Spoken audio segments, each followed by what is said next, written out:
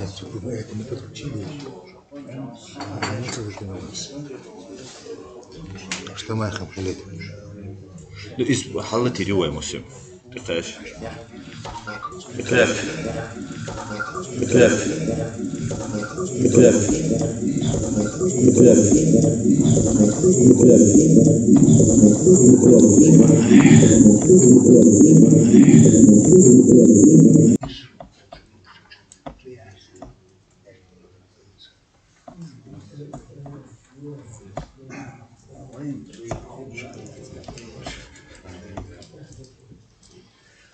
Что здесь? А это их.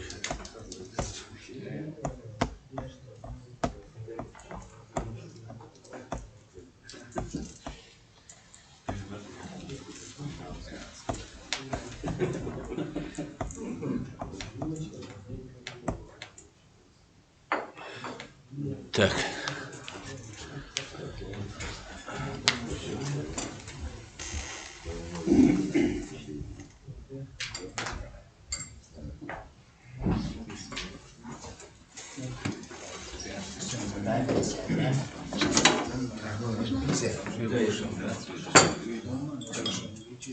Good morning, ladies and gentlemen. Good morning. Welcome to our conference. My name is Inna Kurochkina. I am producer of NEP Prague. I am obliged to speak Russian today, so I think gentlemen will help to translate. Добрый день.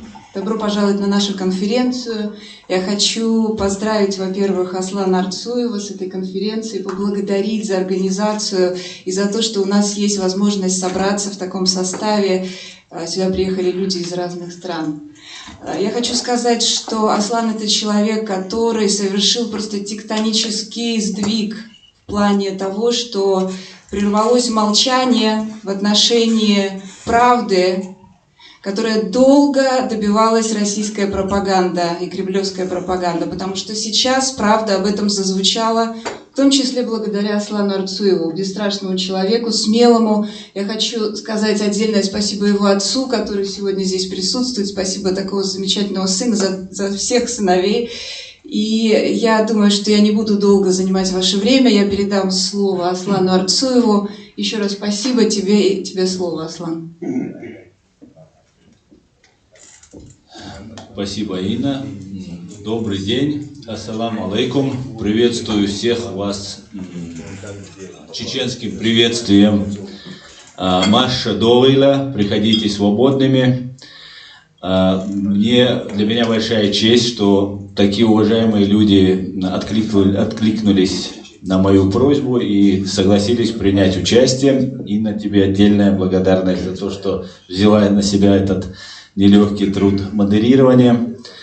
Сегодня мы здесь собрались для того, чтобы обсудить чеченскую проблему. Но она может показаться отдельная чеченская проблема, но в принципе для того, чтобы иметь всю полноту картины мозаики, нужно иметь недостающие некоторые части этой мозаики. И я считаю, одна из таких частей является, и без преувеличения, наверное, одна из важнейших частей является чеченская проблема, о которой сегодня мы здесь все сегодня собрались и хотели бы обсудить. Дело в том, что на чеченской этой проблеме, на войне, которую пережил чеченский народ, наложено очень много запретов. Даже самая либеральная часть российского общества, и не только российского общества, предпочитает игнорировать или замалчивать самое большое, самое кровавое преступление современной России, путинского, КГБшного режима, гибель 300 тысяч граждан Чеченской республики Ичкерия, среди которых 42 тысячи детей, 26 тысяч чеченцев незаконно было осуждено с начала Второй российско-чеченской войны. И несмотря на это, мир как будто сговорился. Может, на самом деле сговорился. Ну, такое впечатление, что нас не замечают. Тут в Германии может, это некорректное сравнение, некоторые могут на это обидеться, но у собак больше прав, чем у чеченцев в России или во временно оккупированной Чеченской республике Ичкерия. Сегодня мы хотели бы поговорить, и я вас позвал для того, чтобы мы обсудили, может ли весь народ быть террористом, какие права есть у чеченцев, к чему мы идем.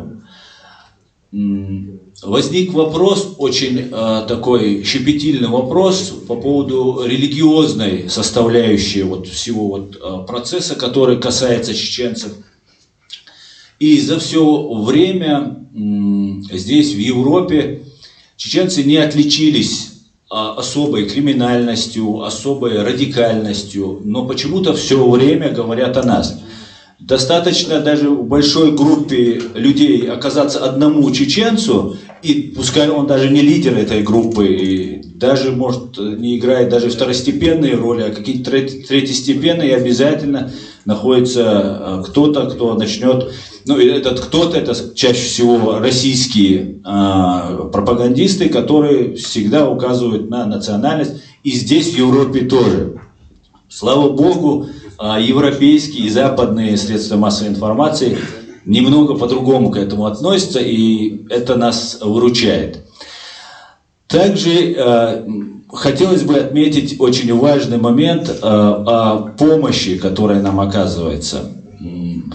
И на мой взгляд, одна из этих помощи, которая является, это радио «Свобода» на чеченском языке. Для нас это, многие, может, и не понимают той важности, которая представляет радио Маршо, по-чеченски это «Свобода». И это для нас является просто неоценимой. Это, наверное, единственное, что еще разрешает нам оставаться адекватными в восприятии всего мира. И я поясню почему. Та пропаганда, которая сейчас ведется против нас, тех масштабов, сейчас Америка увидела какую-то пропаганду, вмешательство в выборы, Германия увидела, все удивлены, Украина, конечно же, очень сильно увидела это все. Но даже по сравнению с Украиной, та пропаганда и та ложь, которая наслаивалась годами, и в ответ не было голосов, которые могли бы возразить этому, так как любой голос, кто пытался сказать что-то против, или же он дискредитировался, убивался, запугивался, и так далее.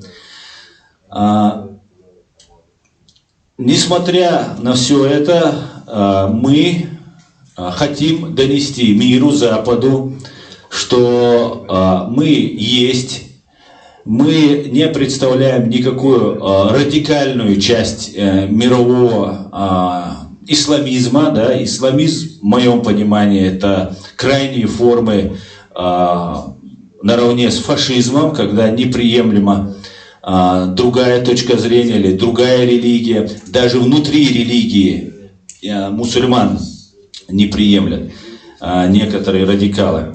И об этом тоже сегодня нам очень важно поговорить, потому что за теми радикальными движениями, которые появляются то тут, то там, стоят чаще всего, практически всегда стоят российские спецслужбы. И у нас есть этому масса доказательств и подтверждений.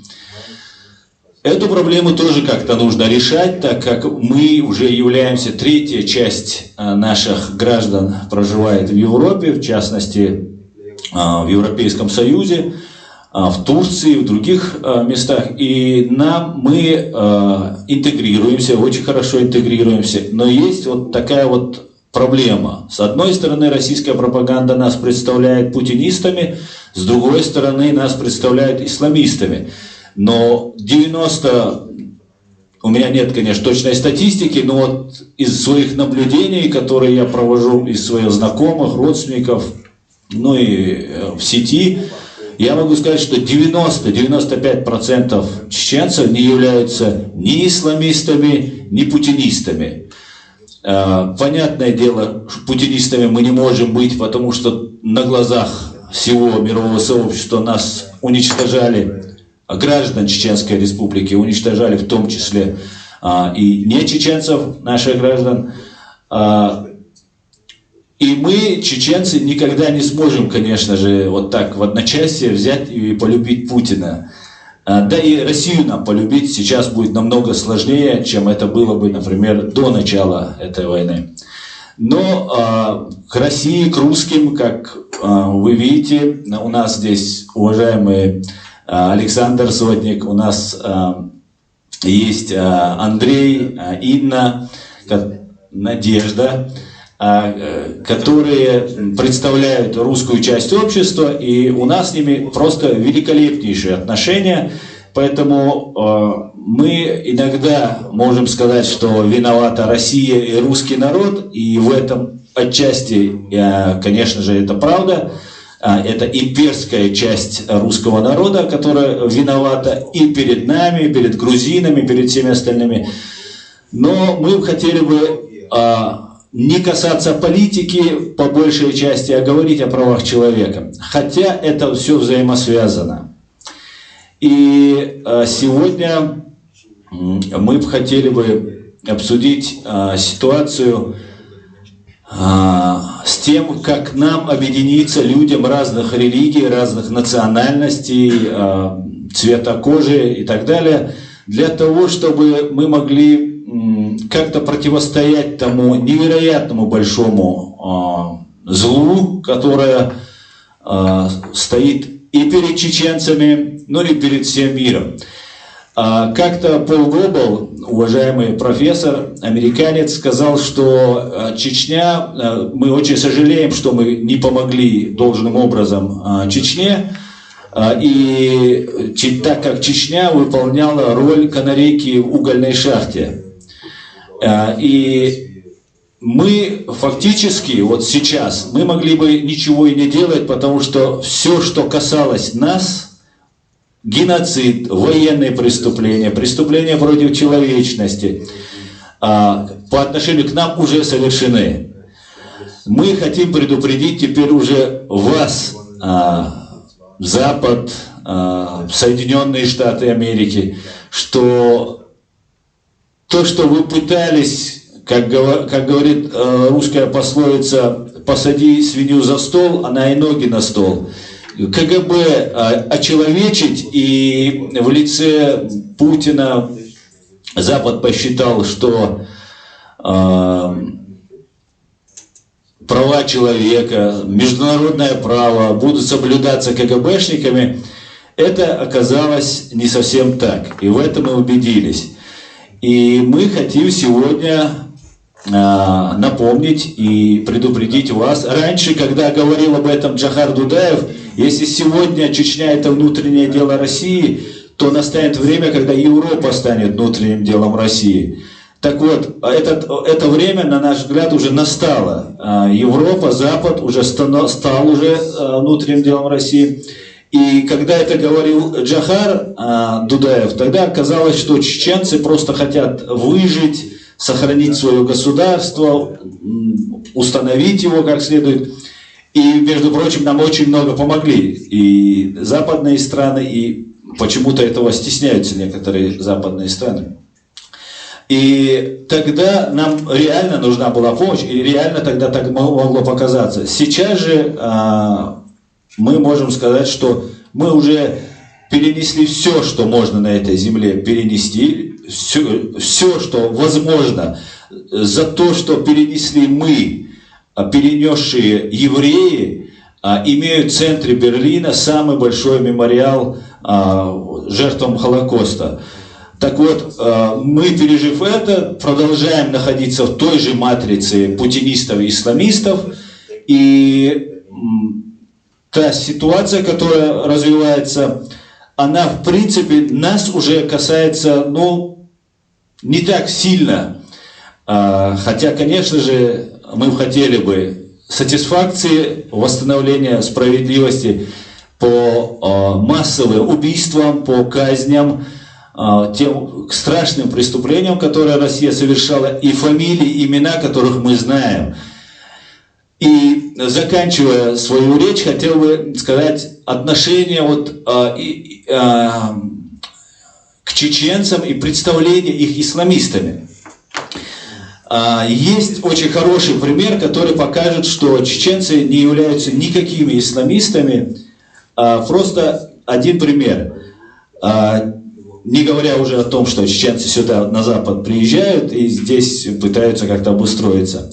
В позапрошлом году мы со Страсбурга до Женевы пошли пешком, призывая мировое сообщество и Международный суд, уголовный суд в Гааге рассмотреть дело, которое мы подали в целях привлечения к ответственности военные и политические силы России. И ни одного чеченца за все это время мы не встретили, который бы сказал, что этот суд будет несправедлив и невозможно будет как-либо привлечь к ответственности. Да, были скептики, которые говорили, что да нет, на нас не обратят внимания, бесполезно, но никто не сомневается в европейском суде, в западной судебной системе, и это является основным показателем, что чеченцы очень сильно доверяют западной системе. И это очень наглядно просто объясняет, что мы никакие не радикалы и очень даже уважаем, уважаем судебную систему. Вот, например, сейчас проходит суд в Берлине над убийцей гражданина Грузии чеченского происхождения Зелимхана Хангашвили, российского преступника Вадима Красикова судят. И все чеченцы, нету даже сомнения в том, что кто-то сомневается в судебной системе Германии. Что не скажешь о российской судебной системе. Находясь много лет под оккупацией, много веков в оккупации, у чеченцев сложилась культура. И вот та культура, и в том числе и судебная культура, правовая культура, параллельно советской, царской и сегодня уже демократической, она была, есть, и мы доверялись своим шариатским и адатским судам, традиционному праву и исламскому праву, которые между собой чеченцы решали. И это заключалось, наше доверие, оно строилось на том, что мы знали, что нельзя их подкупить. И не имеет значения, кто будет вызван в наш суд, параллельно тем советским судам, и обязательно решение будет справедливым. Точно так же мы относимся к западным, не ко всем, к сожалению, но к международным институтам и Европейскому суду по правам человека, к немецкой, английской системе и к американской, соответственно. Поэтому я желаю нам сегодня хорошей, плодотворной работы. Я желаю того, чтобы правда, которую мы хотим донести, она не угодна не только в России людям, даже тут на Западе есть люди, которые бы не хотели бы, наверное, менять положение вещей в силу разных обстоятельств. Но спешу заверить и разочаровать их, так как мы есть и будем тем фактором, с которым, хотят или нет, той правдой, которую мы будем доносить, придется считаться. Спасибо большое. Желаю хорошего и удачного нам сегодня выступления дня. Спасибо.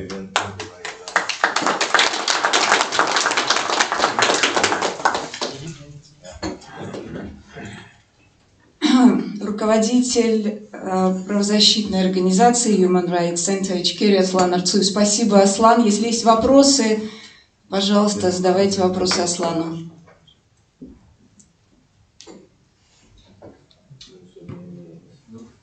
Можно я задам тогда вопрос? Я хотел спросить, Аслан, вот в этой деятельности, которую сейчас ты начал уже официально, да, вот представил, какая помощь у тебя есть со стороны правительства Германии, ну, или там, общественной организации Германии? Я знаю, что ты регистрируешь этот центр, да, но, насколько я понимаю, что не очень, да, получается. Вот что может сделать людям для того, чтобы помочь хотя бы здесь, в Камбурге? Да, Андрей, спасибо за вопрос. Регистрация идет, связано это было, ну, задержка связана, как мне объясняют, связана с тем, что вот, коронавирус, потом человек ушел в отпуск и так далее, и так далее, и потом кое-какие юридические и правовые моменты, которые сейчас изменились в законодательстве. И тот устав, который я предоставил, сейчас мы его уже переделали, и сейчас вот в этом направлении идет работа, и отказов я не вижу, что кто там не откажет, но бюрократия в Германии, она особо отличается, даже по сравнению с некоторыми другими европейскими странами, и иногда и корона, конечно же, накладывает свой отпечаток на все это. Помощи со стороны непосредственно неправительственных организаций каких-либо, ну, я и не обращался, в принципе, пока не было такой необходимости, и ее пока я не видел, соответственно. А так, конечно же, в конце нашего сегодняшнего выступления я бы хотел бы обратиться и к международным правозащитным организациям, и к ООН, ну и к другим высоким институциям мировым, которые мы делаем одно с ними дело, и я думаю, что они обратят на это внимание, и им это будет интересно, то, что мы делаем. Поэтому дальше, к концу, мы, я думаю, подведем и этот итог. Да. У меня вот есть вопрос, сотник Александр. Какую реакцию европейских СМИ вы ожидаете после этой конференции? И есть ли готовность европейских журналистов уже сейчас сотрудничать с вами? Ну, конечно же, реакцию мы ожидали бы, хотели бы видеть максимально, заинтересованность средств массовой информации, но в силу разных обстоятельств, и, наверное, потому что мы в первый раз проводим эту конференцию, мы не всех уведомили, и не все достаточно получили информацию от нас, в первую очередь, наверное, так. Хотя, конечно же, была проделана определенная большая работа, спасибо моим товарищам, которые все это сделали. Какая хотелось бы, чтобы была, ну, реакция? Я считаю, то, что мы говорим, это в конечном итоге то, что является самым главным на Западе, здесь, в Европе. Мы говорим об их безопасности. Мне есть много что рассказать с примерами, с определенными доказательствами, что тот терроризм, который распространяется и в России, мы все знаем, Александр, как много террористических актов пережила Россия,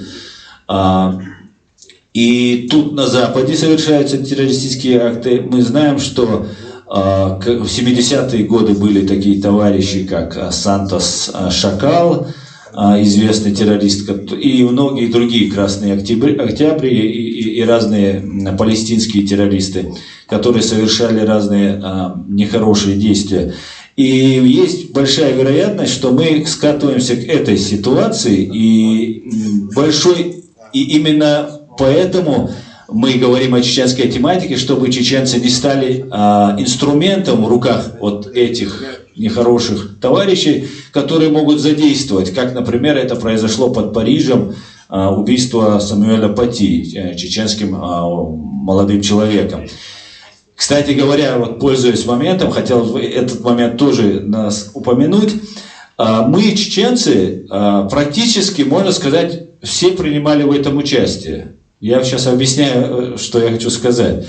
В чеченском сегменте Ютуба, в чеченском сегменте интернета российские чиновники чеченской национальности усиленно нам рассказывали, что оскорбили пророка Мухаммада, и нужно срочно кому-то отомстить. Выйдите, вы не мужчины, вы должны это сделать, вы кто-то, это говорил Кадыров Рамзан, это говорил Адам Демельханов, это говорили еще разные российские чиновники, и мы все ощущали, что что-то может произойти, но мы надеялись на благоразумие, и что, мы понимаем. Знаете, чеченское общество, оно очень закрытое общество, по факту, и мы... после того, что с нами сейчас произошло, вообще закрылись. И мы считаем, мы не верим, во-первых, никому, потому что очень мало кому осталось доверия. Даже внутри чеченского общества возникают такие проблемы. И мы считали, что западные спецслужбы видят, что Рамзан Кадыров, Адам Демельханов, другие третьи нам рассказывают, что-то сделайте. Я даже не знал, о каких карикатурах, о чем идет речь. Был известный случай с Шарли Эбдо, там были убиты люди. И все, вроде на этом инцидент исчерпан. Но и еще нам рассказывали про какие-то карикатуры. Я, который постоянно анализирую, штудирую всю вот эту ситуацию, связанную с чеченцами, я не знал, о каких карикатурах даже идет речь, но постоянно Кадыров и Демельхан, они нам рассказывали. И в конце концов произошло то, что произошло. И мы все ахнули, да, мы ожидали это. Я знаю, что я могу о себе сказать, я слышал их призывы, и я понимал, что что-то произойдет. И вот произошло такое вот ужасное. И когда любой происходит террористический акт, первое, что чеченцы звонят друг другу и говорят: дай Бог, чтобы это был не чеченец. Дай Бог, чтобы это был не чеченец. Потому что мы уже этот ярлык, который на нас вешают, мы уже не знаем, как с ним бороться. Потому что все уважаемые, крупные средства массовой информации, считают это уже такой неинтересной темой, потому что сейчас уже и Украина, и Сирия, и много-много-много других событий происходит в мире. И мы остались один на один. И тот, кто выступает, вот я, например, начал выступать. Моих родственников забирают, сейчас, наверное, не к месту об этом говорить, забирают родственников, пытают их, много чего делается для того, чтобы мы здесь замолчали. Чтобы мы просто не говорили, не говоря о том, что здесь нас хотят ликвидировать. И многие чеченцы именно поэтому молчат и не распространяют. Поэтому я считаю, развернуто отвечая на ваш вопрос, Александр, что для средств массовой информации Запада, Германии в частности, я считаю, что то, что мы говорим и делаем, это должно быть очень важно, так как события развиваются не в лучшую сторону.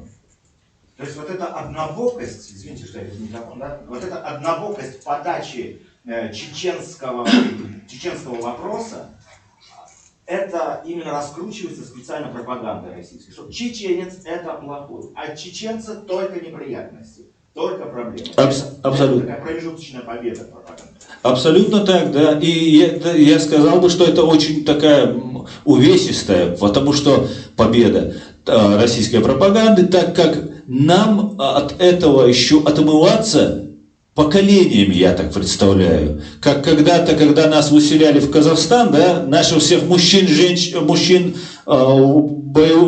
военного возраста забрали в армию и на войну, во Вторую мировую. И тот, кто, мы знаем, что тот, кто не шел в армию, тех просто расстреливали, да. А женщин, детей, стариков сослали в Казахстан. Так вот, когда туда нас отправляли, местному населению там в Казахстане сообщали, что к вам едут чеченцы, которые едят детей. И вот мой отец там родился, вот Хусейн родился в Казахстане, все от 58-7 года родились в Казахстане у нас. Ни одного чеченца на территории Чечни не было. И мне рассказывали старики, что первое время они не видели местных детей. И думали, какие же бедные люди, у них так мало детей. Оказывается, они просто прятали их, чтобы мы, чеченцы, их не ели. И вот эта пропаганда, она будет еще очень долго на нас. И эта однобокость, как вы говорите, абсолютно стопроцентная, и она нам очень дорого обходится. Wenn Sie erlauben, stelle ich die Frage auf Deutsch. Der Kollege würde das dann übersetzen. Die Frage, die ich habe, ist, was brauchen Sie und was erhoffen Sie sich dann von der Bundesregierung? Und gibt es irgendwelche ganz konkreten Anliegen oder Bitten, die Sie an die deutsche Politik hier heute äußern wollen? Danke. Вопрос. В чем вы нуждаетесь и на что вы надеетесь от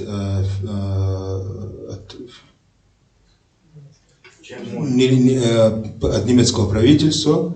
И есть ли конкретные пожелания или вопросы к немецкой политике? Спасибо за вопрос. Но пожеланий делать немецкой политике пока никаких не имею и, в принципе, особо не вникаю в эту проблему.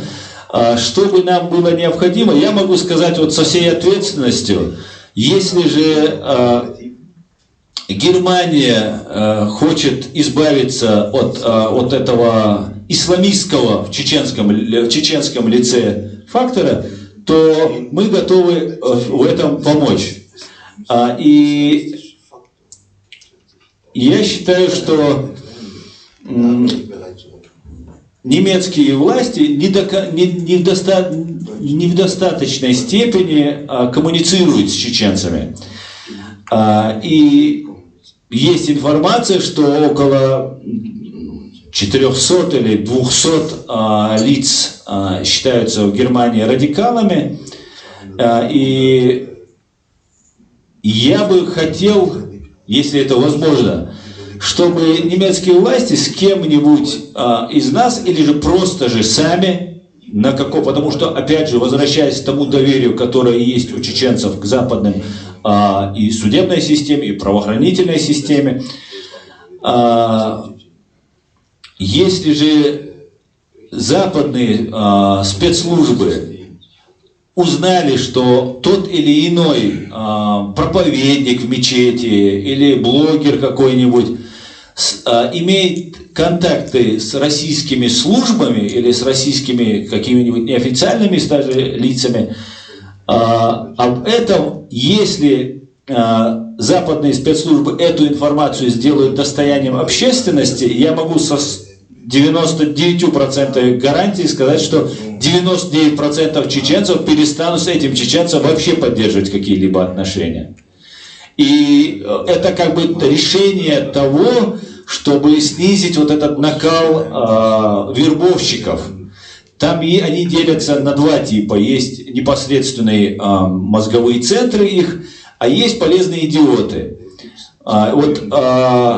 Нас интересуют вот эти мозговые центры, потому что люди, которых легко можно внушить что-либо, им можно то же самое в другом направлении внушить. Они особой угрозы не представляют. А вот непосредственные идеологи вот этого всего, их связи с Россией, потому что они представляются как противниками России, а по факту они получаются союзниками. Вот хотелось бы вот пойти вот таким нестандартным путем для того, чтобы можно было как-то снизить именно в чеченском. Я могу гарантировать, что чеченцы, узнав, что они связаны с российскими спецслужбами, просто подавляющее большинство отсечется от таких людей, потому что мы, хоть и нас называют россиянами, но никогда ими не были и не собираемся ими быть. Хотя наш сосед, и никуда нам от России не деться по соседству, имеется в виду. Но вот такая вот ситуация. И, пользуясь случаем, что бы еще хотелось? Хотелось бы, чтобы правозащитные разные и государственные организации обращали внимание и приглашали нас и приходили к нам на подобные мероприятия. А дальше все в интересах Германии и западных стран, учитывая, так как мы являемся и являемся политическими беженцами, многие уже являются гражданами Германии, И мы хотели бы в дальнейшем иметь очень хорошие отношения с немцами, так как мы очень благодарны народ. И ту помощь, еще очень важный момент, тот лимит доверия, который есть у западных стран, мне кажется, он не используется, в том числе Германией, на все 100%. Так как ту помощь, чеченский народ очень благодарный народ. И ту помощь, которую нам оказали здесь, приютя в самое тяжелое для нас время, достаточно создать определенные программы для помощи, интеграции и так далее по отношению к чеченцам. И чеченцы очень верно и преданно будут служить той же Германии.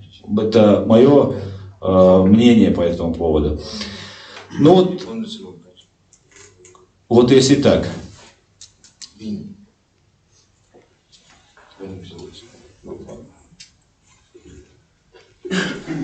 Аслан, я знаю, ты долгое время жил в Москве, и я хочу немного перенести нашу дискуссию, скажем так, в русскую среду и сталкивался, наверное, со многими русскими. Можешь привести примеры вот самого радикального мнения о чеченской независимости или дать Чечне независимость, и до самого, скажем так, более мягкого, или когда ты разговаривал в своих беседах с населением там, в Москве? Ты имеешь в виду, Альви, противников наших и сторонников нашей независимости? Вот спектр этих мнений, от самого радикального, что чеченцев вообще надо уничтожить, до вот примеры какие-нибудь, до, скажем так, отпустить. Ну, Россия вообще, одна из скреп России, да, это империализм, вот о чем говорят. Это то, что все должны говорить на русском языке, что все должны подчиняться и следовать тому, и, как известно, по Путину у России нет границ. И вот могу сказать, что благодаря тому, что, прямо скажу, чеченцев боятся в России, у меня не было таких прямых, чтобы мне прямо кто-то в лицо это говорил, что вот мы вас всех там разбомбим и так далее. Но при всем при этом официальные лица российские, в том числе Сергей Степашин, вот недавно как раз вспоминал его, говорил, что родственников тех, кто оказывает сопротивление, в частности речь шла о Шамиле Басаева, нужно приводить и по одному расстреливать. Также разные Казанцевы и другие российские генералы рассказывали, что от 10 лет чеченец до 60 он террорист. Другие же разные ведущие, известные, вот сейчас они уже как-то по-другому это пытаются представить, но те же Невзоровы и же с ними, Доренки разные говорили, что чеченка это потенциально женщина, которая родит террориста. Ее нужно тоже убивать до того, как она родит этого террориста. Поэтому уровень, Альви, ты знаешь прекрасно, вот этого шовинизма, вот этого фашизма, откровенного такого, духовно-скрепного, который присутствует, он высок. Но, конечно же, и есть люди, и об этом мы обязаны просто сказать, которые немного решают. В российских, скажем так, прямо вообще практически ничего не решают. Но это люди-самородки, которые появляются вот в этом российском обществе. И я вам скажу, что в моей жизни, Али, вот раз так получился такой вопрос, вот сейчас вспоминая, не брать если чеченцев, а брать другие национальности, с которыми я сталкивался, больше всех мне помогли русские, именно русские. И начиная мои студенческие годы, когда преподаватель просто проникался, профессор какой-нибудь, к моей проблеме, к моим делам, и чувствовали себя в этом плане как-то, не знаю, виноватыми, наверное, может быть, перед нами. Мне это не нравится это слово в какой-то степени, потому что мы не любим, когда перед нами кто-то виноват. И, пользуясь еще случаем, мы по-разному друг друга понимаем, русские и чеченцы. У русских, у христиан считается встать на колени и извиниться – это искреннее сожаление о том, что произошло, стоя на коленях. У чеченцев это считается, унижением, как встать на колени. И вот в Страсбурге проходит очередной митинг, и туда пришел один русский. И вот все собрались, там, как обычно, вот эти наши подчеркнутые мусульмане и разные другие товарищи. И он берет микрофон, я не помню его имени, очень искренне, он говорит: ребят, простите, я русский, я приношу извинения. И становится на колени. И все просто замерли, они не знают, как реагировать на это. Вставай, не стой на коленях, там кто-то кричит, как так. Потому что такой реакции чеченцы не ожидали. Потом кто-то подошел, обнял там, кто-то, и так его поговорили они с ним. Но вот эти вещи мы, которые понимаем чуть-чуть больше в русском менталитете, должны как-то находить точки соприкосновения, чтобы как-то такие эксцессы или такие моменты не становились такими неловкими. Если есть время, я задам еще один вопрос. Сначала небольшой комментарий.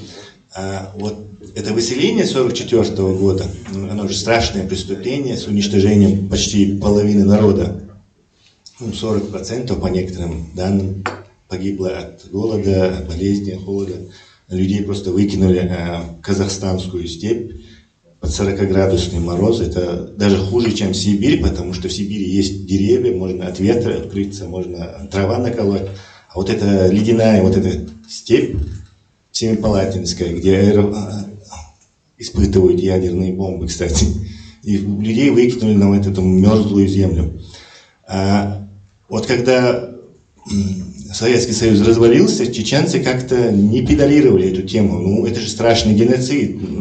Если бы вот это все поднималось в СМИ, с России требовался бы спрос, подавались бы какие-то, скажем так, жалобы в ООН, в Европейский суд, то, возможно, это как-то морально удержало бы Россию от начала Второй войны. Это народ, который только что подверг геноциду, и даже значительная часть чеченцев, это были чеченцы, которых только недавно подвергли геноциду. Они вернулись с ссылки и их повторно начали уничтожать. Считаешь ли ты, что вот это было недостаточно сделано, что вот эта часть, скажем так, новой русской элиты, номенклатурщики, которые переквалифицировались с капиталистов, они сказали: это был Советский Союз, мы здесь ни при чем. Вот считаешь ли ты, что им дали уйти, что надо было вот так делать, надо было поднимать, скажем так, этот вопрос и пытаться давить на это? Да, конечно, любое преступление должно быть осуждено, в первую очередь, чтобы не было рецидива этим преступлением. И презумпция, и неотвратимость, принцип неотвратимости наказания, он является одним основным в правовой системе. И нам предлагают договориться с Россией и жить, да, и как бы снова с чистого листа начать наши отношения, как это было после развала Советского Союза. Развал Советского Союза не помешал остаться в Совете Безопасности ООН России, который незаконно там находится, но не признавать те преступления, которые совершал Советский Союз. Как это принято у КГБ, они меняют названия НКВД, КГБ, ФСБ, ФСК, как обанкротившаяся фирма. И, конечно же, это послужило новым преступлениям, которые были совершены. И они, между прочим, и Запад в какой-то степени заслуживает такой такого упрека в свой адрес. Знаете, есть вот у англичан, да, есть такое понятие, как джентльменство. Вот оно есть и у чеченцев, вот это джентльменство. Кодекс чести такой. И вот этот кодекс чести, вот это джентльменство, когда слишком хулиган уже зашел далеко, и вы его не останавливаете, то это уже может граничить не совсем уже даже джентльменством, а не побаивается ли вот этот джентльмен, вот этого хулигана. Я вас уверяю, их не стоит нисколько бояться. Абсолютно. Самый единственный язык, который понимают КГБшники и вот сегодняшняя вот эта имперская Россия, это язык силы. По-другому вообще вы никаких с ними не договоритесь. Они совершили так много преступлений, что сегодня сказать, что вот Путин уйдет и за место него придет другой какой-нибудь человек, это, мне кажется, обманываться. И обманывать и российский народ в том числе. Потому что замена одного империалиста на другого империалиста, она ничего не даст. Даст на время, да, когда-то. И вот тогда Запад, когда пришел Ельцин к власти, не додавил. Вот в чем у меня вот претензии к Западу. Не додавил. Да, тогда казалось, что не стоит додавливать, что ядерное оружие там и так далее, и так далее, и так далее. Но, как гласит опять же русская пословица, пригласили за стол, и мы знаем, чем это закончилось. И это еще далеко не конец. Это только вот конец был для нас. Сейчас уже развитие, ситуация касается уже и Америки, и европейских стран. Я хотел попросить всех присутствующих, когда выступаем, давайте представлять себя, потому что у нас идет трансляция, и чтобы люди, которые смотрят, понимали, кто мы, да. И я очень маленькую ремарку, меня зовут Андрей Курочкин. Аслан, вот насчет вставания на коленях. Я думаю, что не то, что не вставать на колени, а каждый русский должен вставать на коленях. Я думаю, что в этом есть большой символизм для русского уха. К тому же я хочу сказать, что это ведь не только русская традиция. Мы знаем и немецких политиков, и да, в Европе это принято. И я думаю, что встать на колени — это единственное, что сейчас могут сделать русские для того, чтобы хотя бы хоть как-то приблизиться к пониманию проблем. Сначала надо встать на колени и послушать. Да, по примеру Вилли Брандта. Да, Андрей, я тоже хотел дополнить. Да, это христианская традиция, христианская. И, знаете, тот ключ к свободе России, который пытаются через Навального, через других людей искать, да, то есть светлое будущее России, он невозможен без решения чеченской проблемы. Хотите, обходите эту проблему, не хотите, не обходите. Но без нее, и мы, кстати говоря, как бельмо на глазу вас не оставим, и будем всегда об этом напоминать. И вот эта проблема, знаете, если брать, опять мы возвращаемся вот по большей части к политике, потому что это все переплетено, права человека и политики, то я не вижу настоящих русских демократов, вот честных, которые бы, ну, есть, их очень мало, но вот которых нам сейчас пытаются преподнести. Эти, знаете, такой как тест на антисемитизм русским либералам, русским демократам нужно давать тест на античеченство, и какое у них отношение к этой тематике и как они в этом разбираются. И только после этого можно с определенной уверенностью сказать, что да, человек на самом деле разбирается в том и искренне верит в те идеалы, которые нам декларируют.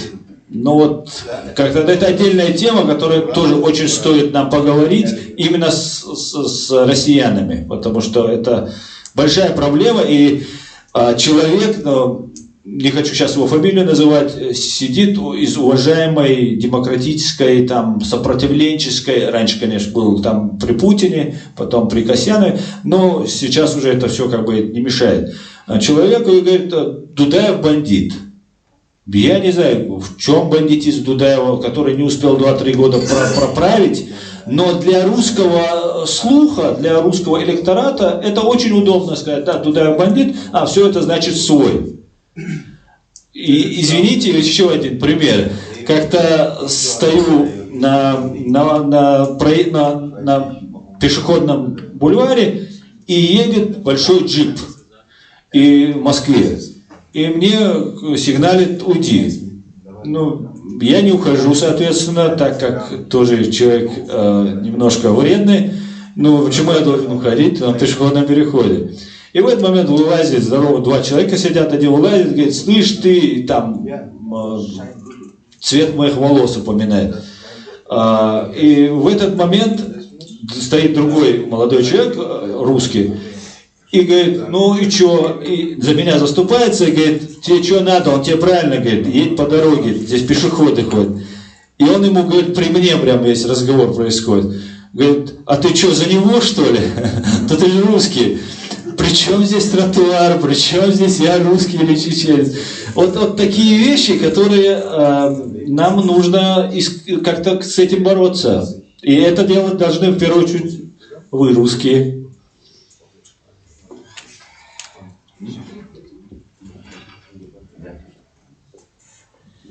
Аслан, спасибо, и спасибо всем, кто задавал вопросы. Я хочу сказать, что я тоже постоянно сталкиваюсь с этой проблемой, и частным образом, и в социальных сетях, и в своих программах с русскими так называемыми либералами и так называемой оппозицией. Чеченский вопрос – это табуированный вопрос, о котором решаются говорить единицы.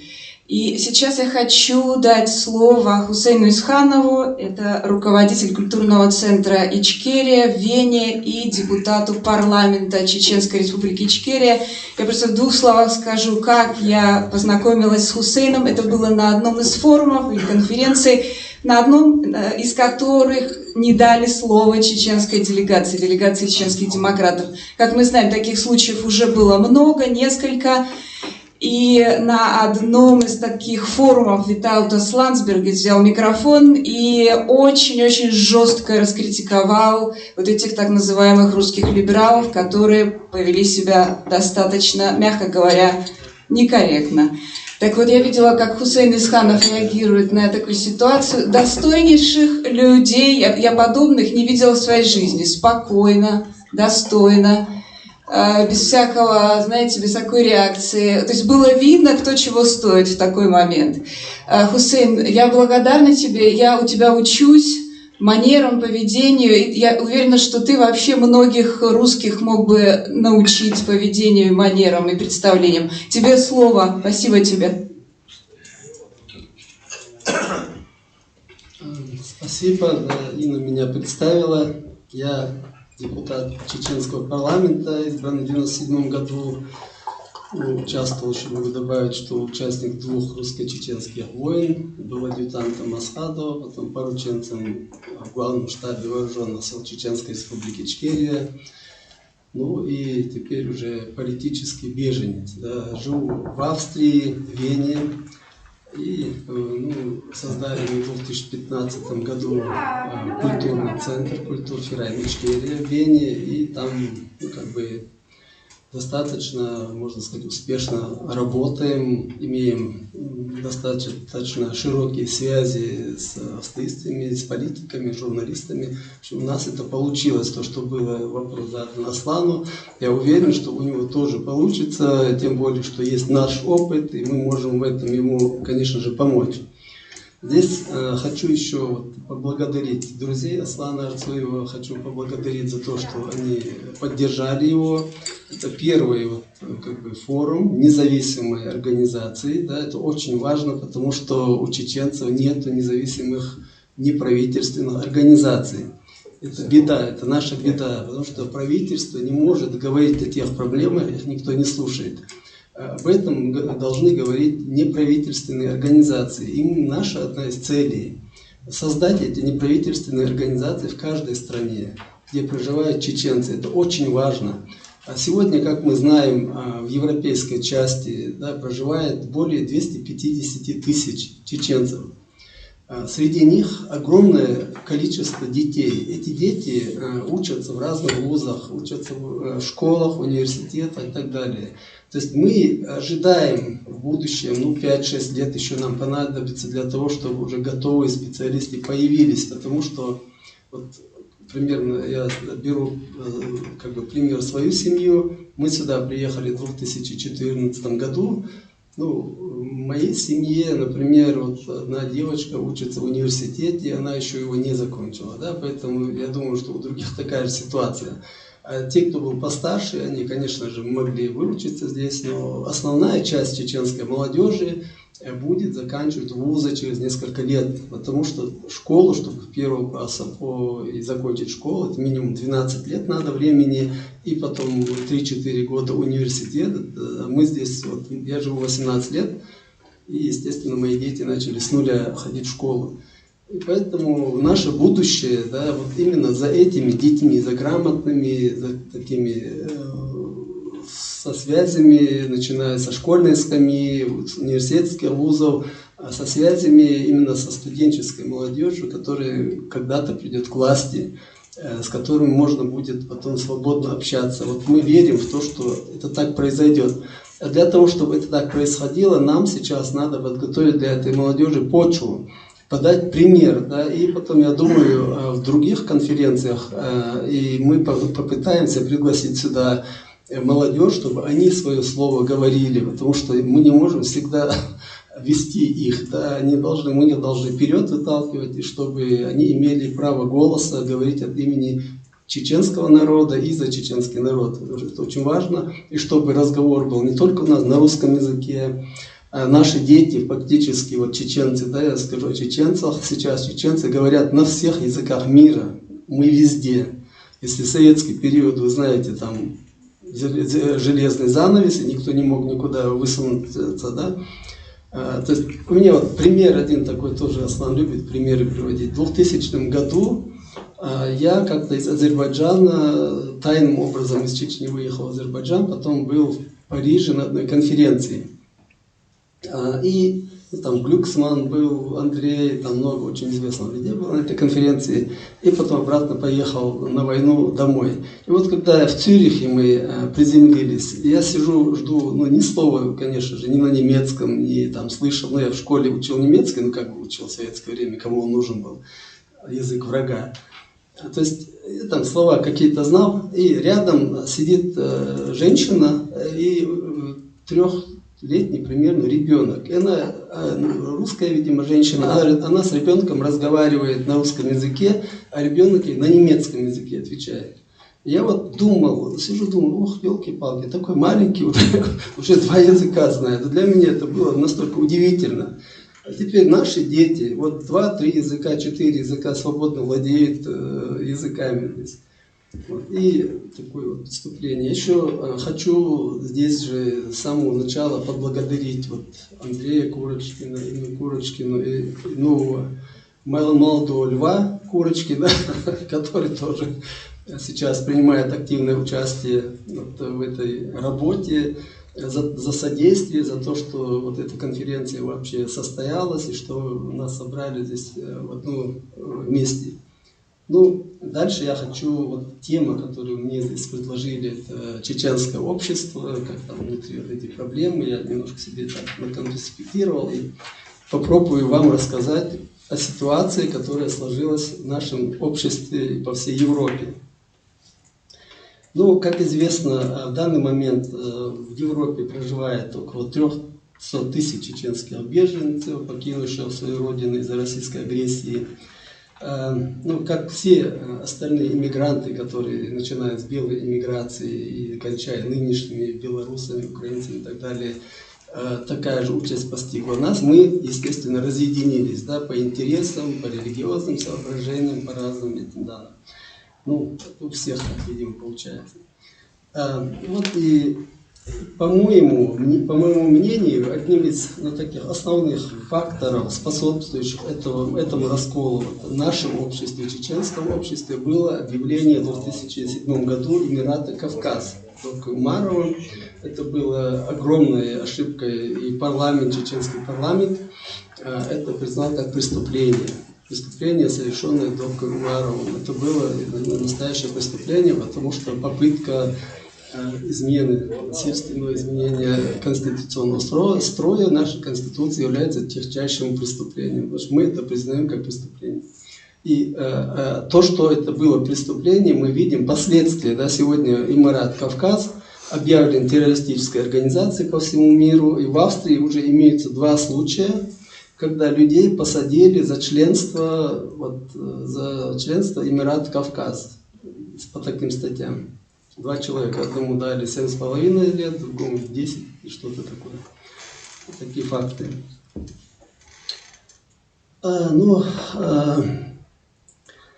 После объявления этого практически виртуального образования резко снизилась антивоенная политическая активность чеченских беженцев. От имени каких-то безликих шейхов были выпущены так называемые фетвы о недопустимости участия чеченцев в митингах, мотивируя это тем, что участие в протестах противоречит канонам ислама, таким образом вводя в заблуждение чеченскую диаспору. Пропагандисты добились того, что люди перестали бороться за свои права. Вот о том, о чем я говорю, это я видел в Австрии. Да? В Австрии мы, наверное, больше всех в Европе были более активны в Австрии и проводили очень серьезные демонстрации, начиная с 2005 года, как я сюда приехал.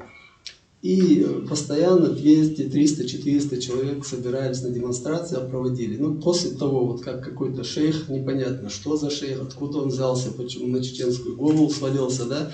Ну, кто-то сказал, вот в религии запрещено проявлять протест. Это такая глупость, дальше придумать ничего невозможно. Ну, люди, видимо, готовые, и это повод искали, наверное, чтобы как-то не прийти, чтобы было легче потом отмазаться, и говорят, там запрет религии.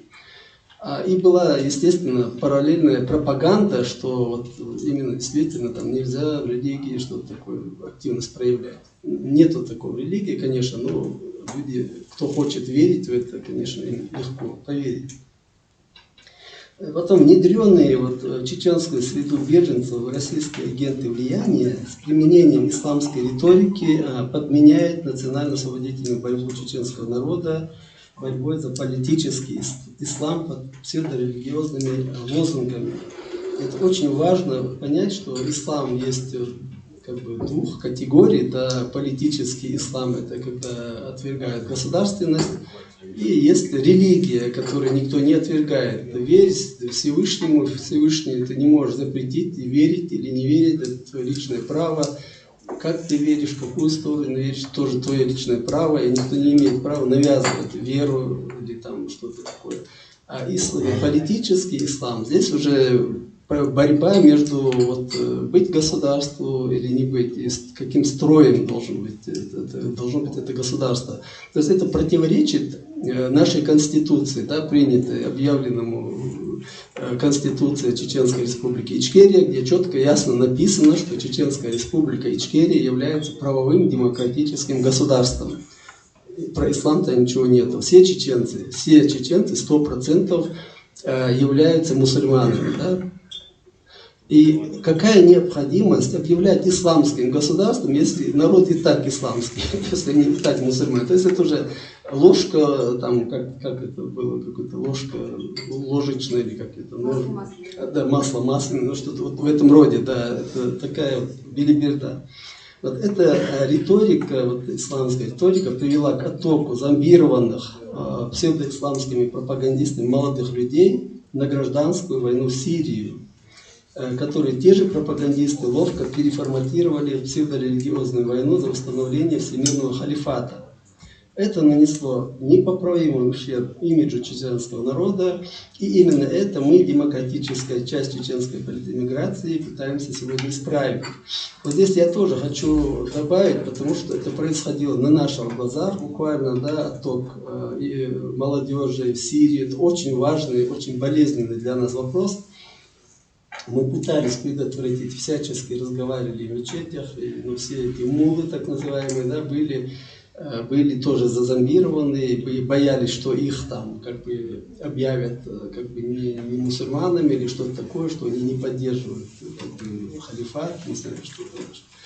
И такая борьба там происходила, она по сей день у нас там происходит, и в Вене, и здесь везде нас критикуют за это, но в итоге правда оказывается на нашей стороне. На сегодняшний день вся молодежь, которая туда пошла, в Сирию, погибла, мужская часть населения, молодежи, женщины и детей, которых они с собой туда увезли, своих жен, они попали в плен, они находятся в курдских тюрьмах, очень в плохом положении, тяжелейшем, просто ужасном. Потому что я это точно знаю, оттуда приезжал один журналист, сирийский журналист черкесского происхождения. Он побывал в этих тюрьмах и именно со мной встречался и рассказывал мне, в каком положении находятся вот эти женщины бедные. То есть это ужасно. Об этом сегодня, да, эти же пропагандисты, но не псевдопропагандисты, они не говорят сегодня, они не говорят, давайте освободим, если вчера говорили, давайте там освободим Сирии, там от кого-то, не знаю. Сегодня не говорят, давайте освободим этих бедных женщин и детей. То есть эта тема замыливается, уже забытая, их никто не вспоминает. Послали туда молодежь, она погибла, и все, на этом деле их деятельность, в принципе, закончилась. И причем, что это видно, что агентурная была сеть, потому что мы видели много видеофильмов, смотрели на тот период, когда из Сирии выступает один такой яркий эпизод был, погибли молодые пацаны и какой-то там лет под 30-35 командир их. Вот он их хоронит, такие речи он толкает, это просто вот голос дыбом становится, как он красиво говорит, да. Потом через месяц рядом с Кадыровым стоит, дома в Чечне, и говорит, вот мы там цели всякие показываем российской авиации, где кто находится. То есть это была огромная спецоперация российских спецслужб для того, чтобы уничтожить чеченское сопротивление. Как же противодействовать этой деструктивной работе? Вот возникает вопрос. Во-первых, на мой взгляд, надо приобщать молодежь через создание культурных центров, в которых была бы возможность рассказывать об истории взаимоотношений с Российской империей и причинах начала русско-чеченских войн. Вести работу в области культуры, создавать музыкальные кружки, художественные мастерские и тому подобное, чем мы, в принципе, вот наш культурный центр, например, в Вене этим занимался до пандемии. Мы организовали несколько таких кружков, как бы сказать, да. Вот Али организовал там компьютерный класс, там они веб-дизайн, анимации, 3D-графику, учили детей, чеченских детей, но не только, кто может, доступ был свободный. У нас был курс рисования, потому что у нас есть люди, которые умеют очень прекрасно рисовать. Курсы чеченского, русского и английского языка. И был кох-курс. Курсы, где готовили еду, да, чтобы девочки могли как бы и национальную еду, и австрийскую еду, и люди другие, кто мог прийти и имел интерес. Как бы. А мы потом пробовали, все садились и пробовали, что-то мы там такое приготовили. Было вкусно. И полезно, и вкусно. Вот, здесь важно еще, на вопрос, зачем это нужно. Чеченская молодежь на сегодняшний день, да, вы знаете, не имеет возможности общения. Мы разделены в плане того, что живем в разных районах. Да. Мы как бы ни из одного села, ни из одного города отсюда согнали нас, все Чечни, мы друг друга не знаем. А когда человек друг друга не знает, ну как бы не будешь подходить, здравствуй, как тебя зовут и так далее. То есть, когда дети с младших возрастов знакомятся в таких культурных центрах, потом в жизни они становятся как бы воспитывать взаимоуважение, и на улице, если нужна помощь, или как-то общаться, поздороваться, спросить родственников, как дела и так далее. То есть такие близкие, как бы чуть ли не родственные отношения завязываются. И в дальнейшем, когда дети вырастают, кто женится, кто замуж и так далее, это тоже большая проблема. Тоже для этого нужно иметь возможность, чтобы эта молодежь общалась. Помимо этого, вот сегодня мы настолько разъединены, имеется в виду, молодежь живет своей отдельной жизнью. Да, я как пример привожу, вот у нас в Вене есть Гюртель, кольцевая дорога, где обычно автобан даже, можно, к примеру, взять, где по одной полосе едешь в одну сторону, по другой в другую. Так вот, у нас получается, образно говоря, что молодежь едет, как бы идет по одной дороге своей жизни, и по другой мы, более старшее поколение, ни одного перекрестка нету, да, чтобы мы встретились и поговорили, поздоровались, то есть мы их не видим вообще. И поэтому вот возникают эти вопросы, когда речь о традициях, об обычаях, о нашей истории и так далее. Молодежь вообще не в ведении, что происходит, откуда они, почему они в Европу попали, никто ничего не рассказывает. Для этого я вам расскажу один пример. Я 3 года как бы работал в одной тюрьме, работал добровольцем, ходил, где сидела чеченская молодежь, и там было 11 пацанов, которые за какие-то драки, мелкие хулиганские вещи попали в тюрьму. Мы немножко с ними работали. И было 23 февраля как раз, накануне 23 февраля, мы в Вене готовили хорошее мероприятие. Сидим 11 человек, я у них спрашиваю, вот 23 февраля, что это вам говорит, что-нибудь, есть какую-то ассоциацию 23 февраля и что дальше? И все молчат. Я говорю, 44-й год, 23 февраля. Опять молчат. Я говорю, в 44-м году чеченского народа выслали весь, а мы не слышали. 11 человек из разных семей, ничего не слышали. Я говорю, хорошо, другой вопрос, хорошо, я понимаю, вы молодые, может быть, время не застали. Вы же знаете, что было 2 войны, последние. Да, слышали. Слышали, они ее не могли видеть, конечно, слышали. Я говорю, ладно, вот как по-вашему, какова причина начала этих 2 войн? Как вы думаете, почему началась война?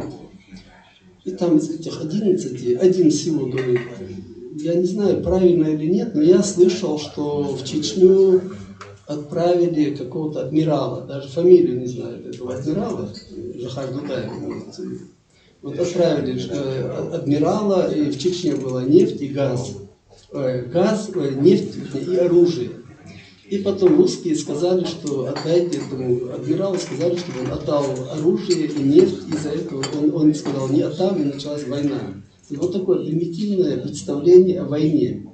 Они не знают, что была Кавказская война, они не знают, что там это 400 лет, как идет вот эта вот попытка покорить этот Кавказ, попытка покорить чеченский народ, ассимилировать, абсолютно не имеет ни малейшего этого представления. И это очень страшно.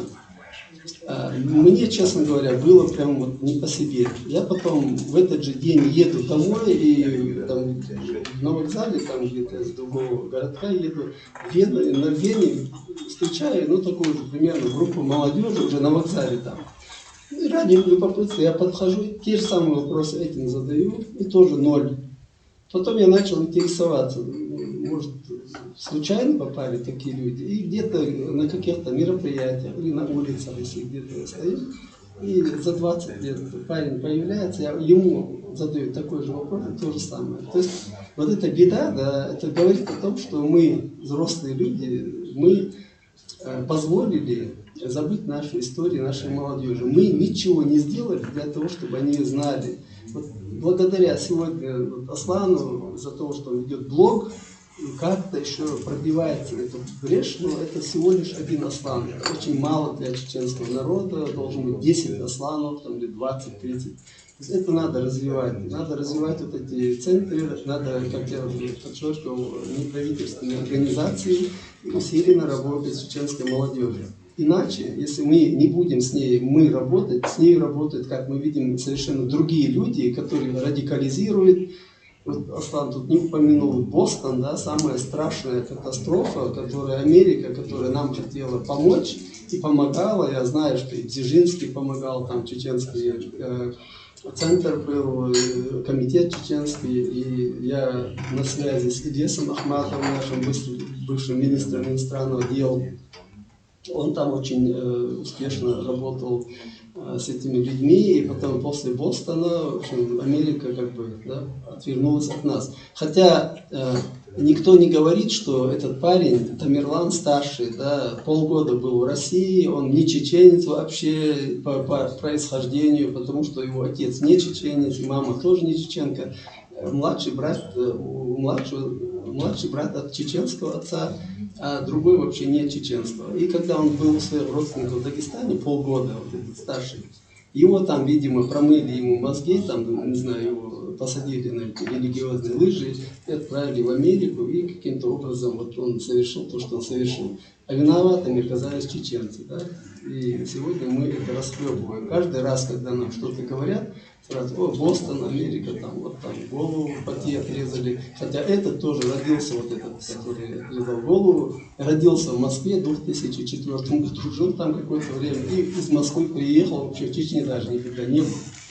Вот эти вещи мы можем предотвратить, да, если мы будем работать с этой молодежью, если мы не отвернемся от них. И, естественно, если власти стран, в которых мы сейчас проживаем, вот Германия в частности, будут помогать таким людям, как Аслан, таким организациям, как у Аслана нам, которые мы в Австрии живем, если будут обращать на это внимание, тогда мы можем переломить ход вот этих событий и оказаться вот, ну, как бы ситуацию взять в свои руки. Другого варианта нету. Я здесь вижу, из Москвы приезжает очень много людей, специалистов по Чечне, да, которые никогда живого чеченца не видели, но однако являются вот этими специалистами по Чечне. А здесь однажды, знаете, был Ганушкина была в Вене, да, тоже я хотел рассказать об этом случае, и был Малашенко, известный такой, ну такой исламовед, кавказовед, все вет, одним словом. Так нормальные вещи говорит. А потом в перерыве я к нему подхожу, к Малашенко, и говорю, и спрашиваю его: вот как вы считаете, вот Чеченская республика была убита столько человек, вот как человек, вы как считаете, достойны ли чеченцы, готовы ли вы лично чеченцам дать свободу и независимость и признать их? Он говорит: да, я готов. А рядом стоит профессор Георг Хайнрих из Австрийского университета. Он тут знает русский язык, я специально подошел, чтобы вот пощупать его, да, этого Малашенко. И Малашенко говорит: да, я готов. Нет. Малашенко. Который бывший Алексей. Наверное, Алексей. Он исламовед. Нет, это другой человек. Он знает. Алексей Малашенко. Да, он исламовед. Алексей, ну я его имя, да. Малашенко. Две разные люди. И вот он говорит: да, я готов, вам надо дать независимость, только надо вокруг Чечни вырыть глубокий ров, обнести колючей проволокой и туда в ров крокодилов напустить. А я ему говорю: Георг, смотрите, вот этот да, демократ, либерал, там, не знаю, кто он, кем он здесь прикидывается, да, он настоящий, самый ему прямо в глаза говорю: вот этот человек настоящей империи. Он говорит, что надо вот этот бедный народ, который они веками истребляют, да, еще крокодилами обложить. Я говорю: знаете, я думаю, что этот ров надо вокруг России вырыть, да, и туда вот то, что вы нам предлагаете, туда надо всех крокодилов, там, чего угодно туда, пауков накидать, чтобы вы вообще не высовывались оттуда. Такие, как вы здесь ходите, да, и про нас такие гадости говорите, но мы вам не позволим этого говорить. Не такой у нас диалог с ним был, неприятный диалог. То есть я что хочу сказать, почему я эти случаи говорю.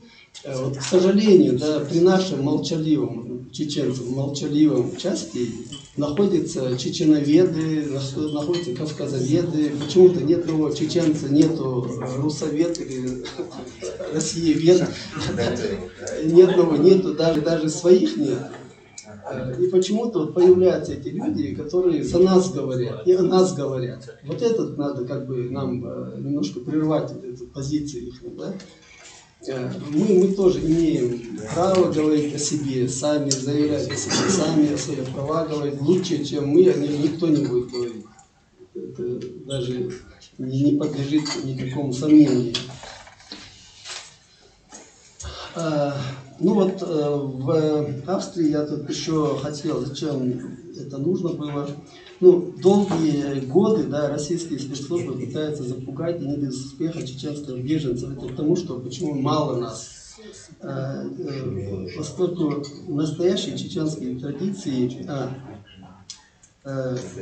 да, ну это про традиции я сказал уже, потому что угрозы убийствами, расправами над родственниками, телефонными угрозами и так далее, пытаются всех чеченцев, которые здесь находятся в Европе, тех дома, которых запугали уже, кто находится в Европе, пытается все время пугать. Мы постоянно находимся под прессом. Через родственников, через прямые телефонные угрозы, через вот эти убийства, которые были. Вот, кстати говоря, убийство, да, вот в 2009 году в центре Вены был убит Умар Исраилов. Это первое такое убийство было в Вене. Этот Умар Исраилов обращался к австрийским властям, давал им аудиозаписи разговоров с киллерами, со всякими людьми, да, которые ему угрожали. Он это передал властям, власти сказали, ну это чеченские, внутричеченские проблемы, не обратили это абсолютно никакого внимания.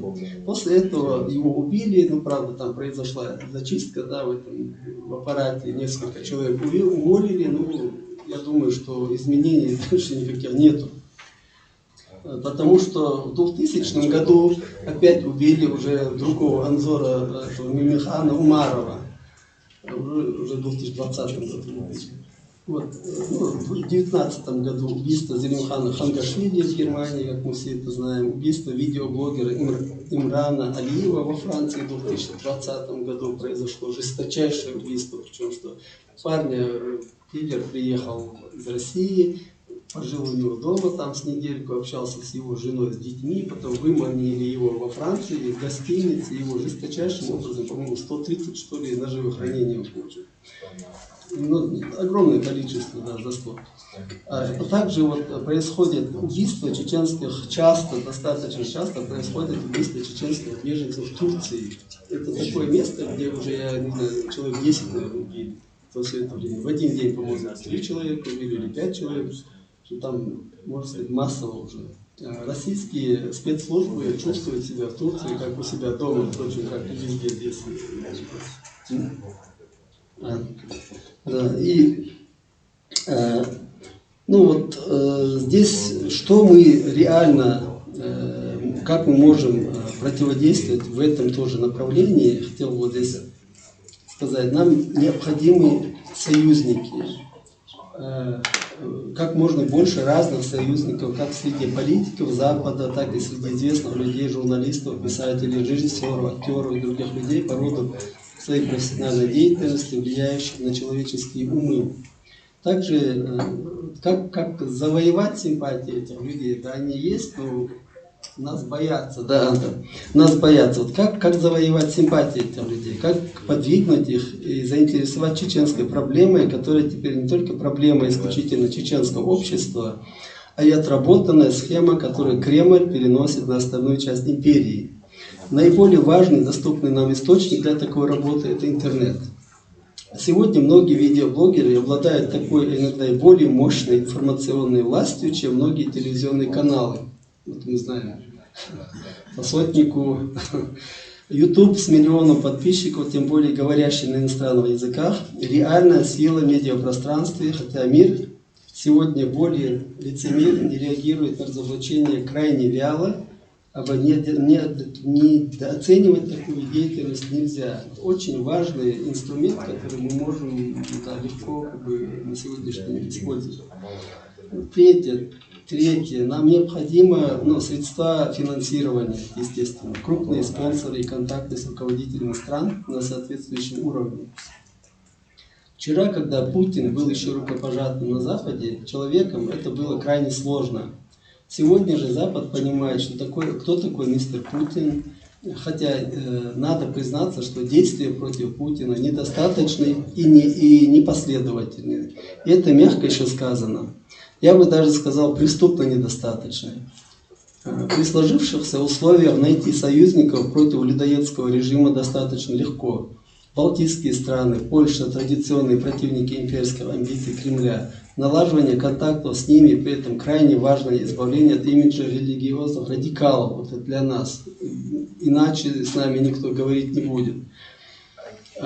Чеченцы – старинное демократическое общество, имевшее развитую демократическую систему и вполне способны при достаточных условиях вернуться к системе управления и интегрироваться в демократические институты Запада, убрав из повестки политический ислам, оставив его для людей как религию и духовное учение, а не инструмент манипулирования иностранными агентами.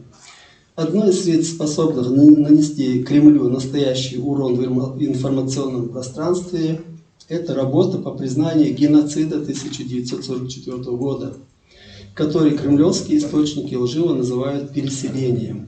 23 февраля 1944 года весь народ скотских вагонов без еды и тепла был выслан в Казахстан и Среднюю Азию, в результате чего от голода, холода и болезней погибло по некоторым оценкам более половины, потому что Алви сказал 40%, но нынешние новые историки, Хасан Бакаев определил это около 60%, потому что, как он вычислил, там, если информация до сих пор была 450 тысяч высланных, это как считали вагон, да, вагон помещали, считали по вагонам, где ехали сопровождающие солдаты. Солдат, естественно, не будут пихать вагоны, как депортируемого, да.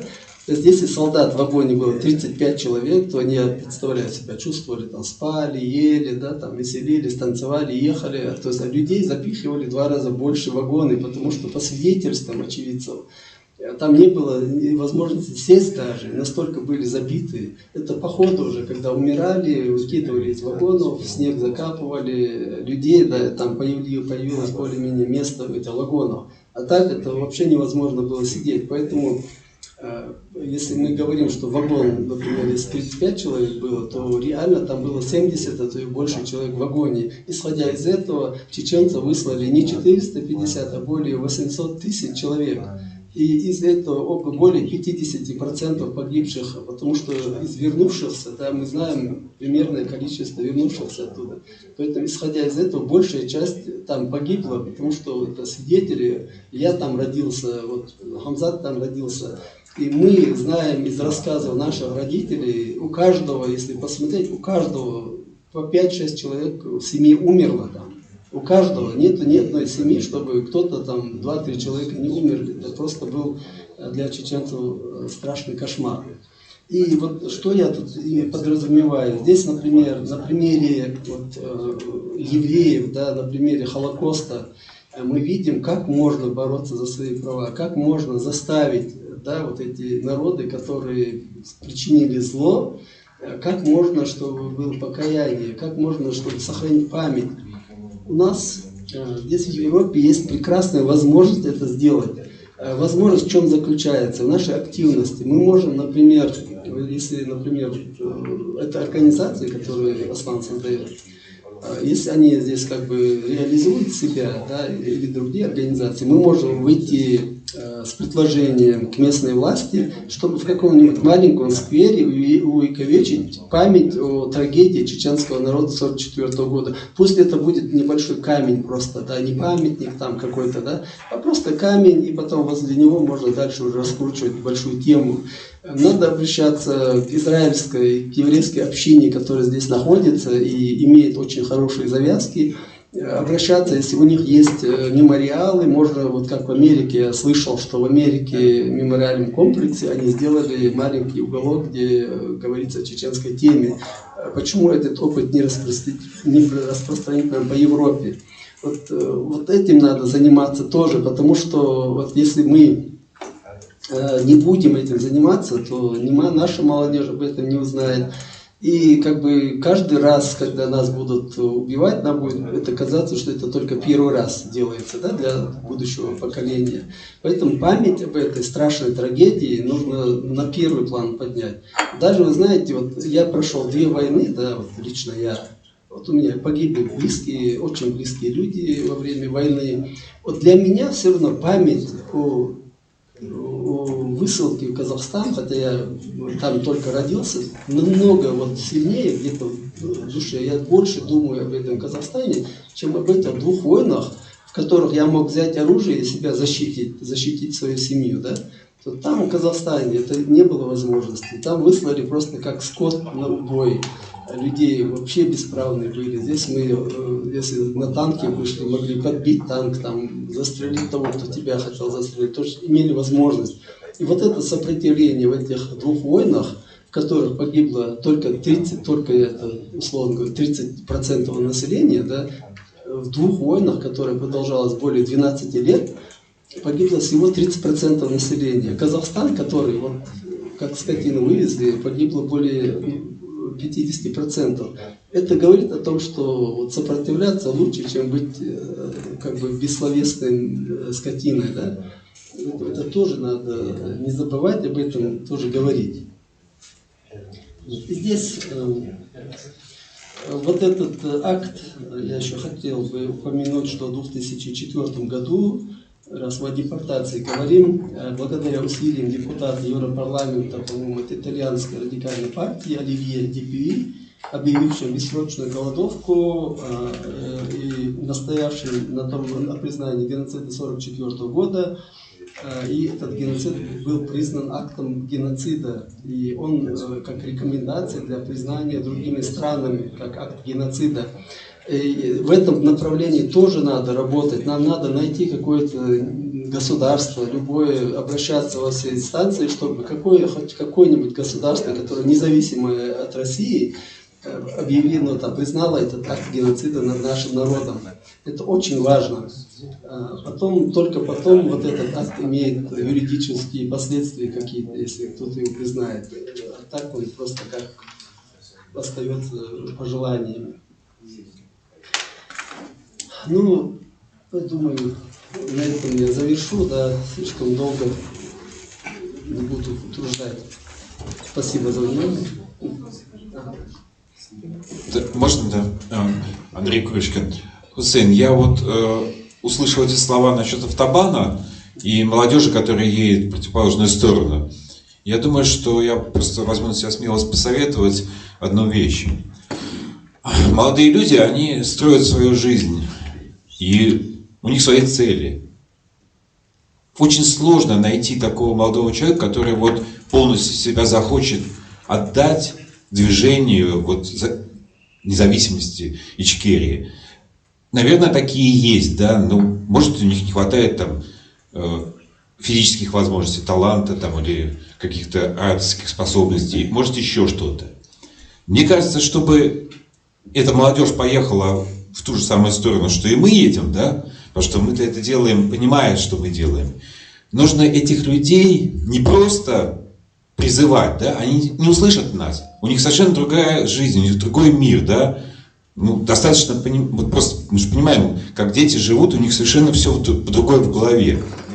Ментальный разрыв очень большой. Так вот, мое предложение и совет, как бы, да, и то, что, мне кажется, надо делать, это надо найти молодежь, именно чеченцев, да, девушек, мальчиков, неважно.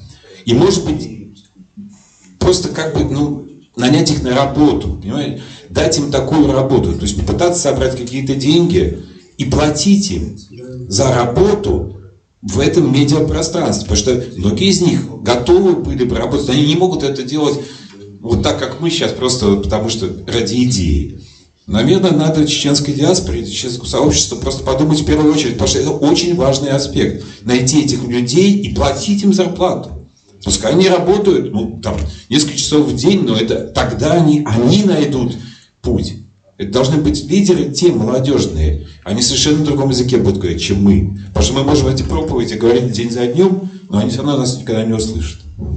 Ну, это правильно, у нас есть тем более опыт, да, мы, например, один из фильмов о депортации 1944 года тоже делали, когда заплатили там молодежи небольшую сумму денег, которая у нас появилась. Проблема в том, что нету вот этих сумм денег, нету власти, никаким образом не помогает. И самая страшная проблема – это отсутствие помещения. Помещение, где мы бы могли создать культурный центр, да, мы вот там где-то перебиваемся, как здесь, например. Это культурный центр, в моем понимании, да, это должен быть музей. Музей такой, вот, где будет на одной стене история там, Кавказской войны, на второй история депортации, там Первая война, Вторая война. То есть человек на разных языках, причем что написано, чтобы человек зашел в это помещение, любой, не важно, не только чеченец, и мог понять, куда он попал. Там, чтобы атрибуты были, государства, все такое. Я видел, просто я был у украинцев в школе в гостях, да, который в Вене есть украинская школа. Когда я открыл дверь, захожу, там сразу висит флаг, слава Украине, слава героям, и понеслось дальше. То есть эти дети приходят, они уже в Украине, они себя там в школе уже чувствуют в Украине. У нас немножко это по-другому. У нас вначале было так точно, да, пока не запугали, пока люди не стали ездить на родину, там, соскучились по папе, маме и так далее.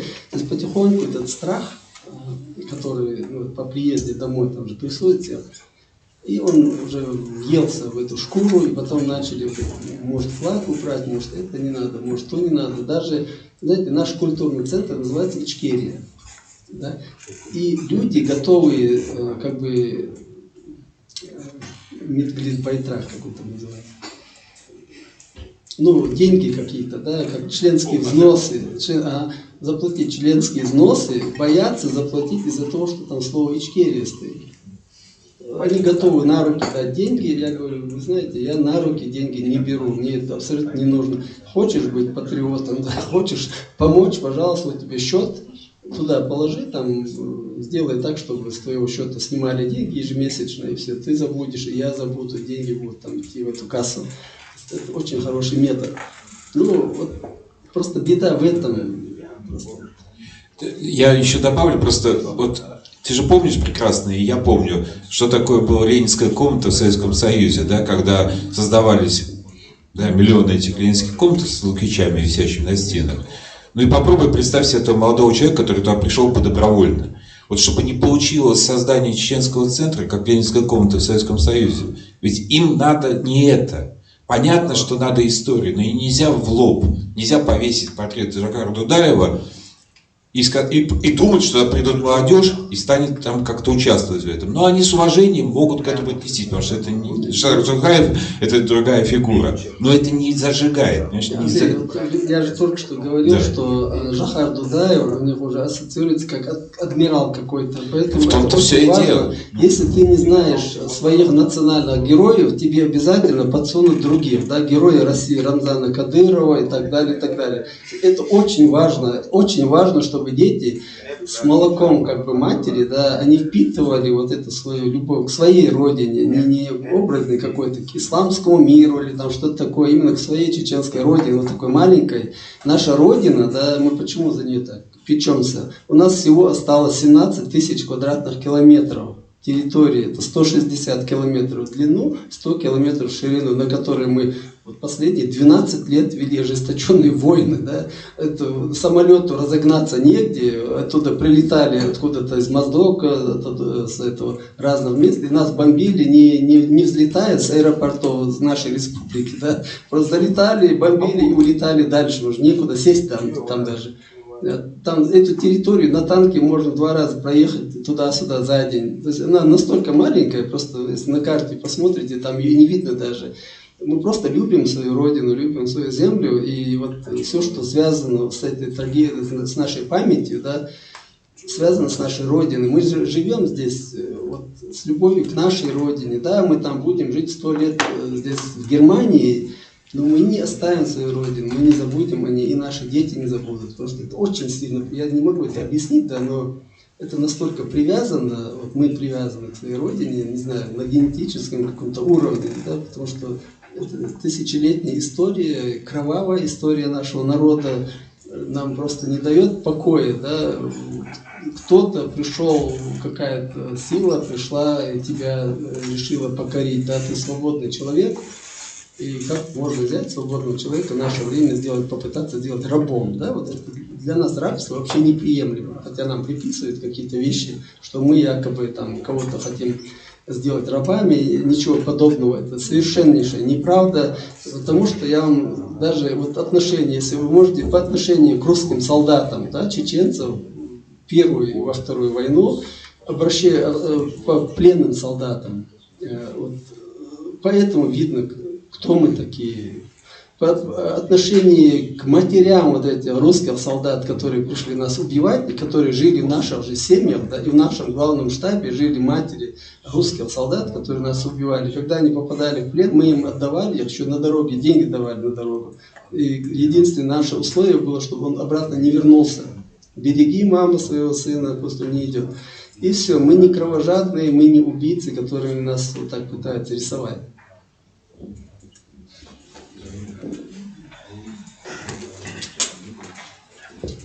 Вопросы есть? Дорогие друзья, я хочу представить человека, который вообще не нуждается в представлении. Его все знают, это Саша Сотник, человек, которого я бесконечно уважаю, это бескомпромиссный журналист, смелый, которого вынудили уехать из страны, которого преследовали его и его семью, ему угрожали. И даже сейчас, находясь в Европе, у Саши Сотника снесли канал «Полумиллионник». Вот что такое недекоративная оппозиция, господа. Саша, тебе слово. Спасибо. Спасибо большое. Спасибо всем, кто выступал до меня. Я почерпнул для себя очень много нового. Я очень многое не знал. Для меня уже как бы не бесполезно то, что я приехал, потому что узнал действительно очень много нового. Но я бы хотел начать, знаете, с самого начала. Советский Союз, он рождался как террористическая организация, как страна-террорист. Потому что ВЧК было создано специально для террора. Лениным, Дзержинским и так далее. Сегодня эта террористическая организация у власти, безраздельно. Я хочу напомнить, что в 1991 году этот монстр Советский Союз очень сильно получил по морде и укатился на политическом ринге в глубокий нокаут. В 1991 году. После того, как КГБ во главе с Крючковым, там это ГКЧПисты, не смогли взять власть. Этот нокаут длился год, может, полтора. В 1993 году этот монстр начал приходить в себя. И этому монстру для того, чтобы как бы возвратиться, необходимо было срочно пожрать человеченки.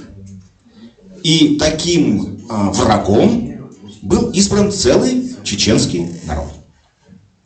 И тогда была начата первая чеченская военная кампания. Да, ну конечно, русско-чеченская, конечно. Нет, это была война против целого чеченского народа. Объявлена великим демократом Борисом Ельциным. Уже тогда было понятно, что фашизация территории под названием Российская империя, Российская Федерация неизбежна. Это было просто вопросом времени. В 1999 году случилось то, что случилось. Вот вам молодой, энергичный, не пьющий, молитесь на него. И как я говорю, я как безумная Кассандра бегал по своим знакомым, друзьям, и кричал: не вздумайте за него, за этого гэбиста, не вздумайте за него голосовать. Мне они все как один говорили: он хотя бы не пьет. И вот что мне было с ними делать? Это было невозможно. Я их всех предупреждал. Говорю: ребята, этот вертухай вам построит зону. Этот человек, это недочеловек. Это лжец. Он вам вернет империю лжи, империю страха. Он вам построит новый ГУЛАГ. Мне говорили: да мы уже хлебнули свободы, нас уже в ГУЛАГ не загнать. Все, что мы сейчас наблюдаем, это подтверждение тех моих слов. Я помню, как в 2014 году я снял в Подмосковье, в деревне Сахарово, сюжет строящемся лагере в деревне Сахарова. И сказал: это ждет вас, дорогие мои демократически настроенные друзья. Что я в ответ услышал? Это невозможно, сотник, ты сгущаешь краски, ты тем шиза. Вообще это, надо сказать, ярлык демшизы очень любят наклеивать на людей поистине независимых.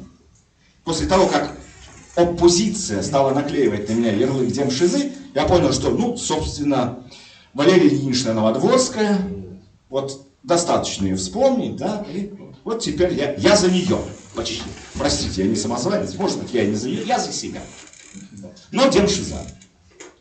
И когда в 2021 году стали сажать именно туда, в Сахарово, тех, кто вышел на протест, инициированный Навальным из узилища, что, в общем, является само по себе большим чудом, как этот человек при габистской власти, находясь под арестом, вот они менты, вот она судья голову, значит, с глаза прячет куда-то под стол, а он спокойно, так это, у него как рояль в кустах вдруг оказался телефон, он говорит: выходите все, за себя выходите из зала суда. Вы правда верите в это во все? Это же сказки Венского леса. Понимаете? И их стали сажать туда, в это Сахарово. Что они сказали? Я не говорю о том, что надо было Сотников вспоминать. И говорить: о, какой же великий человек. Нет. Они сказали: боже мой, кто бы мог подумать? Кто же мог подумать? Ребята, я говорю, у них память, как у аквариумной рыбки, как у гуппи. Они ничего не помнят. Они не помнят, что творили в Чечне. Они не помнят и не хотят. Это очень удобно. Для фашистов это очень удобно. Сегодня население Российской Федерации фашизировано. Их любимый лидер, нацист, господин Навальный, который в 2008 году называл грузин грызунами, который, но он сейчас поднят на щит, как великий страдалец. Такой отравленный. Это просто невероятно. Я стучусь во все двери, я стучусь во все черепные коробки. Говорю: друзья мои, включите мозг. В полностью контролируемой спецслужбами стране не может находиться независимый оппозиционный политик. Мне говорят: он сидит. Ребята, это спецотсидка. Это очень удобная для Запада, по поводу Навального, это очень удобная и красочная легенда. Я называю его Мандела Изаура. То есть это такой гульфиком смерть попавший. Человек, который вот он был отравлен, он выжил, он в таких доспехах ланцелотов вернулся в Россию, его, значит, гнобят, его в тюрьму сажают, а он оттуда говорит. Я другому националисту, которого знаю лично, Демушкину, который тоже в том же самом ИК-3 сидел. Я говорю: слушай, Демушкин, а ты почему не писал оттуда прокламации в интернете? Он говорит: Сотник, ты что, дурак? Так меня там, это красная зона, там невозможно там ничего писать. Я говорю: а как же Навальному удается? У него что, прямая астральная связь с провайдером? Поэтому, конечно же, мы должны понимать, что когда все контролируется спецсухой, с 2000 года, гораздо раньше, потому что они привели своего человека, они внедрились повсюду, у них было очень много времени. Единственное, что случилось, на мой взгляд, это уже факт. Потому что экономическая модель, предложенная этими бандитами и ворами, она не сработала, она могла привести только к одному. К тому, что эта империя, не сказав последнего «прощай», сдохла. Она просто умерла. И она вот сейчас лежит как труп, а на ней копошатся черви, опарыши, трупные черви в виде чекистов, путинистов, оппозиции, так называемой, очень ручной, они тоже. Потому что, чего действительно добиваются эти так называемые оппозиционеры? Они говорят о том, что вот сдохнет Путин, у нас откроется некое окно возможностей, мы туда, значит, проникнем, захватим власть, и мы, значит, будем... Но мы будем демократы. Мы же демократы будем. Но, разумеется, это все сказка про белого бычка и бег по кругу. Никакой демократии. Уже через год, через полтора этот монстр снова займется тем же самым пожиранием ненавистных людишек.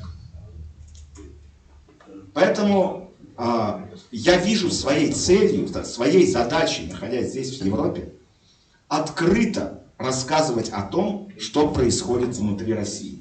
С чем на самом деле столкнулась цивилизация. Вот эти опарыши, о которых я сказал, они настолько живые и деятельные, они так копошатся активно, что иногда создается впечатление, будто эта страна живая, будто это она движется сама. Она не движется, она все. Когда организм умер, глупо требовать от мозга, чтобы он функционировал. Поэтому в России оппозиции нет.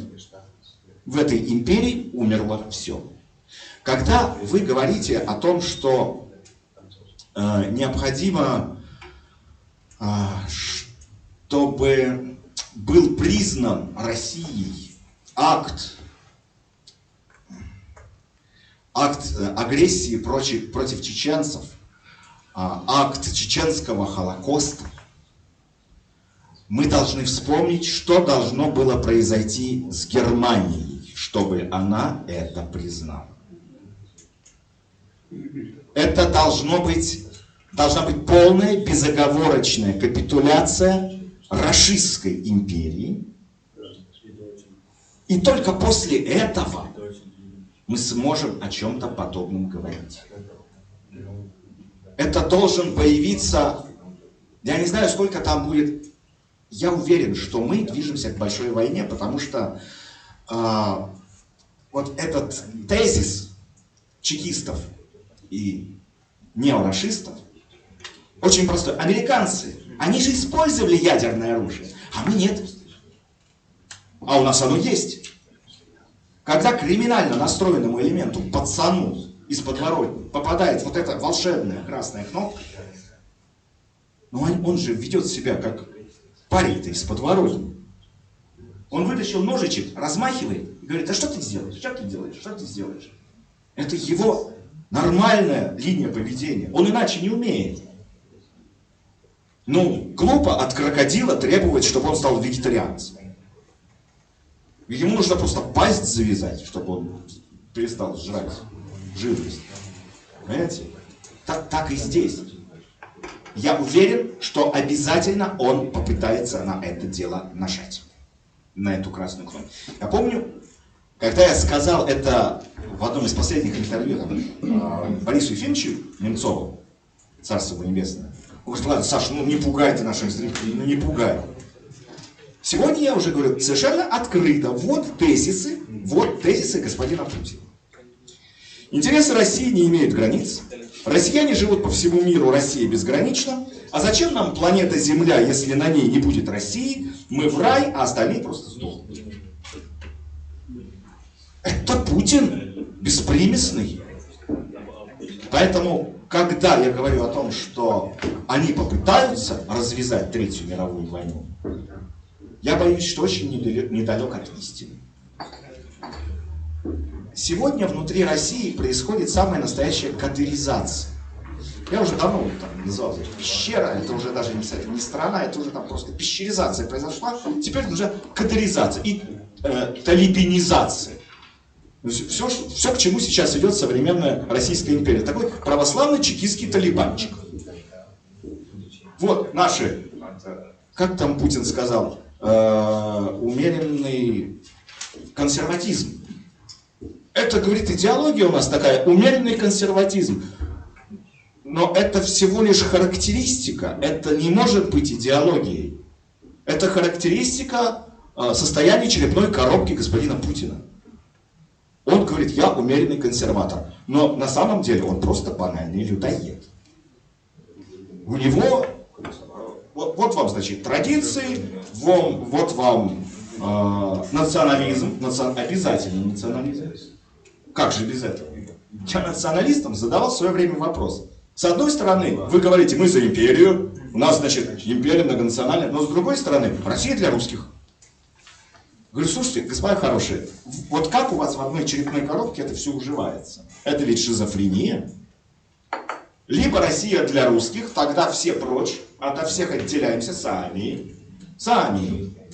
Учреждаем в рамках там Садового кольца или там Золотого кольца себе это, не знаю, там русопятую балалайню. Башкортостан, до свидания. Татарстан, до свидания. Ичкерия, до свидания. Все это до свидания. Мы тут вот матрешня, балалайня у нас. Нет ответа, потому что это бесполезно. Они не могут, у них нет ответов на эти вопросы. Сейчас что мы видим? Мы видим опять вот в рамках этого так называемого традиционализма, мы видим, я немного уже говорю, в рамках этого традиционализма, это катеризация, когда на фоне храма кто-то сфотографировался, кто-то не тот, и как-то не так. Уже прямо по Кадырову, извинись немедленно, он. Немедленно извинись. Пошли вот эта череда извинений. Более того, уже дают реальные сроки за это. Я просто говорю о том, что когда мне говорят, что там, Сотник, ты сгущаешь краски, моя сгущенка недостаточно сгущенная. Сейчас настолько все закрутилось в этом адском калейдоскопе, я не успеваю. Я каждый день открываю новости и смотрю, я погружаюсь в беспримесный ад. Поэтому вот с той скоростью, с которой все летит в тартарары, я не исключаю, что события, страшные события, о которых я боюсь говорить, могут произойти гораздо раньше, чем мы себе предполагаем. Сегодня говорят о том, что Россия стягивает войска к границам с Украиной. Мы понимаем, что товарищ Си, видимо, все-таки не успокоится по поводу Тайваня. Мы видим, в какую сторону прищурился господин Эрдоган. Поэтому, если произойдет этот удар по 3 направлениям, мало не покажется никому. Что касается вот того, о чем мы говорим, я считаю своей задачей, главной задачей. Конечно же, я готов предоставить вам площадку на своем канале. С ним идет дикая борьба. В марте этого года YouTube, я называю это просто уже, русский YouTube, это изба майорня. Вот там сидят майоры, и они выломали моему каналу все алгоритмы. Они сделали так, что люди, которые ни сном, ни духом, их отписывают от канала. Они за год отписали там почти 40 000 человек к моему каналу. Подписываться при этом невозможно. Подписка отключена. То есть они контролируют все. Они поняли, что когда-то они захватили телевидение, но они профукали интернет. Интернет слишком развился. И они обратили на это внимание. И с 2014 года они занимаются интернетом вплотную. Сегодня YouTube в России это уже не YouTube. Google это уже не тот Google, о котором мы говорим. Он не свободен. Они постоянно идут на компромиссы. Но идти на компромисс с людоедом, этот компромисс заканчивается всегда одним и тем же. Ты будешь съеден. Поэтому я, к большому сожалению, предчувствую, что все вражьи площадки, типа Facebook, Google, Twitter, все будут в России запрещены и закрыты. Либо им просто скорость снизят до 20-30 килобит в секунду, замедлят и все. Их просто не будет. Что будет? Будет подконтрольный Telegram, который создан был ими, а Паша Дуров, он просто фронтмен. Это ФСБшная платформа Telegram. Будет ВКонтакте с майором, конечно. будет вот это одноклассники, вот эти ватные шерстяные. И, собственно, естественно, это «Эхо Москвы», как же без них-то? Будет этот многострадальный телеканал «Дождь», которому сейчас якобы это такие иностранные агенты, роль иностранных агентов у них сейчас, да, время такое. Надо прикидываться порядочными людьми, прикидываться, но работать на режим.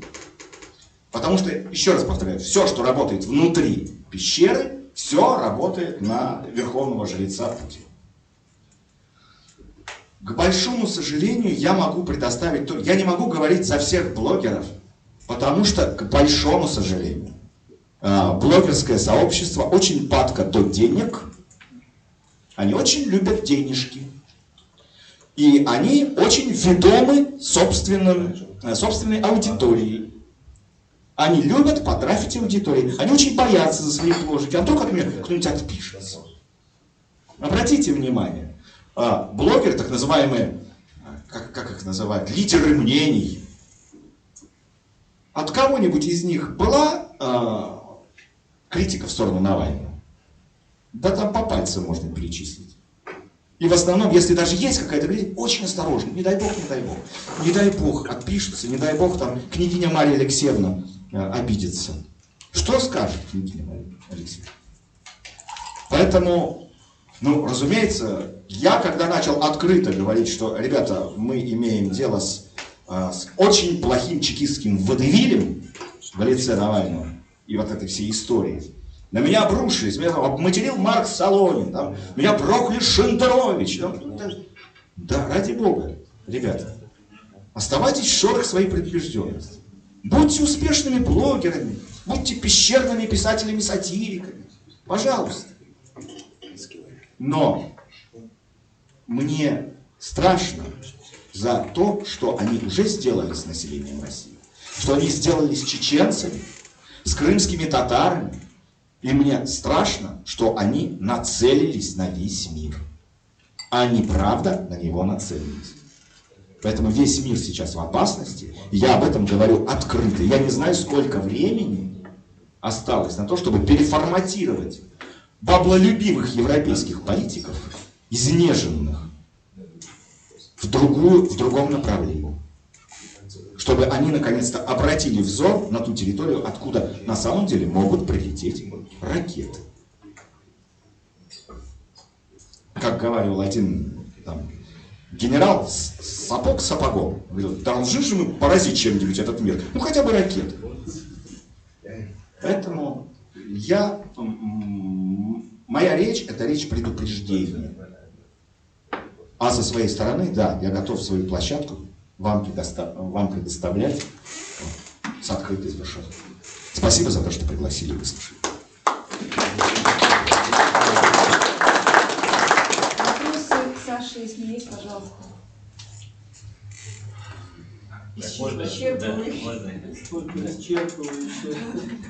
Да, конечно, все было исчерпывающе, как обычно, Александр.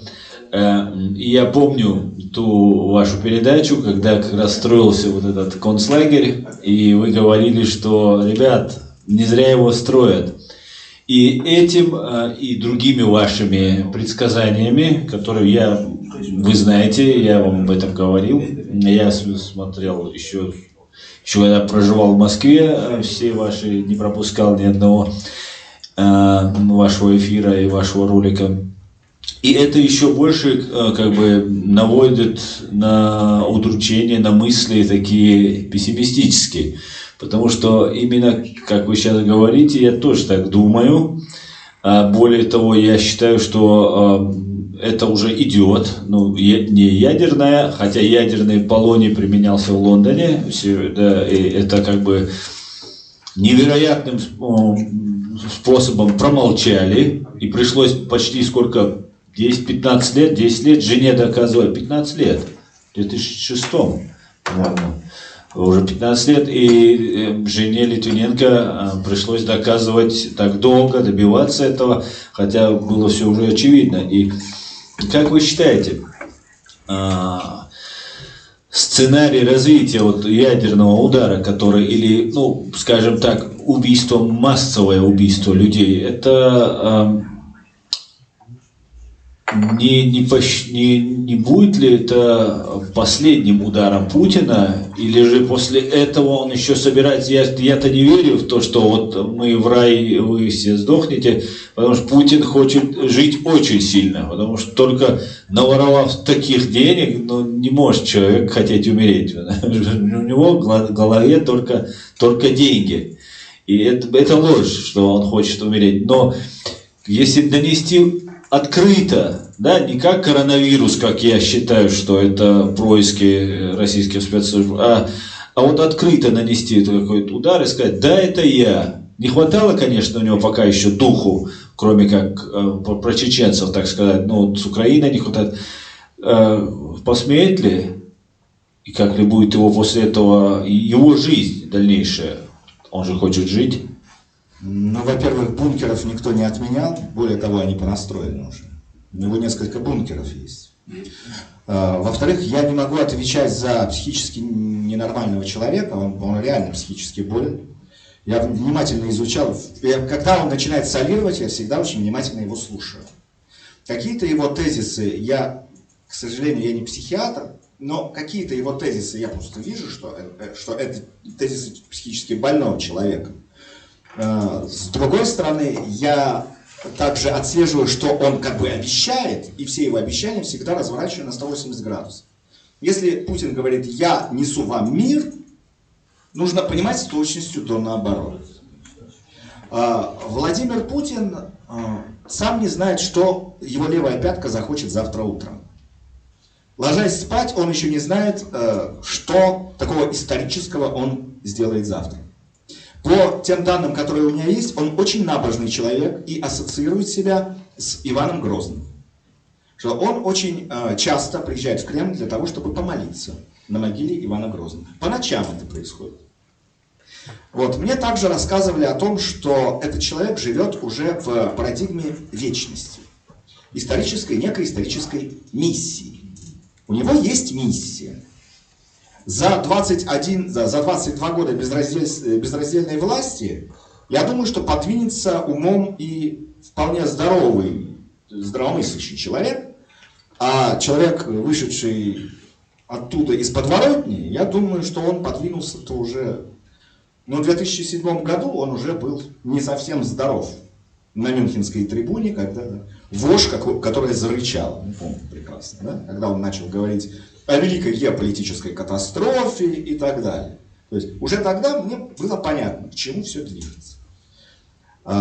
Где может Путин применить, так скажем, ядерное оружие? Он может применить не совсем ядерное оружие, а, скажем, он же у нас гибридный гений.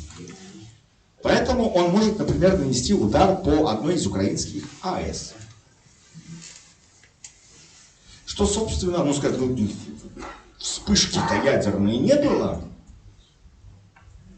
То есть не было ударной волны, а вот вам, пожалуйста, чем не ядерное оружие? Я так же, как и вы, я разделяю вашу точку зрения, тем более, что я ее разделяю не просто так, а у меня есть данные моего информатора, что долгое время в лабораториях КГБ СССР, а позже в лабораториях ФСБ, в частности в НИИ в городе Кирове, разрабатывался вот этот, в том числе, вирусняк. И что он допиливается до сих пор. И что новый штамм вируса на 300% заразнее, чем вот тот, который был изначально.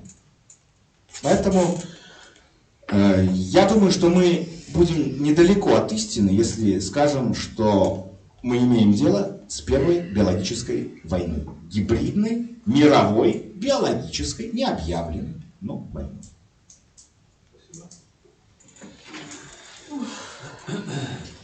Да, горькая правда. Немногие хотят слышать эту правду. Не до многих она доходит. Саша, спасибо. Это серьезно.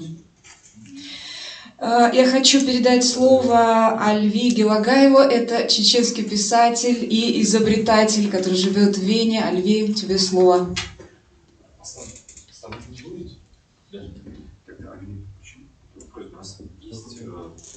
20.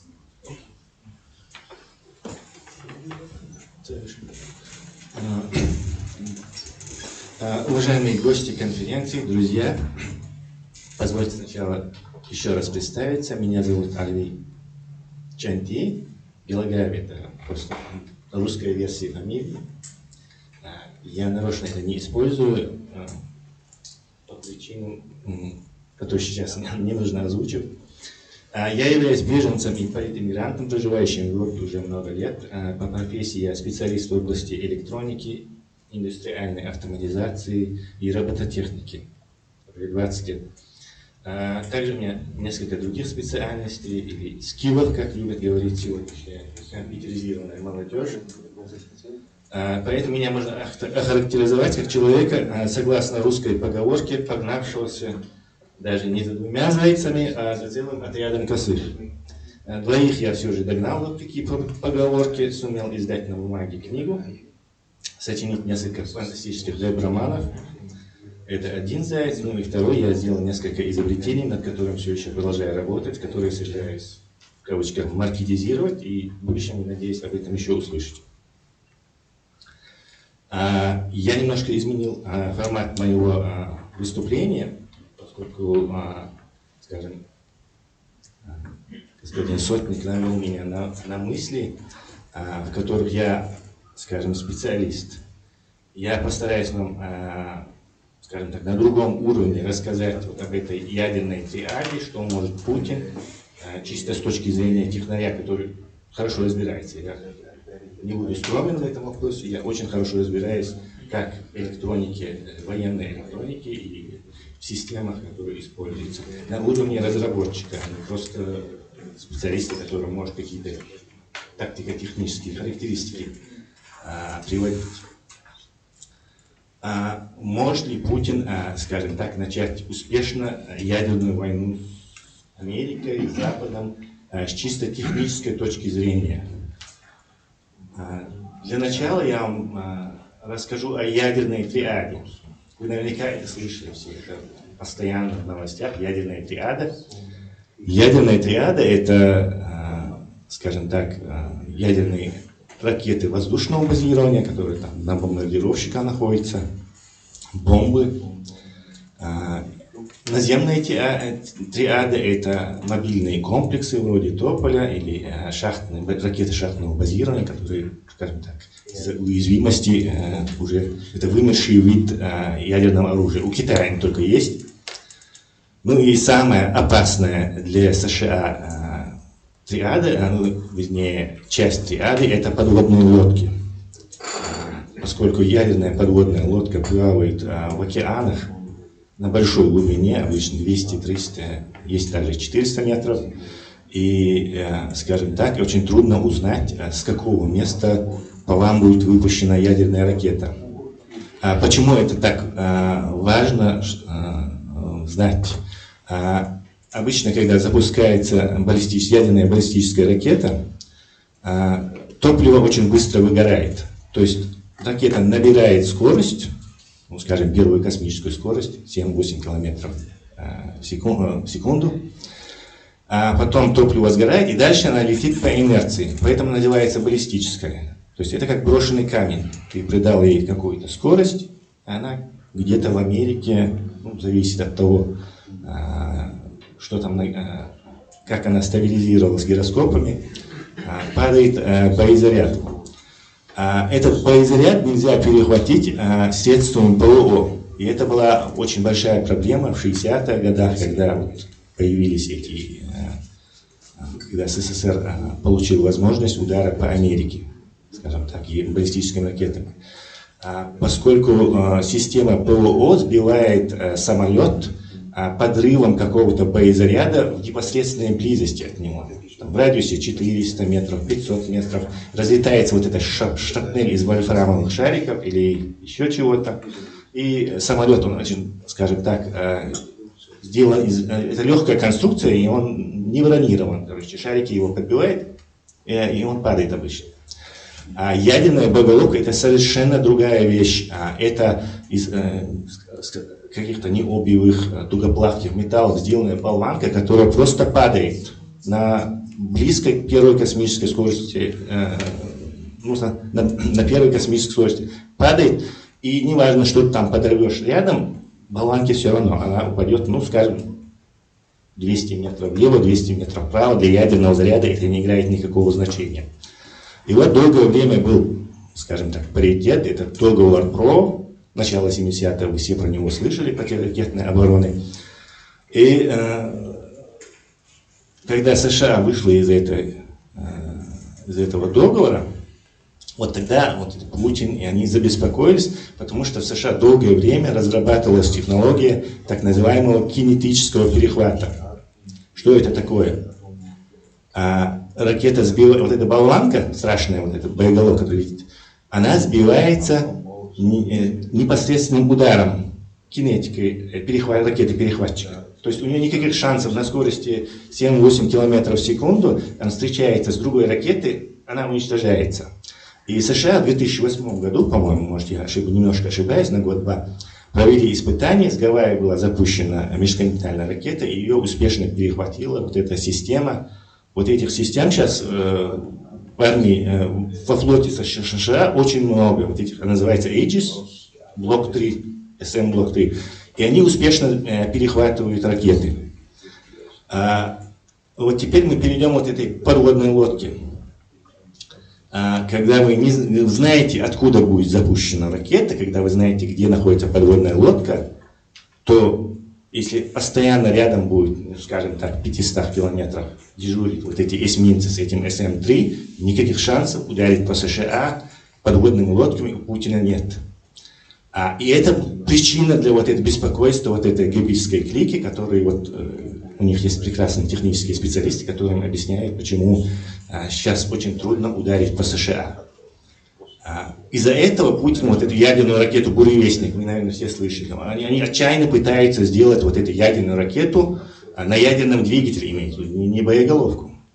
То есть там находится реактор, который какой-то нагревает воздух и выбрасывает его, и она должна якобы, не знаю, обойти полземли и на низкой высоте, где система раннего предупреждения США не увидит его как баллистическую ракету, их легко увидеть, ударить по США, такой удар возмездия. Есть второй сценарий, небольшой такой торпедой из 10-20 метров, который тоже так подплывет к Нью-Йорку и подорвет ядерный заряд. У них там с этим делом Нептун, по-моему, называется.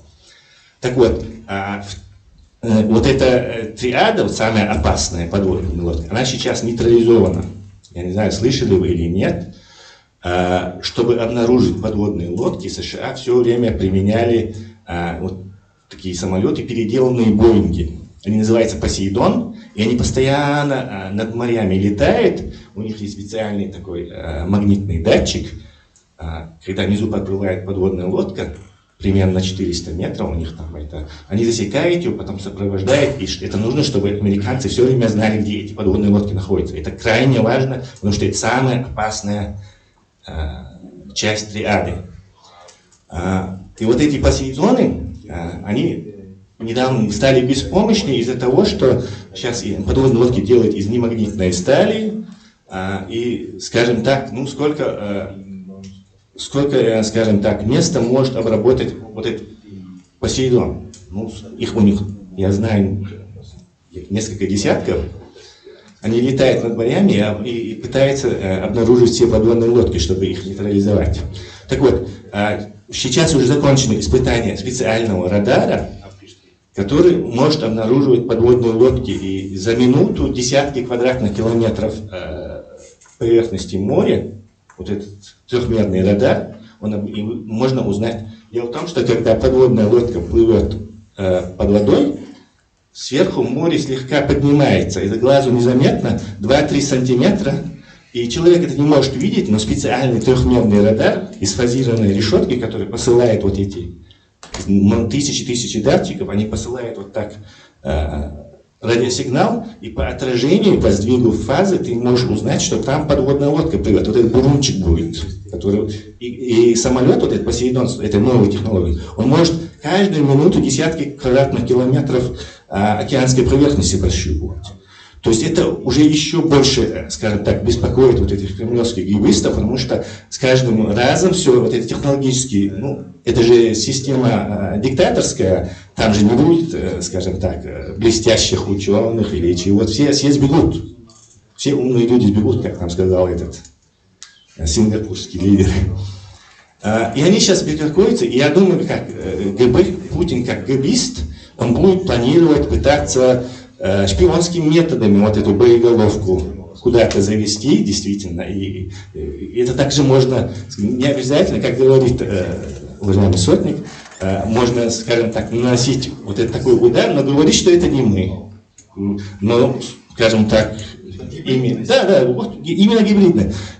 Вот страшная опасность этого режима, что он ведет с Западом гибридную войну, а Запад, скажем так, в роли вот этого мальчика-дебютанта не хочет в ответ вести такую же гибридную войну. Именно это могло бы Путина остановить. Поэтому я назвал свой, скажем так, доклад, как мы можем, как Запад может победить Путина. Это как, я дам еще пример такой военно-технический. Вот есть ПВО, противовоздушная система, есть атакующая сторона, это самолеты. Так вот, в мировой истории все время авиация побеждала ПВО. Потому что ПВО сидит и ждет, а авиация выбирает место, время, когда не получилось, попробуем снова. И Путин действует точно так же. Европа — это ПВО, которая сидит, а Путин пытается этого закоррумпировать, не получится, этого закоррумпируем, это тут новичком, здесь взорвем, это сделаем. Он пытается, и рано или поздно это сработает. Почему бы нет, если сидеть и не вести с Путиным ответную гибридную войну, не занять его, скажем так, атакующую, защитное положение его поставить, он почему не победит? У него бесконечное много времени, бесконечные газовые ресурсы, бесконечный шантаж при помощи того же ядерного оружия, скажем. Я знаю, что очень хорошо действует, вот он может сказать, я дам ядерное оружие Ирану. Все, это снова вызовет беспокойство Запада, который опять пойдет на какие-то уступки, и опять он же бандит, он же гибнюк, у него нет моральных, скажем так, или идеологических, скажем так, идеологических тормозов. У Советского Союза были идеологические тормоза. Советский Союз, например, упорно пытался уничтожить Израиль, то есть помочь арабским, скажем так, своим сателлитам сбросить Израиль в море. И он был в этом деле, скажем так, непоколебим. А Путин, он гибнюк, он шпион, он может, скажем так, вот здесь уступить, здесь договориться, здесь шантажировать, сделать это, скажем так, гораздо более опасный противник, чем Советский Союз был. Это страшно. И самое страшное, что Запад не понимает. Вот именно ведет с ним как с государством. Это не государство, это Путин просто. С той стороны единственный свободный человек в России — это Путин. Вот каждый из вас, вы свободные люди, потому что, скажем так, вы свободно можете выражать свое мнение и быть хозяином своей судьбы. А в России единственный свободный человек — это Путин. Естественно, мы имеем дело, Запад, вернее, имеет дело не с государством, не с системой, не с идеологией, а именно с конкретным человеком. И, как говорит уважаемый сотник, он может быть сумасшедшим, да. И это проблема, это страшная проблема. Примерно так. Можете задавать вопросы, если хотите. Так, есть вопросы?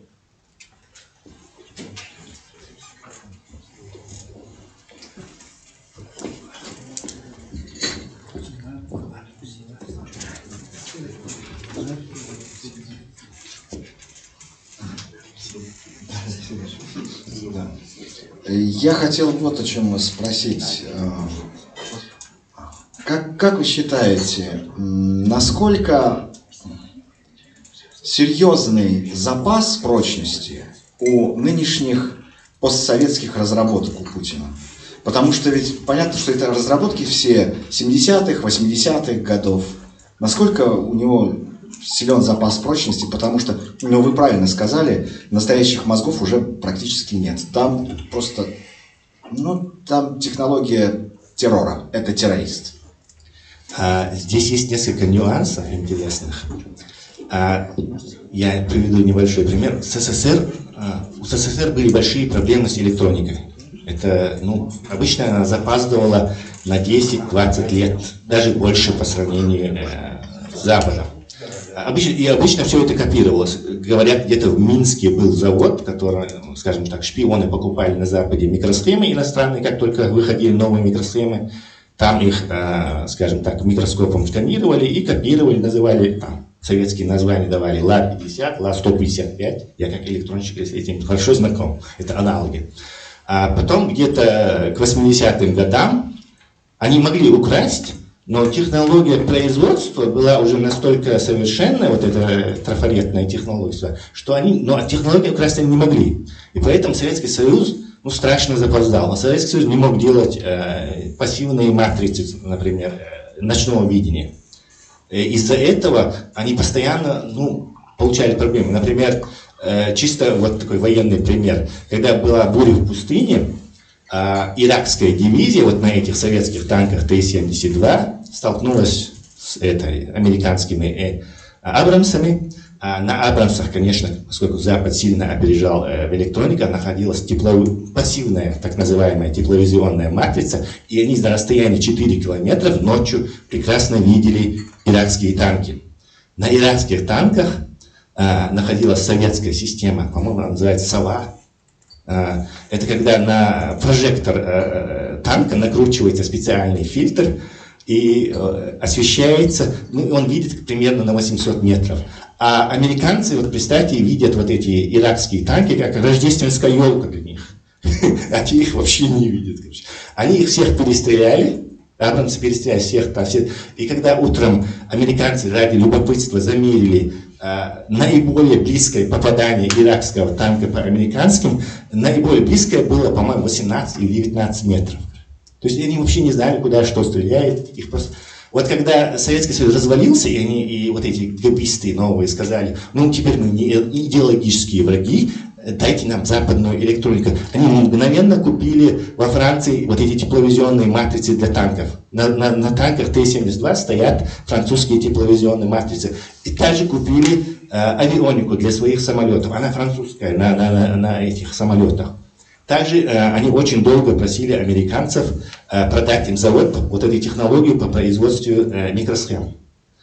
И Запад пошел навстречу. Вот поэтому они сейчас делают вот эти ракеты. Есть голландское совместное предприятие, которое производит микросхемы. Оно до сих пор, даже после этого сбитого голландского Боинга, до сих пор работает. То есть это как с этим, с Лениным. Капиталисты продадут веревку, на которой они их потом повесят. Вот совершенно такое. К тому же у них есть Китай, который тоже ворует все, что может, и который американцы, скажем так, экономически помогли, они встали на ноги. Вообще режим вот этот диктаторский, он может иметь какую-то вот этих ученых, хорошо развитую, конечно, не такую крутую, как у американцев, там, как у корейцев, у свободных людей, я имею в виду, у японцев, но может иметь, но им тогда нужно закрыть железным занавесом. Да? А пока Путин это не сделал, все сбежали, действительно. Вот я, вот, скажем так, если бы Украине дали оружие, я отвечу проще на ваш вопрос, Запад дал бы реально хорошее оружие, как, скажем, оно есть у Израиля или у Швеции, там, то Путин дали бы в рыло, и, возможно, его уже снесли бы, потому что в России очень не любят, когда царь проигрывает войну. Вот как с Японией это случилось, сейчас мы япошек всех снесем, а на самом деле результат был страшный. Вот эта нерешительность Запада, который спокойно позволяет вести против себя гибридную войну, а не отвечает по тем же стандартам, да, доводит ситуацию до ядерной войны, может довести действительно, скажем так. Спасибо. Так, сейчас у нас связь по скайпу с Тамахиным, и потом мы уходим на обед. Да. Сейчас, извините, Мусим, этот скайп будем настроить.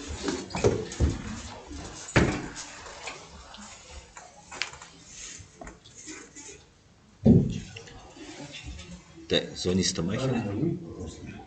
Ты это сядь? Где шашуа? Сум, сигар, зайцова. Так, Андрей, твоя помощь нужна. Надо, чтобы это все заработало.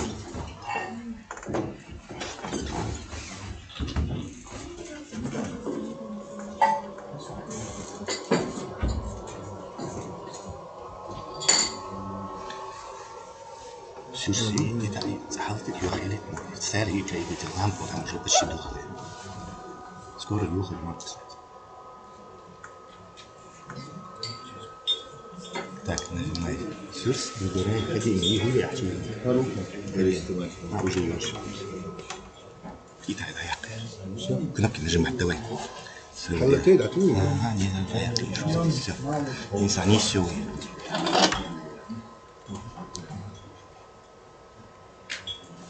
Так.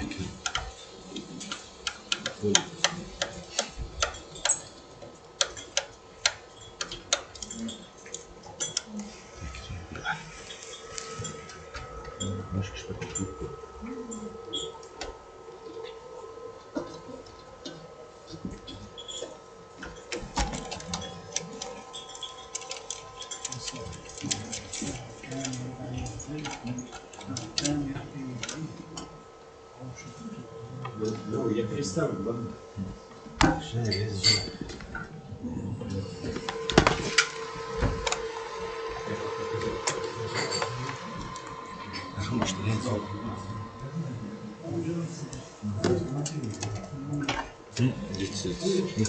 Давайте еще минут, слушай.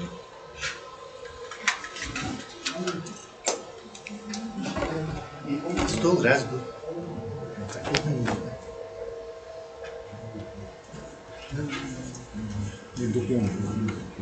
Ne, bitti mi? Okey. Mekşu işte. Mekşu. Fokusit.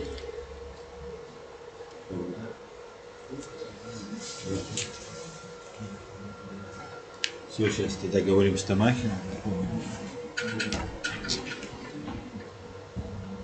Атур, Аса, набираю.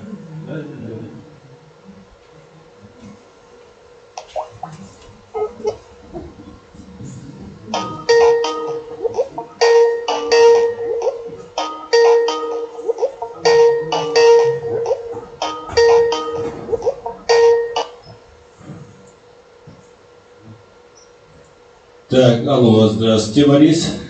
Рад вас приветствовать. Что, уже, да? Уже время? Да, время уже вашего выступления, вашего доклада. Как вы нас слышите? Нормально. Так, мы вас слышим не очень хорошо. У нас... Сейчас, секунду. Где у нас видео?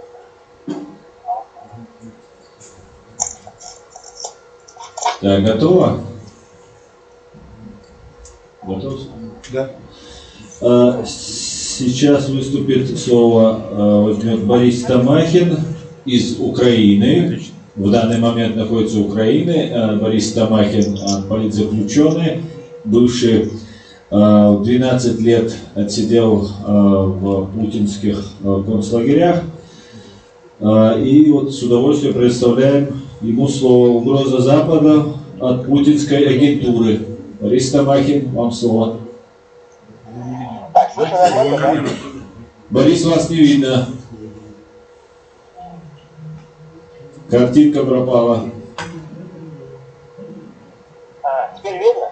Да, вот сейчас отлично. Очень хорошо.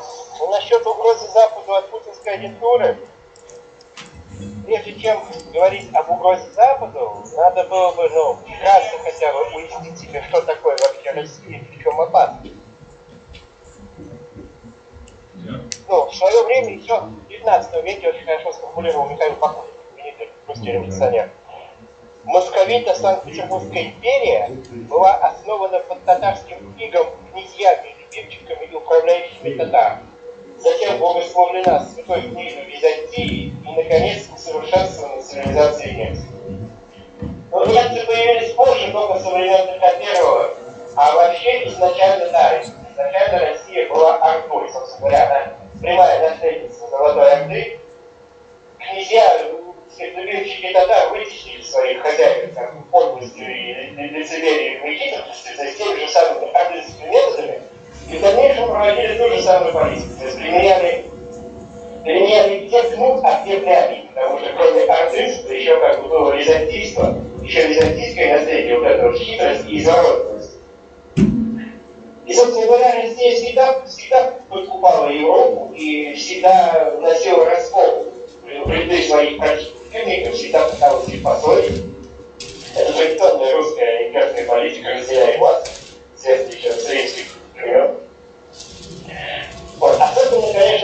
Особенно эта политика проявила себя, начиная с появления советского режима с 1917 года. Ленин не зря говорил о том, что на Западе живут полезные идиоты, о том, что буржуи сами продадут нам веревку, на которую мы их повесим. Вот это и было, собственно говоря, главная их хитрость. Там, где они могли взять силы и нахрапом, они влезали хитростью, подкупом, соблазняя там Запад выгодами от торговли с русскими и так далее. Вот. И эта политика подкупа очень широко распространилась в советское время. Собственно говоря, Сергей Григорьян, известный советский член, писал в своих мемуарах о том, что известная политика финляндизации, так называемая, когда западные страны, как Финляндия, полностью подстраивались под советские требования, под советскую политику и диктат, объяснялось достаточно просто, потому что президент Финляндии, как его фамилия, Кекканен, по-моему, который долгие годы был там президентом и, в общем-то, послевоенное время проводил вот эту самую политику, как потом после его отставки уже выяснилось, был завербован КГБ когда-то, и просто там представлял КГБ. Точно так же Григорьян пишет о том, каким успехом советское КГБ считало и как оно ликовало, когда в 1966 году Франция вышла из НАТО. Это тоже советское КГБ считало это своим огромным успехом, потому что это тоже было достигнуто работой советской агентуры. Во Франции влияние на Деголя и так далее. То есть это была основная политика в советское время. Вот. Потом была короткая ельцинская оттепель внутри России, по крайней мере. И вот сейчас эта политика развернута как в еще больших масштабах. И, в общем-то, основная угроза Европе в том, что сама Европа практически слепа и не понимает, с кем она имеет дело, и как, так сказать, наивно совершенно дается вот этому влиянию, шантажу и по хитростям и поискам путинской Москвы. Собственно говоря, у Орды всегда был одно стремление, один лозунг к последнему морю. Орда всегда стремилась захватить Европу, чтобы дорваться до Атлантического океана, который когда-то считался последним морем. Вот, собственно говоря, эти лозунги были и в советское время, совершенно открыто существовал лозунг, там, при Сталине, там, как в ранние советские годы. Наш лозунг — Всемирный Советский Союз. То есть они не скрывали, что хотят захватить весь мир. Точно так же при Горбачеве возник известный лозунг «Европа от Атлантики до Урала». Вот об этом Буковский тоже писал, что, собственно говоря, западные левые, которые служили в Москве и были во многом инфильтрованы московской агентурой, вот именно к этому и вели, не к тому, чтобы подружиться всем и, так сказать, существовать в каком-то едином пространстве от Атлантики до Урала, а чтобы вся Европа до Атлантики начала контролировать здесь Москву. Собственно говоря, это то, к чему Орда всегда и стремилась веками. Вот. И, собственно говоря, и сейчас она стремится к этому. Что мы наблюдаем сейчас в отношениях Европы с Москвой? Ну, в частности, существует шантаж газовый и нефтяной, так сказать, попытки Москвы давить на политическую позицию Европы через вот этот газовый шантаж, через зависимость от российского газа. Существуют активные попытки Москвы проституировать или вложить в НАТО, заставить НАТО стать страны Балтии, которые, так сказать, вопреки воле Москвы все-таки вошли в НАТО, и это единственная гарантия безопасности. И Москва упорно играет на том, что типа в решающий момент Запад струсится и не пойдет. Американские солдаты не будут посланы там умирать за нагу, которую там даже они не знают, где она вообще на карте находится. Вот такой посыл существует. То есть вся эта агентура работает на Москву, действительно Запад инфильтрован московской агентурой. Одним из самых ярких примеров может служить канцлер Германии Шрёдер, который по окончании своего срока на посту канцлера ушел работать не куда-нибудь, а непосредственно в «Газпром». То есть это, видимо, первый случай в истории, когда было все сделано вот так откровенно и явно и нагло.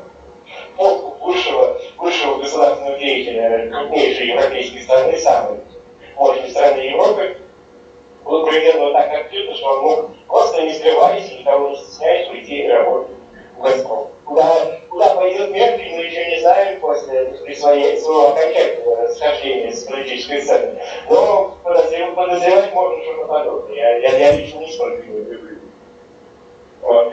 И, собственно говоря, агенты России на высших постах. Вот, пожалуйста, еще один пример яркий. Все 4 года, пока Трамп был у власти в Соединенных Штатах Америки, все эти 4 года, по крайней мере, в русскоязычном сегменте интернета не стихали споры даже не о том, завербован там Трамп чекистами или нет.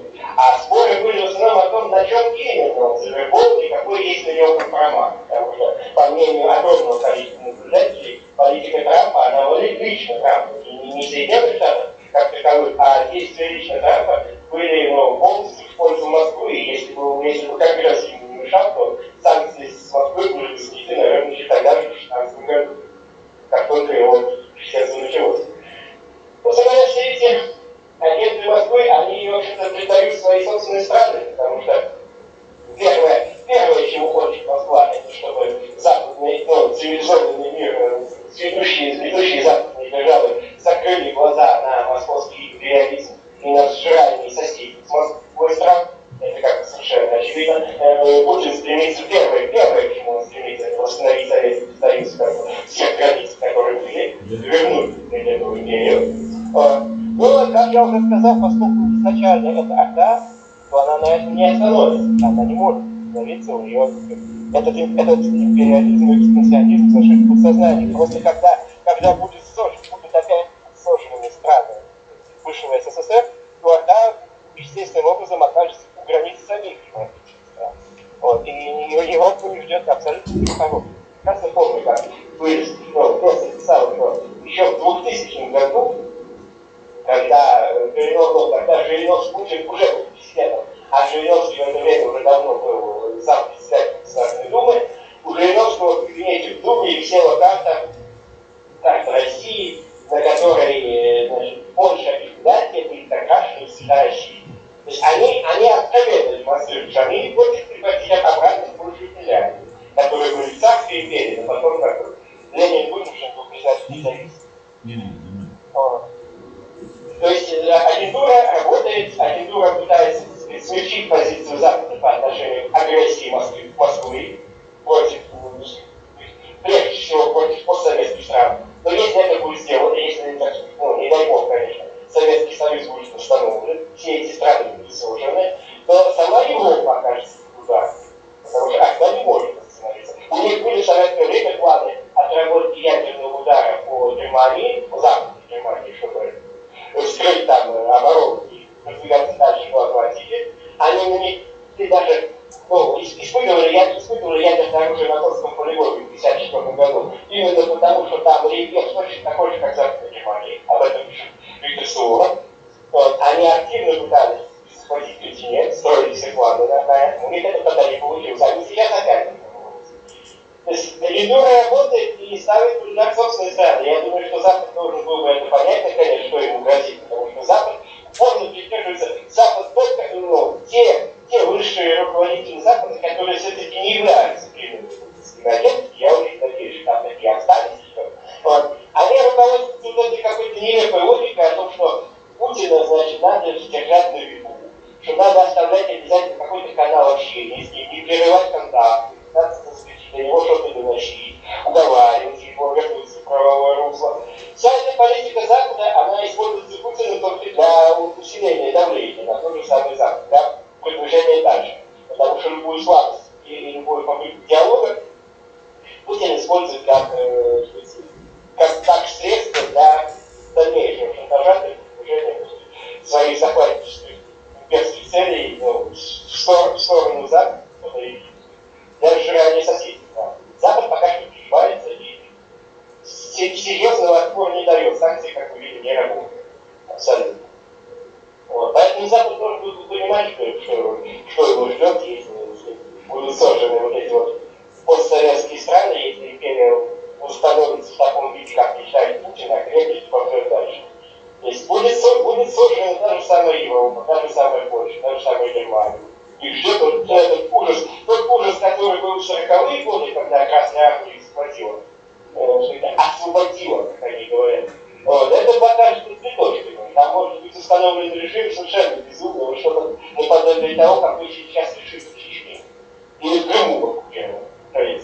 Там будет совершенно безумный режим, страна будет, как страны эти европейские страны, центральные и западные Европы, будут оккупированы, и там начнется тот же самый террор, тот же самый геноцид, который был везде и всегда, когда приходила русская, царская, советская или постсоветская элита. Там будет то же самое варварство, и люди будут там будут действовать те же самые законы, безумные, совершенно преступные, которые действуют в России. О так называемом экстремизме, о терроризме и обо всем. И люди точно так же будут под абсолютно нелепыми предлогами уезжать на безумные срока там по 20 лет в сибирские лагеря. И там их будут так же кидать, как пытаются всегда и везде. Вот только сейчас в России прогремел скандал, что обнародованы видеозаписи о пытках в саратовских лагерях. Все это ждет Запад, если Запад не пресечет действия путинской территории и самого Путина, не выдвинет серьезные препятствия путинского империализма. Я думаю, что Европе наконец пора очнуться, потому что то прогибание, которое демонстрирует сейчас Европа, то желание постоянно поддерживать дискуссию, значит, диалог с Путиным и терять его из виду, все это ведет к гибели самой Европы. Европа пойдет жертвой очередной, опять будет завоевана, разграблена, и там начнется тот же самый террор, который всегда приносила Москва, хоть в царские времена, хоть в советские. Европе надо было бы сейчас вместе с Соединенными Штатами выступать единым фронтом, полностью блокировать путинскую Россию, отключить ее от SWIFT, исключить из всех этих международных структур, типа Совета Европы и прочих, где они купились на жирный путинский взнос, на эти деньги, которые Россия платит. И не могут никак эту делегацию выиграть, они там русские сидят и губятся в этой парламентской ассамблее на европейским правом, европейским. Надо было бы ввести жесткое тотальное эмбарго на все российские энергоносители. Хотя понятно, что это дорого и тяжело, Европа будет страдать, но она будет не так страдать, как она будет страдать под русским игом, если опять придут русские танки. Она будет собираться страшнее, да, чем без газа и нефти, если она будет вынуждена искать сейчас какие-то другие рынки, да, энергетические. Вот, собственно говоря, и все, Европе пора проснуться. Потому что угроза не только Украине, не только Грузии, не только Молдове, как может быть думают некоторые Германии и другие страны, а угроза самой Европы. Путинская агентура инфильтрована вся Европа, это давно известно. Спящие такие агенты на низовом уровне, а есть агенты на самом верху, я уже упомянул, про Шредера, про Трампа. Так вот, Европе пора надо уже сплотиться и вместе с американцами дать отпор Москве. Спасибо, Борис. Так, есть ли вопросы? Борис, спасибо большое. Спасибо, что приняли участие. Я очень надеюсь, что в этот раз не получилось приехать, но надеюсь, очень в следующий раз вы личным своим присутствием сможете принять участие. Спасибо большое. До свидания.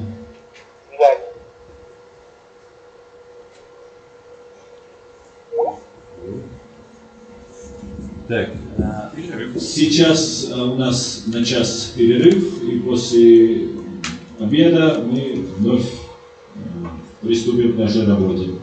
Всем спасибо. Скажи, чтобы не задерживать, потому что там сразу уже как бы время сжатое. Да. У нас ровно час, да, поэтому не задерживаемся, строем, как положено в демократическом обществе, руки за спину, идем кушать. Так. Освободилась, прямой эфир Гудешкус.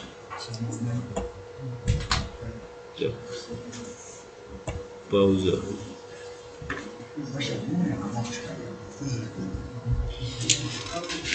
Ушел. Ну да. Vâng, của thế này.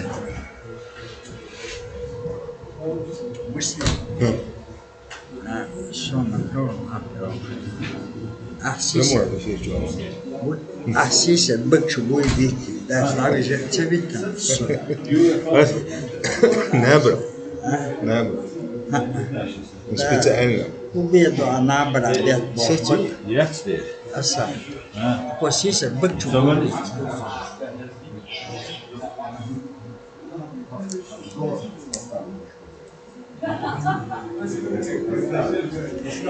Попало прямо ворваешь. Да, и руку помогу.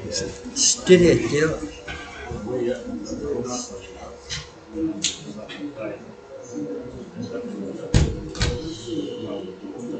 Давай за половину.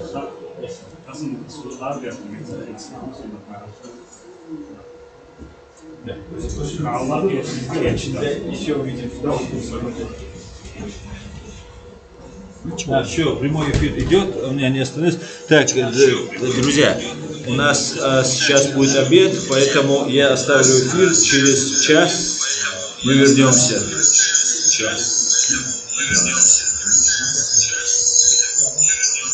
Может быть. Можно.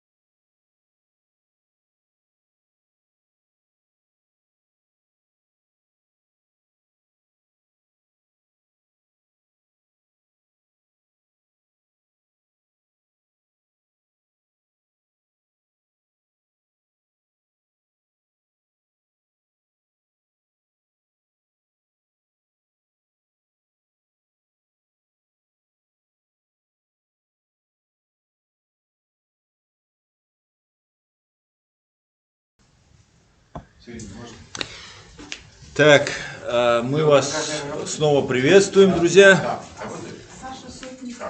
Сейчас, ну, я думал, сейчас он поднялся наверх, Саша сейчас спустится. Ну, слушайте, ну спустится, мы не будем ждать. Да, у нас время идет.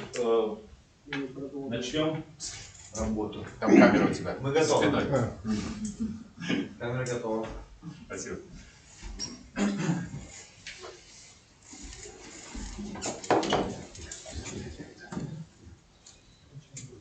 Так, рады видеть вас после перерыва.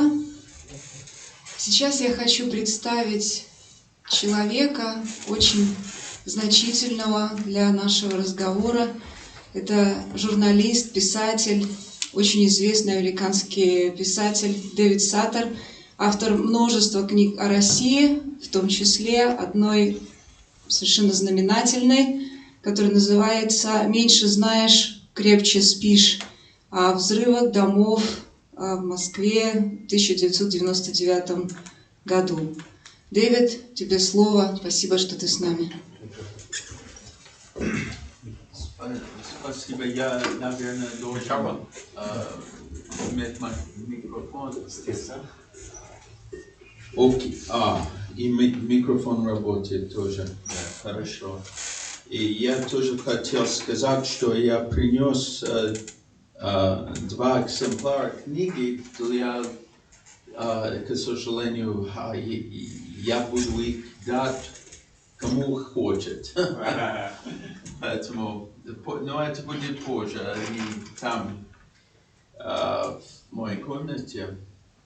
Хорошо, по поводу отношения Чечни и России. Я хочу начать вспомнить, что мой первый опыт Чечни был фактически через книг Абдурахман Авторханов, который писал о Советском Союзе. Я был молодым корреспондентом тогда в Москве, газете Financial Times, и я очень интересовался логикой этой системы, которая не так очевидна для внешнего наблюдателя, который попадает в этой загадочной стране. И я читал Авторханова с большим интересом, и люди тогда мне сказали, указывали на факт, что он чеченец. Тогда я не так много знал об этом малочисленном народе. Но они это сказали с восхищением и с идеей, что именно чеченец и историк, естественно, аналитик мог знать много чего и видеть много чего, которые другие фактически не видели. Но Авторханов, у него был, и это было до начала Первой войны, он сказал, что судьба Чечни тесно связана с судьбой России, что он предупредил против тогда каких-то необдуманных актов в этих годах, и он выглядел консервативным тогда. Но его основная идея, что все-таки демократизация России и свобода Чечни, они взаимно связаны, это, я думаю, было правильно. Потому что мы видели, что недемократическая Россия всегда использовала Чечни, чтобы решить внутренние проблемы, и вообще организовал ситуацию, где война стал инструмент внутренней политики России. Первая война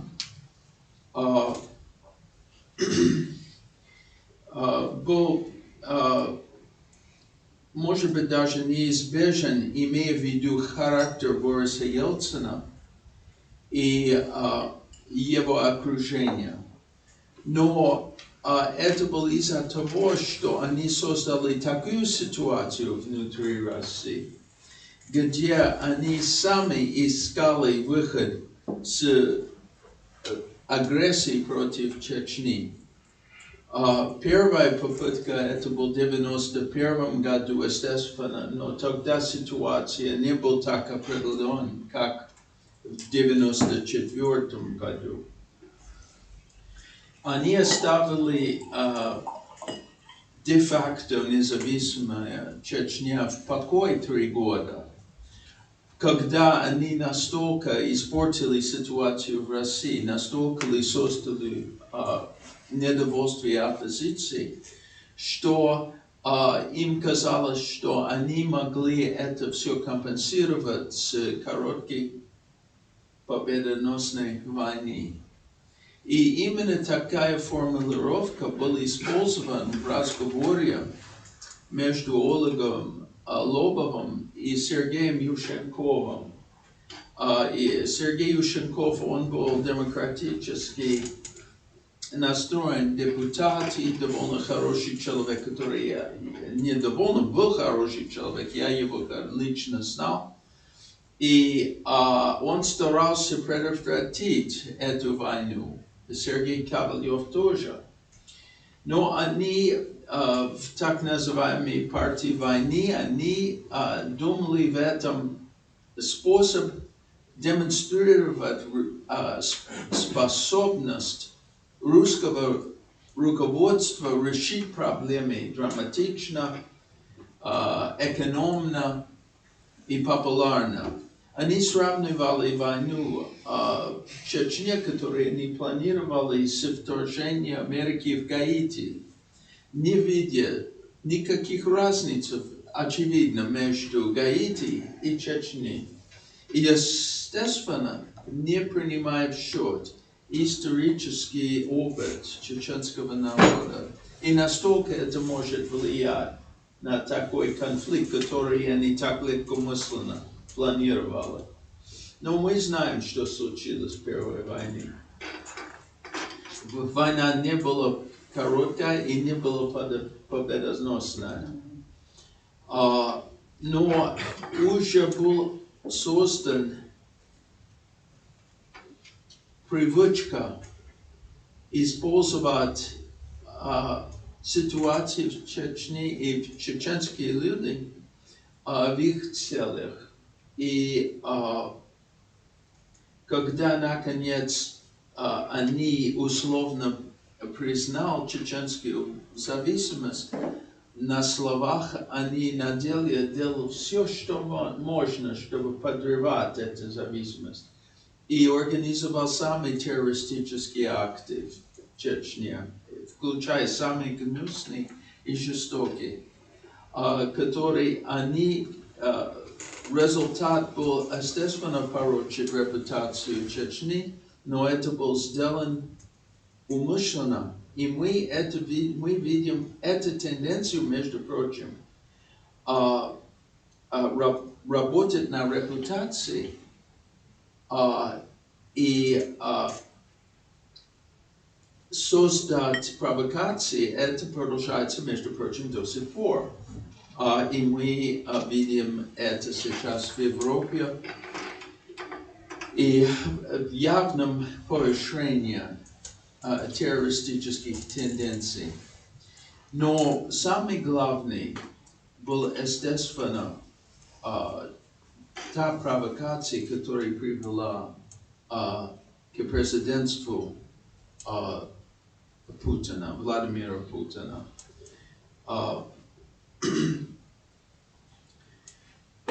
Фактически процент одобрения Ельцина в 1999 году был 2%. Это уже социологи говорят, что в любом опросе 6% тех, которые отвечают, не понимают вопрос. Поэтому это создает определенные сомнения, если был даже один человек в России тогда, в 1999 году, который поддерживал Ельцин. тот же самый рейтинг был для его примера Владимира Путина, человек, который никто не знал, это был человек из ФСБ, без политического опыта, без явного харизма, без всего, который плохо выступил, не мог вообще общаться с людьми или четко формулировать что-то. Он стал чуть-чуть лучше, но не очень. Но в самом деле Чечня уже был первая мысль, как использовать Чечня, чтобы продвинуть эту Путин власть и обеспечивать безопасность Ельцина и его семьи. Поэтому судьба тысячи людей, их жизни зависели от их интригах внутренних, их довольно дешевых и абсолютно дешевых, между прочим, и корыстных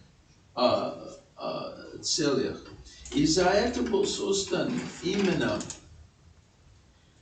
план, чтобы начать новую войну.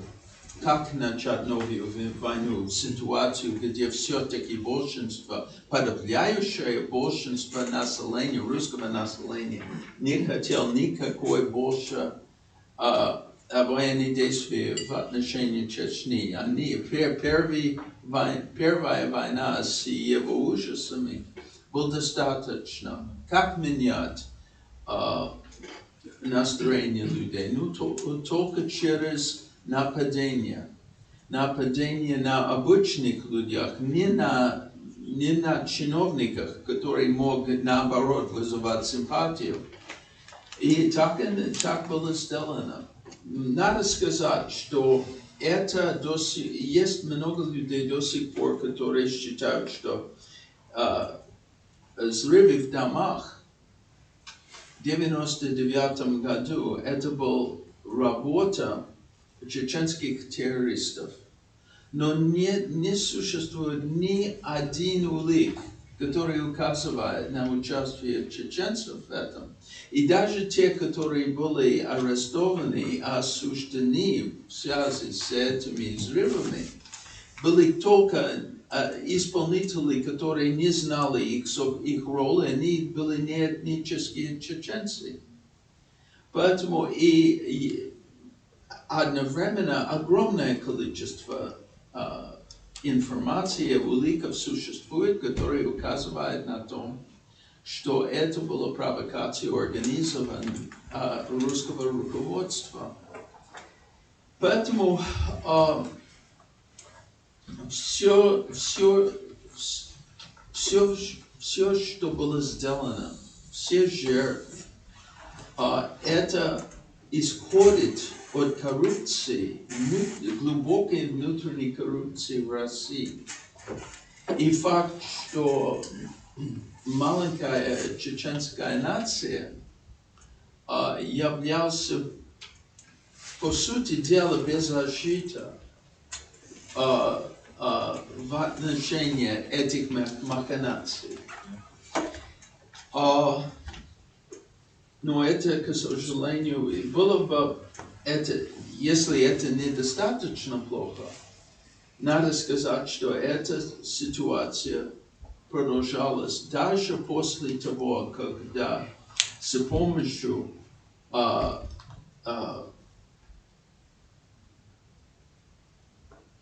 чеченцев, которые фактически решили, что им все равно вопрос национального определения, и им важно просто власть, деньги и умение тиранизировать всех других. Это привычка использовать чеченцев как козлы отпущения и как символ террора и преступления, это продолжалось. Я хорошо знал Бориса Немцова, который был убит, как мы знаем, в 2015 году. И он там был, как мы знаем, судили несколько, я думаю, 5 чеченцев, как убийцы. Но это только эту ситуацию с Немцовым и его убийство Немцова, это только подтвердилось тенденцией использовать бандитов, чеченских бандитов, криминалов, как чтобы отвлечь внимание от настоящих убийц, которые находятся в президентской администрации и Федеральная служба охраны. Начал уже раньше такая практика в политическом криминалитете в России. Создать банд, который может следить за человеком, собирать информацию о нем, быть на виду, чтобы другие люди могут его... И эти люди обычно не знают, зачем они это делают. Их нанимают. И потом настоящие убийцы, они убивают. Это так был с банкир Козлов, Андрей Козлов, я думаю. Андрей Козлов. Да. Так был с Анной Политковской. Так было с Борисом Немцовым. И те, которые они любят использовать для этого, это именно чеченцы. И это не случайно, потому что они уже создали в народе идею, что чеченцы, они убийцы, они бандиты. И поэтому, когда они проявляют или представляют информацию, которая, видимо, их инкриминирует, люди далеко не докопают. Но это имеет довольно далеко идущие последствия для репутации народа и еще больше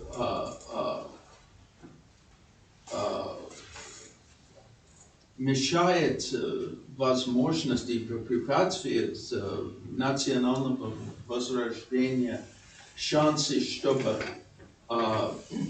организовать Чечню как нормальную европейскую страну и завоевать поддержку тоже международную. Поэтому в этой ситуации что делать, если мы сейчас собираемся говорить не только о прошлом, но что делать в будущем? Прежде, как я сказал уже неоднократно, самое главное ложное обвинение в адрес чеченцев это был взрыв домов. И факт, что это был провокацией, и чеченцы фактически были жертвой этой ужасной провокации. И убийство невинных русских людей, которые были убиты в их домах, когда они спали, это не было дело чеченцев, даже не дело чеченских террористов, которые работали для России. Это было чисто дело Федеральной службы безопасности, которые это организовали. И стоит для чеченской общины этот факт огласить и не перестать это объяснить миру. Кроме всего прочего, их другие тактики должны быть обнародованы. И мы уже сегодня немножко об этом слышали по поводу тех, которые здесь поощряют экстремизм. Это экстремизм, который уже втором поколении чеченцев в Европе, который существует в определенных кругах. Это существует у всех, особенно эмигрантов из мусульманских стран в Восточной Европе, Западной Европе, которые имеют проблемы себя определить, найти себя в новом обществе и чувствуют определенное отчуждение. Это не вопрос только чеченцев, это это общая проблема, которая, безусловно, требует разрешения, но важно, что люди видели, что это больше всего вопрос для чеченской общины, который хочет отрекаться от такого поведения и вообще не экстремистски и не имеет экстремистских традиций. Поэтому, скорее всего, это задача информации, и было бы неплохо, если те, которые сейчас стараются защитить идею чеченского государственности, тоже поняли, что они должны работать для демократии в России. Во время Советского Союза было движение для еврейской эмиграции, который получил довольно широкие огласки, но они активно участвовали в движении для демократизации страны, которую они хотели покинуть. С идеей, что их судьба и судьба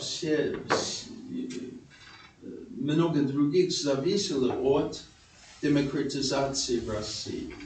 Поэтому все культурные мероприятия должны быть тоже на это направлены, на реставрацию исторической правды, для поддержки демократических тенденций в России, как они есть и когда они появляются, и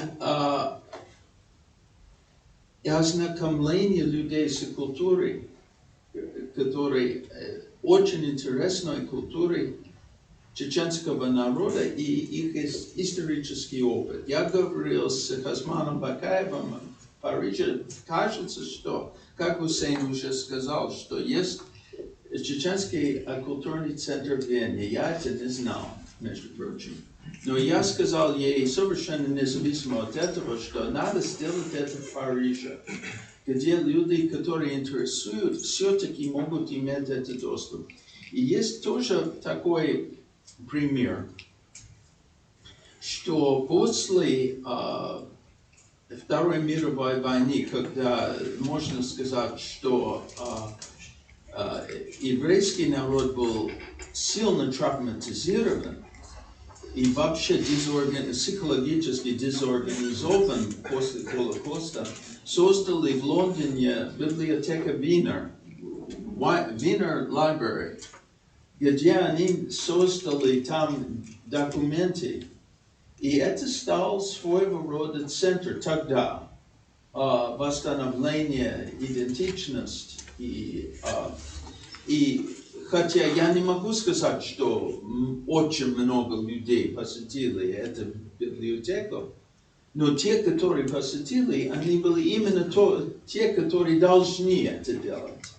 И которые были способны просто распространить информацию и ознакомить других людей с фактами. Ну, Вена, Париж, Гамбург, где существуют значительные общины. Это, мне кажется, должен быть один из целей. И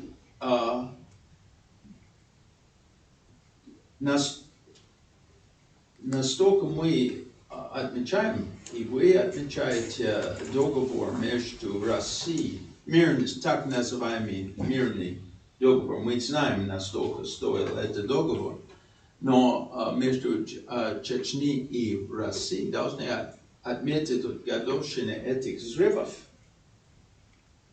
Каждый год с объяснением, что случилось в самом деле. Потому как,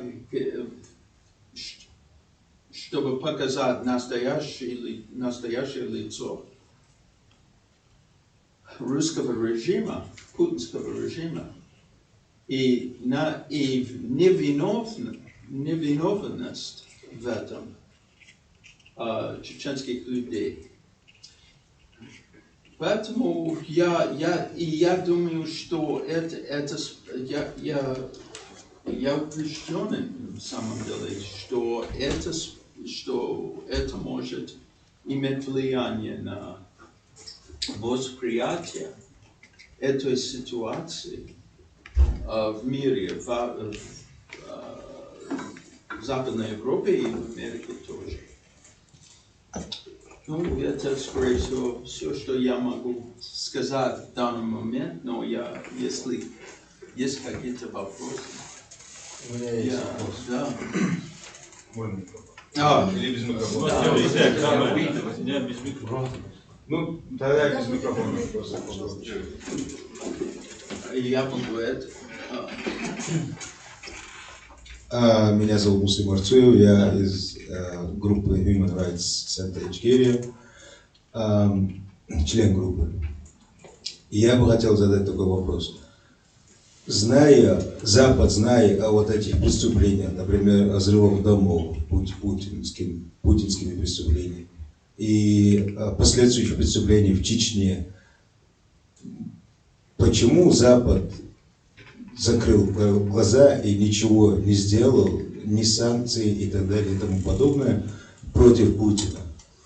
Например, наоборот, стал с ним дружить, общаться, его приветствовать, видеть демократию в глазах Путина, или после ухода со своего поста, например, как Герхард Шрёдер, начали сразу работать в «Газпроме». В чем, вот, ваше мнение, в чем причина?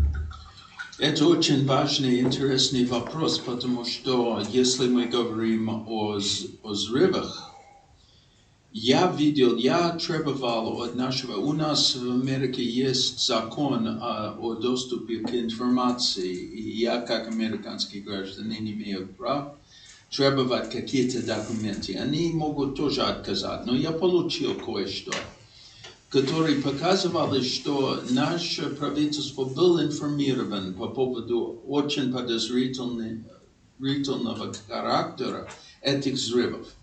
Они умышленно решили ничего не сказать. Почему это так? Ну, сейчас мы говорим на уровне государства.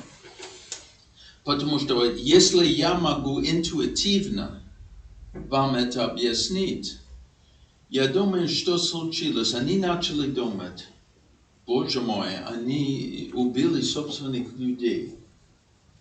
Если мы будем об этом говорить, это будет дестабилизировать ситуацию в России. Россия имеет ядерное оружие. Там может быть так совершенно непредсказуемая ситуация. Вообще лучше об этом ни слова не сказать и даже об этом не думать. И я уверен, что те, которые планировали эти акты, они именно на эту реакцию рассчитывали. Но я сейчас уже даю самые положительные объяснения их мотивировки, потому что есть тоже факт, что из-за их некомпетентности они 8 лет говорили, что Ельцин это как-то эталон демократии. И не исключено, что кроме всего прочего, они не хотели разоблачить собственную глупость. Но результат, что они был далеко идущий, потому что они не только не протестовали, когда это случилось, не задали нужные вопросы, но сами забыли. И даже и вся бюрократия начала функционировать, как будто бы это не случилось.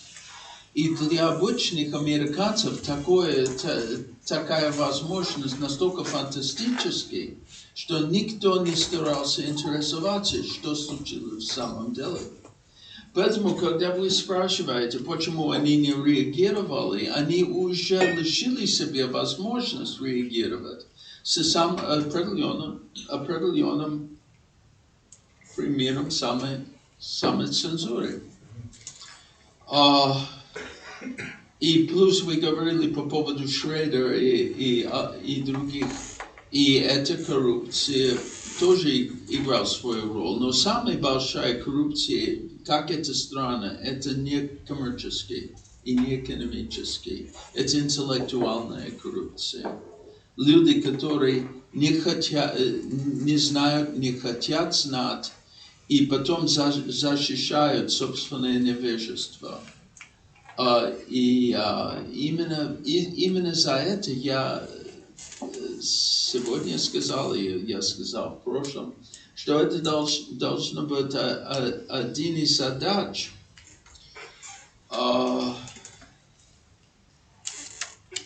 чеченского национального движения за рубежом, который сейчас, чтобы огласить эти факты. Потому что пассивность играет на руку путинского режима. И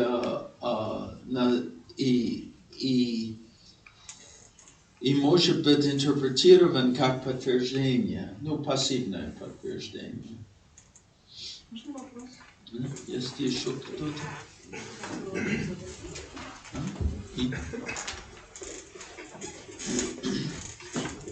Дэвид, вот я надеюсь, что сейчас у нас будет связь с Полом Гоблом. И я хочу напомнить всем, что в 2000 году Пол Гобл организовал на «Голосе Америки» пресс-конференцию, большую достаточно, где было много журналистов.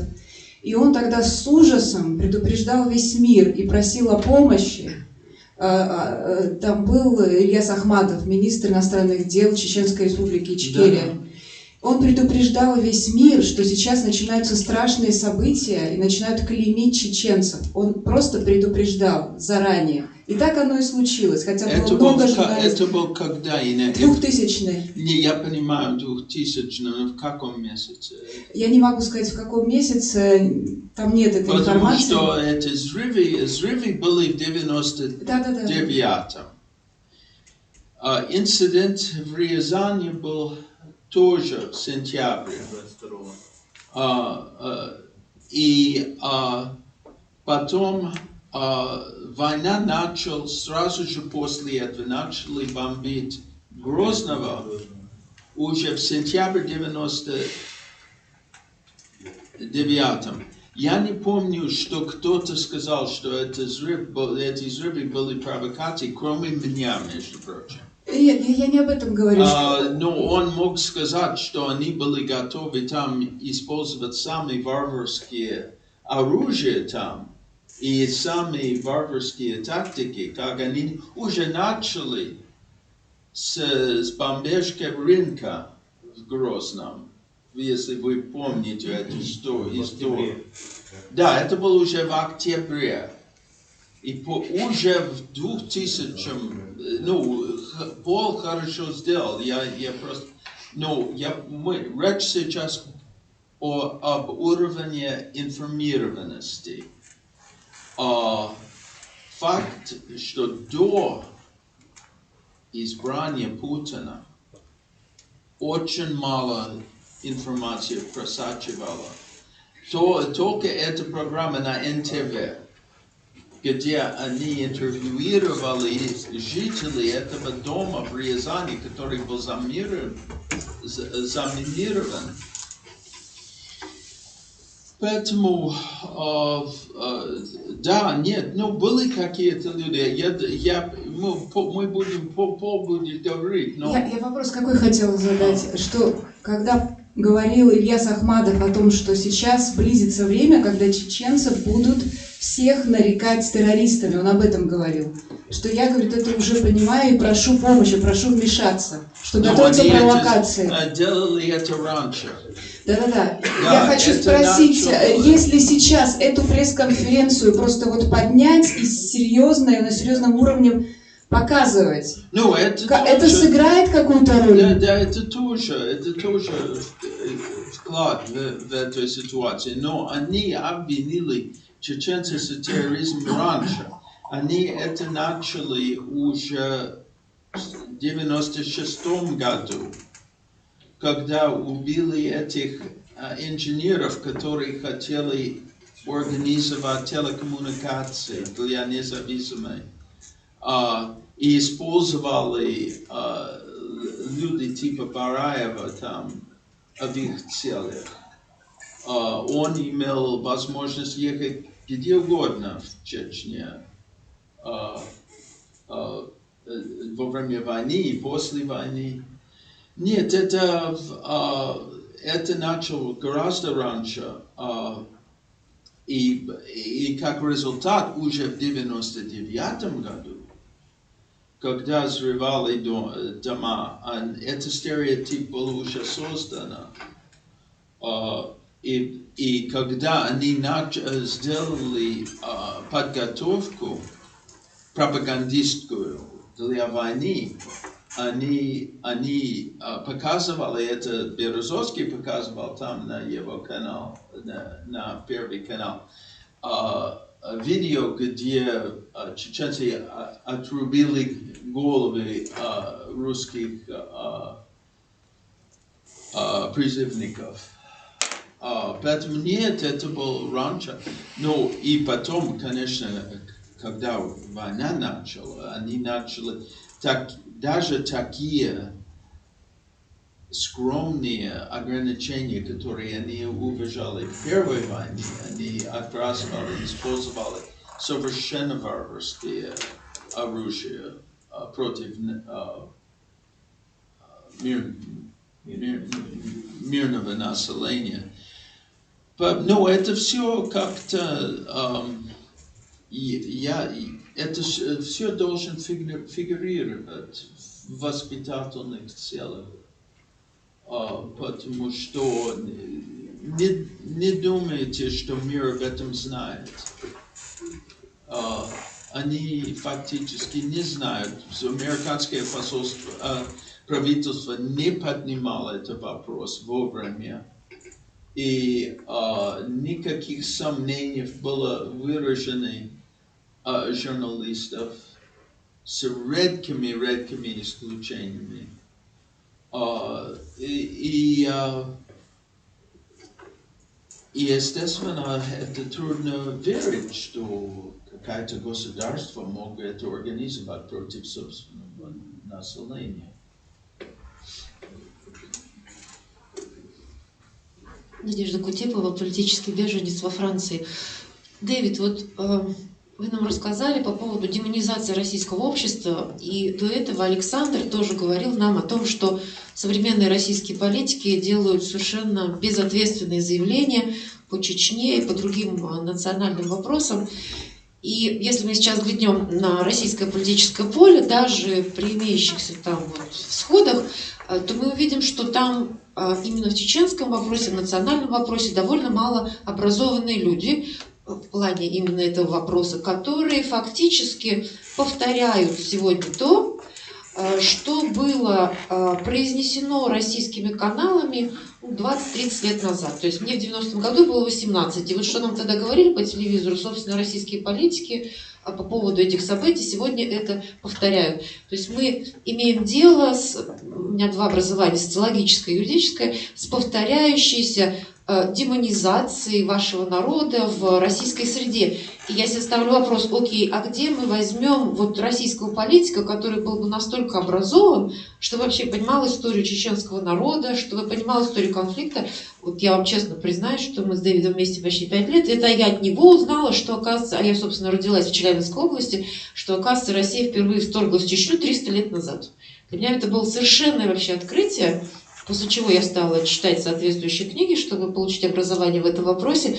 Вот каким образом российские политики, российское общество может дедуманизироваться, потому что я так понимаю, что они сами это сделать не могут, и вот каким образом, может быть, вот росткам гражданского общества в Европе следует работать с, ну, я не знаю кем, да, где эти точки роста в российском обществе, которые могли бы впоследствии, так сказать, вырасти в новых политиков с правильными и не то что с правильными, а, так сказать, с новыми взглядами на вот это вот все. Потому что сегодня, ну вот вы уже сказали, что наши собственные дети не знают.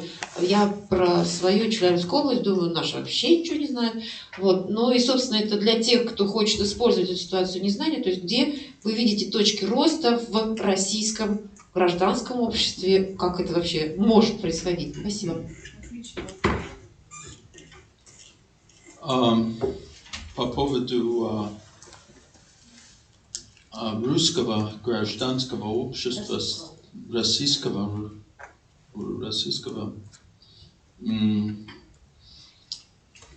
надо иметь в виду, что большая часть русской интеллигенции сейчас живет за границей. Но они сохраняют контакт именно с их друзьями, с семьями внутри России. Ситуация, конечно, не очень радостная, но все-таки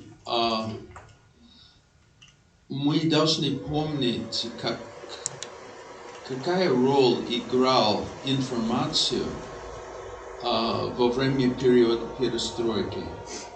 Настолько именно правда об истории освободила людей. И поэтому нельзя игнорировать потенциальное влияние правдивых исторических фактов. В данной ситуации возможности внутри России, те люди, которые могут как-то провозгласить правильную версию истории, они не так много. Но они все-таки существуют, и над этим надо работать. И надеяться, что диаспора, как чеченская диаспора, русская диаспора, украинская диаспора, они все могут как-то влиять на эту ситуацию. Рано или поздно Чечня не может восстановиться без признания России, легитимность национальных амбиций чеченского народа, и Россия не будет это признать до того, когда они знают правду о событиях, которые привело к восхождению Путина к власти. Поэтому можно сказать все-таки, что эти срывы были и остаются ключевым вопросом для будущего России, и тоже для будущего Чечни. Без правды об этих событиях Россия не будет демократичной, потому что это было слишком эффективно. Будет уже часть национальной традиции, чтобы власть передает через провокации. Но если не будет демократии в России, как результат этого, вряд ли, что Чечня имеет достаточно возможностей, чтобы создать собственную независимость. Поэтому это взаимно связано. Я задам еще один вопрос. Да, может быть, короткий вопрос. Да, еще. Окей. Я чуть подвинул пол. Да. Ну, Аслан, я просто полагаю на ваше руководство. Очень короткий вопрос. Какова вероятность войны между США и Китаем из-за Тайваня, и какую выгоду может извлечь Путин из этого? Может он извлечь выгоду из этого, или ему это не нужно? Ну, я не являюсь специалистом по поводу Тайваня, и много об этом говорят. Я думаю, что все-таки Путин и его окружение, они не очень, по сравнению с другими, мой анализ ситуации, что они не особенно стремятся, например, захватить Прибалтики, где они имеют стратегическое преимущество. Просто потому, что если фактор, который анимировал Советский Союз и советское руководство, это была идеология, сейчас мы не имеем дела с идеологическим режимом. И это унифицированный режим, но она анимируется не идеологией, но просто жадность и коррупция маленькой группы. И их намерение сохранить власть навсегда для себя и для их потомков. Поэтому что-то, которое может быть логичным для идеологического режима, ну, освобождение Прибалтики, чтобы они воспользовали все прелести социализма и могли строить коммунизм. Мы не можем это приписывать к этому типу коррумпированного режима, как Путин. Они не будут, по-моему, делать что-то, которое рискует их благосостояние. Это будет опасно только если внутренний кризис их убеждает, что быстрая победа где-то будет их спасти. Поэтому, естественно, Соединенные Штаты и Западный мир должны создать условия, где они знают, что никакая короткая победоносная война не будет. И в этом плане, как мы наши действия в Афганистане, которые я считал абсолютный позор и предательство, ослабит идею, что мы будем защитить, может быть, не Прибалтики, но будем защитить, скажем, Украину в случае нового вторжения там. Но одновременно я надеюсь, что все-таки у нас достаточно здравый смысл в Америке понимать, что защита Тайваня это уже становится очень важным для всего мира, как признак нашей надежности, и мало кого будет на нас рассчитывать, если Китай может захватить Тайвань без американского вмешательства.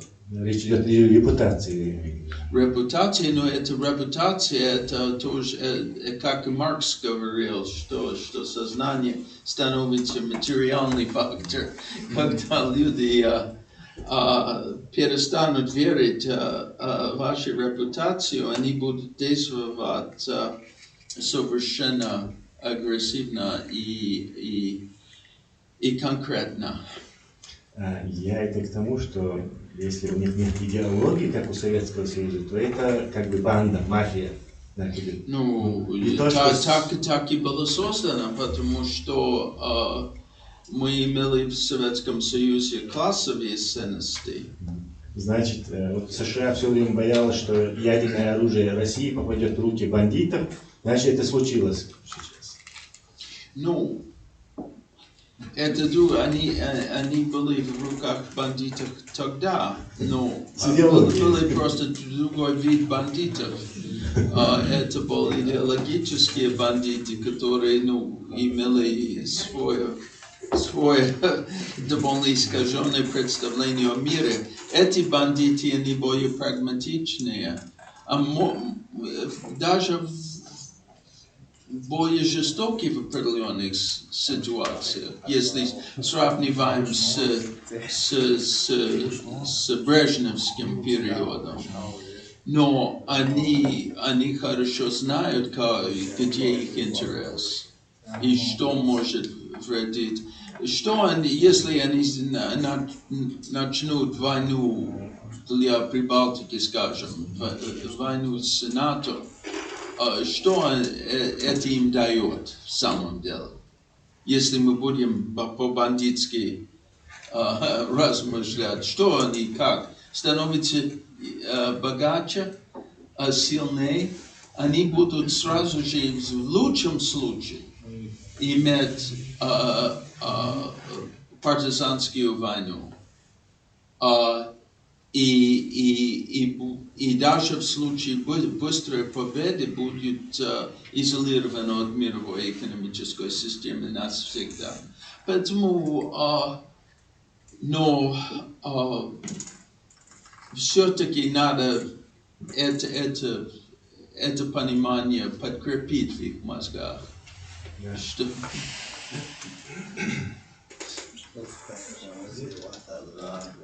Есть у нас еще время? Да, буквально 8 минут еще. Возвращаясь к вопросу, почему западный мир молчал, возможно ли Запад начал после нападения России на Грузию, после аннексии Крыма и части Украины, задумываться о том, что сказал Джохар Дудаев, что Чечня – внутреннее дело России, и придет время, когда Европа станет внутренним делом России.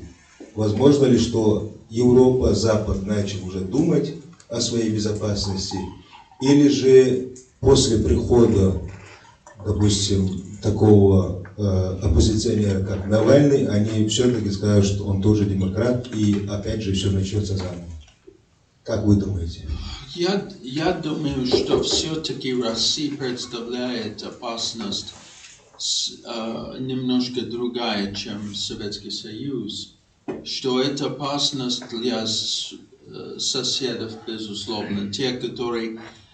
Россия нападает сейчас именно на таких странах, которые уязвимые, которые она считает не могут себя защитить.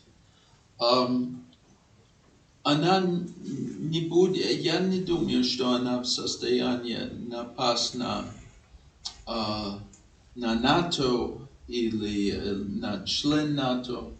Они могли, может быть, уничтожить самолет, который имеет правительство Польши. Это вопрос, я не знаю, между прочим, у меня нет твердое убеждение, что там случилось. Но я это не исключаю. Но просто полномасштабное вторжение в Польшу я бы не ожидал. И они опасны в каком смысле? Я думаю, Дудаев немножко преувеличивал. Я думаю, что они опасны для Украины, безусловно, для Грузии, для Беларуси. И для бывших советских республик, для Чечни, они опасны для западного мира немножко в другом плане, что они могут саботировать, могут в каждой стратегической ситуации, где Запад как-то нуждается в сотрудничестве, скажем, если будет война вокруг Тайваня, они могут играть отрицательную роль.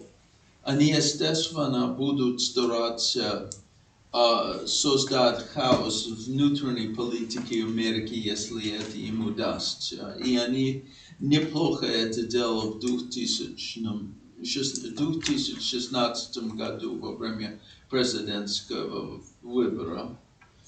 Но чтобы захватить или просто начать полномасштабную войну, они вряд ли это делают, потому что с Западом, потому что победа ничего их не дает, и поражение их грозит все, что самое ценное, это власть, собственность, коррупция, деньги. По крайней мере, как я вижу ситуацию. Спасибо.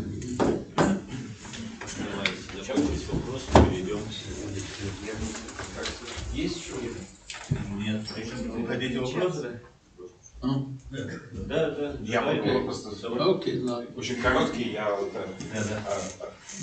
отца. Вопрос такой. Вот то, что ты сейчас сказал насчет того вмешательства в выборы российской агентуры в Соединенных Штатах, да?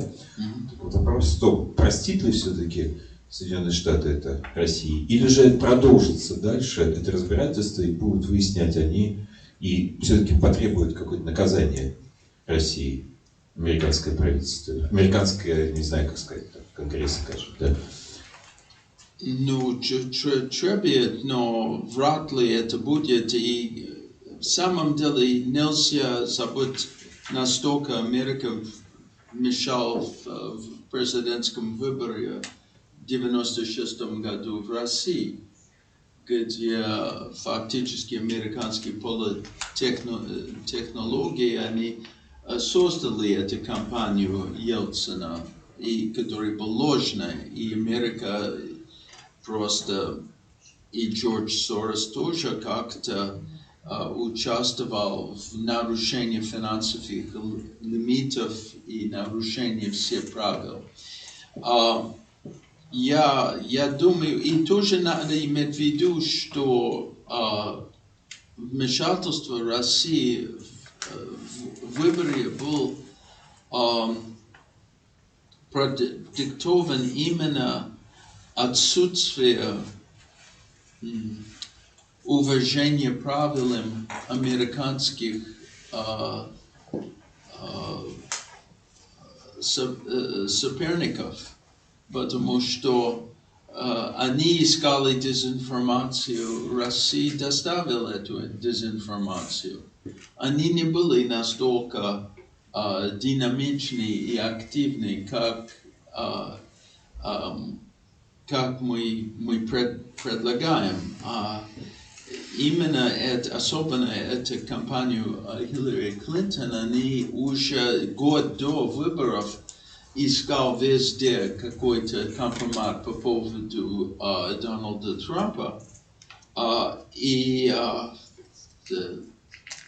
Я думаю, русская разведка просто считала, ну почему нет, если они ищут, почему их не помогать.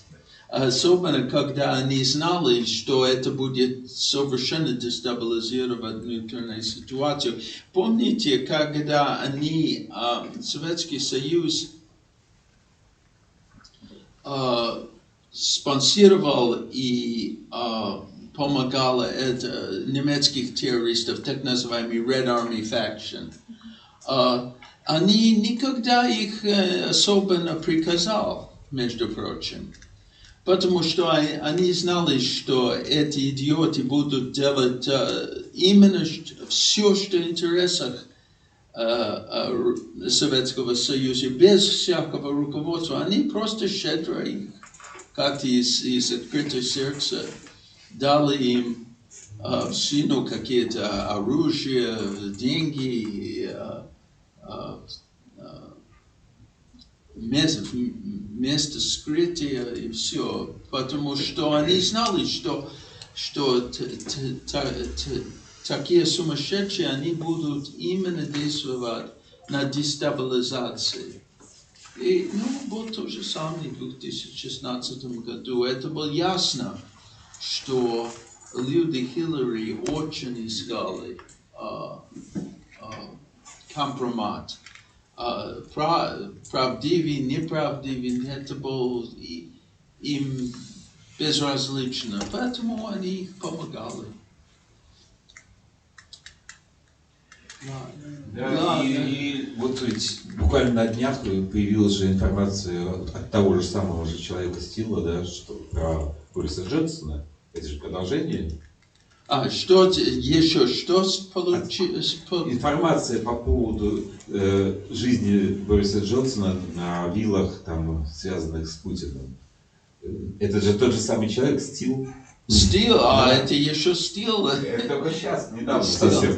Я помню, я был в Лондоне после того, когда это досье было обнародовано, и я сказал, что хотел с ним встретиться с Стилом. Я был первый, я могу хвастаться, если никто не возражает. Не возражает? Я был первый, который сказал, что это досье, это фабрикации, которые сделаны ФСБ. Я читал это ясно, любому нормальному человеку, который знает их язык, их привычки, это как-то не было сомнения, и не требовал большой ум, между прочим. Но я это сказал, я попал там в Лондоне, как это странно, с послом, бывшим послом Андрей Вуд, сэр Андрей Вуд, который был мой хороший друг много лет в Москве, который передал это досье американцам. И он, как это странно, он не хотел, мы были на панель, мы были как сейчас на какой-то конференции, он отказал даже слово сказать об этом. И все в аудитории хотели говорить только об этом. И потом я сказал, хорошо, вы не хотите, но я вынужден ответить на вопросы, я это сделал. Но я сказал, что я хочу говорить со Стилом. И передали, что Стил спрятался, он в страхе за его жизнь. Потом обнародовалось, что именно он платил этих информаторов, потому возникал вопрос, что он спрятался, потому что он кого-то не платил. Или потому что информация такой ошеломляющий, что... Но он делал вид, что это было настолько... Эта информация была настолько фантастической, настолько угрожал мировой безопасности, что он был вынужден спрятаться, чтобы разные киллеры его не нашли. Потом, естественно, во время его отсутствия, так называемый, он, естественно, говорил каждый день с людьми, которые пропагандировал его версию. Он просто спрятал от тех, которые мог дать, особенно от меня, которые могли дать ему какой-то членораздельные вопросы. И, это просто комедия. И потом вы думаете, что Америка может что-то понимать. Нет, это по поводу его последнее разоблачение Бориса Джонсона, я это не видел, но этот человек нельзя доверять. Это напоминает, потом я вас освобождаю от себя, когда был взрыв в заводе бактериологического оружия в Екатеринбурге, тогда это был Свердловск. И я ехал туда, мы старались узнать, что случилось, если это был. Люди сказали, что это был военный завод, и люди умерли от этого. И потом советские газеты, тогда первый секретарь там в Свердловске был Борис Николаевич Ельцин, и играл роль этого, и просто скрытие всех этих фактов. Они писали в Свердловских газетах, что это был случай зараженного мяса. Мясо было заражено с этим сибирской язвой. И я спросил человека, который был очень знающий, советский человек, что он думал, что это утечка из бактериологического завода или зараженное мясо. Он сказал, что я думаю, что они оба были правильно. Поэтому в смысле стиля я могу сказать, что не исключено, что у Бориса Джонсона были какие-то оргии с русскими агентами, и что он все это фабриковал одновременно.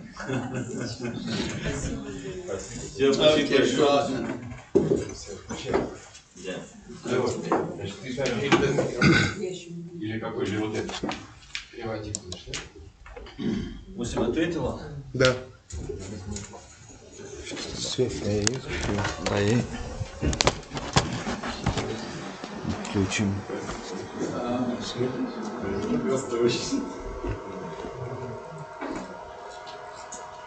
Так, ты знаешь, как его. Да.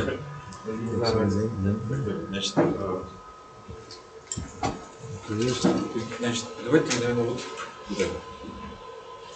Дайте так, чтобы мне... Нет, ту камеру оставь, кстати. Я сниму.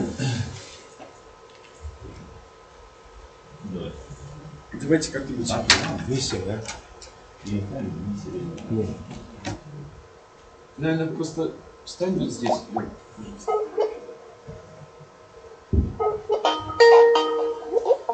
Вот здесь, за камеру. Вот здесь. Так, чтобы тебя видно было. Подними немножко крышку, чтобы видно. Так, да. Слепо вы нас слышите? Вот так. Поближе к осману. Да, вас слушаю очень хорошо.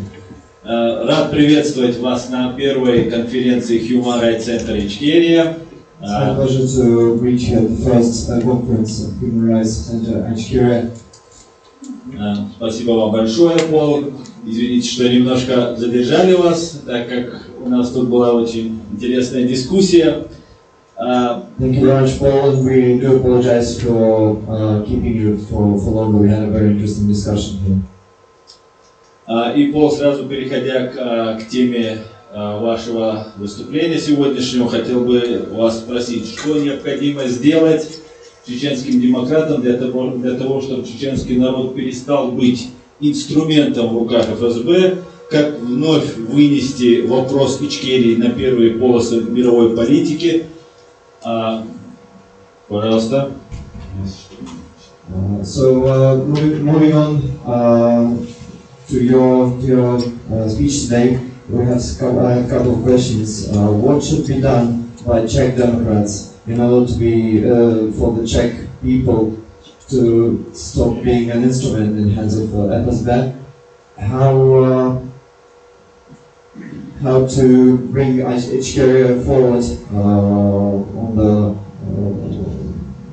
world political scene again? All right, thank you very much. It's a great pleasure to have the chance to participate in this meeting and to speak on what I believe is a very important but often neglected aspect of the Chechen cause. Спасибо большое. Для меня это честь присутствовать на первом таком заседании и участвовать в этом. Спасибо. Any people that has suffered as much as the Chechens have naturally focuses first and foremost on what it says to the world about its sufferings. Любой народ, который испытал нечто подобное, подобные репрессии, которые испытал чеченский народ, в первую очередь пытается рассказать об этом остальным народам. That is entirely understandable and even appropriate. Это абсолютно понятно и даже уместно. But it carries with it a very real risk that should not be ignored. Тем не менее, это несет с собой абсолютно реальный риск, который не должен быть игнорирован. And that risk is this. Этот риск заключается в следующем. Those who focus on what the Chechen people have suffered risk talking only to others who already accept in principle the fact that the Chechens have suffered as much as they have. Те, кто чеченцы, которые рассказывают о том, как они страдали, априори дают остальным принимать тот факт, что этот народ пострадал. And that means that as important as all this documentation and argument is, it often does not reach beyond those who already are inclined to support the Chechen cause.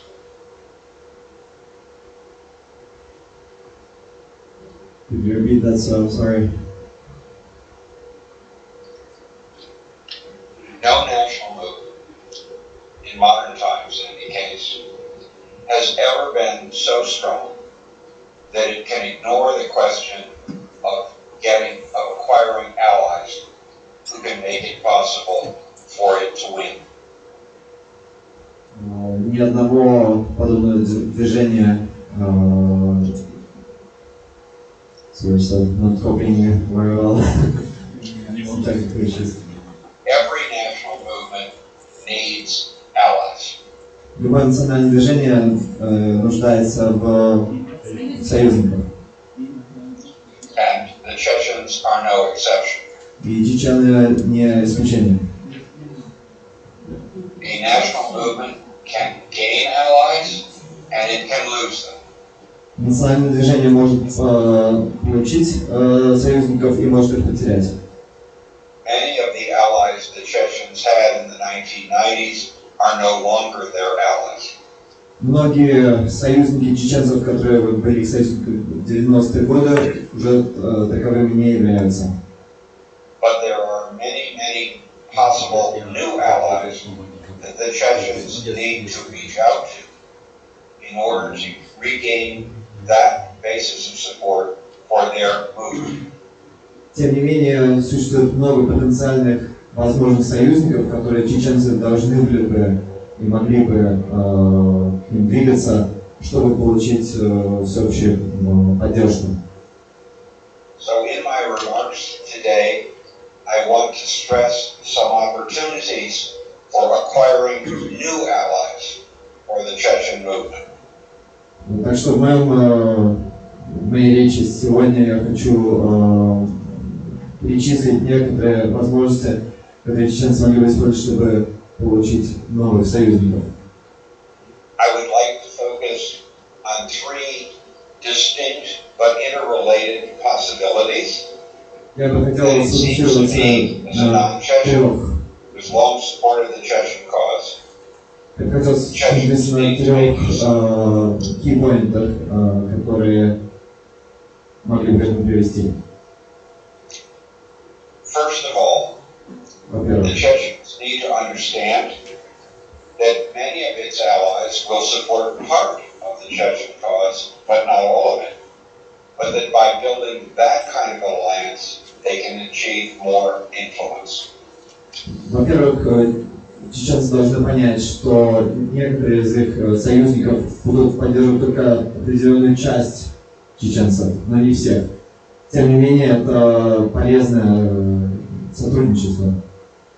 Second, the Chechen Democratic National Cause needs to focus on those countries which right now are doing the most to support other non-Russian peoples in the current borders of the Russian Federation. Во-вторых, чеченские демократы должны бы сфокусировать свое внимание на других не-русских нациях и союзничать с ними в этом всеобщем деле. And third, and this is far and away the most important challenge and the step that can do the most good. И в-третьих, а это самое главное из трех поинтов, и это тот шаг, который принесет наибольший... The Chechen movement must find a Chechen Anne Frank. Чеченское движение должно найти чеченскую Анну Франк. As impressive as all the historical work and investigation, all the documentation that has been done, until a face is put on this movement and its suffering, it will be very difficult to make progress. Несмотря на всю захватывающую документацию и вещественные доказательства, которые чечены могут сейчас принести, пока не будет найдено одно лицо, представляющее это движение, двигаться вперед будет очень затруднительно. The need for the Chechen people to reach out, to build alliances so that they can win their freedom and independence was brought home to me 26 years ago. Нужда чеченского народа в поддержке стала очевидна мне 26 лет тому назад. At that time, People magazine, a publication of the United States, profiled me as a supporter of the Chechen cause. В то время The People magazine назвала меня активистом в поддержку чеченцев. Because they wanted pictures, all magazines do. Так как им нужны были картинки, как и всем журналам. What in Washington might be a useful backdrop for those who support the Chechen cause? Мне пришло в голову, почему Вашингтон не мог бы быть хорошим фоном для того, кто поддерживает чеченцев. There was only one obvious answer. У меня был только один простой ответ. And that was the statue of the great Ukrainian poet Taras Shevchenko. Это была статуя великого украинского поэта Тараса Шевченко, on which is inscribed the words of his poem Two Caucasus. на котором высечена цитата из его поэмы. Because the Ukrainian poet understood nearly 200 years ago that the freedom of Ukraine and the freedom of the North Caucasus were completely interconnected. Потому что более 200 лет назад этот украинский поэт понимал, что свобода Украины и свобода Кавказа пересечены. And when the article appeared in People magazine, there was a picture of me sitting in front of Shevchenko's monument and his poem Two Caucasus. И когда в этом журнале появилась картинка, фотография меня на фоне статуя Шевченко и поэма Two Caucasus.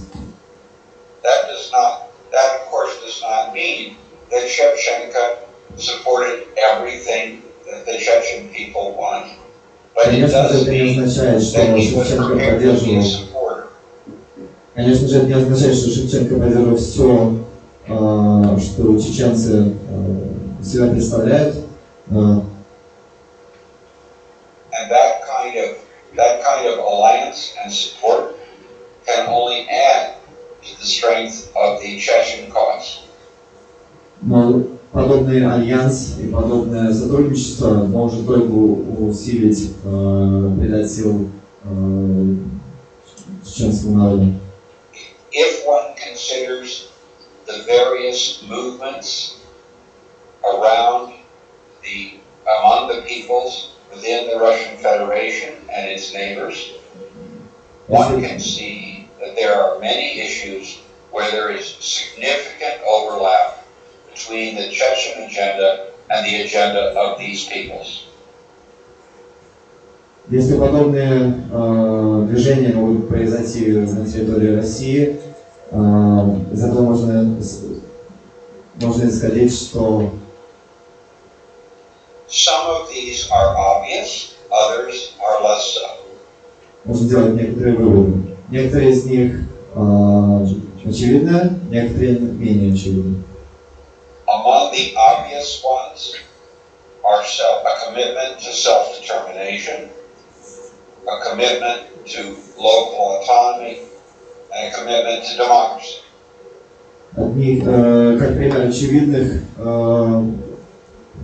очевидностей будет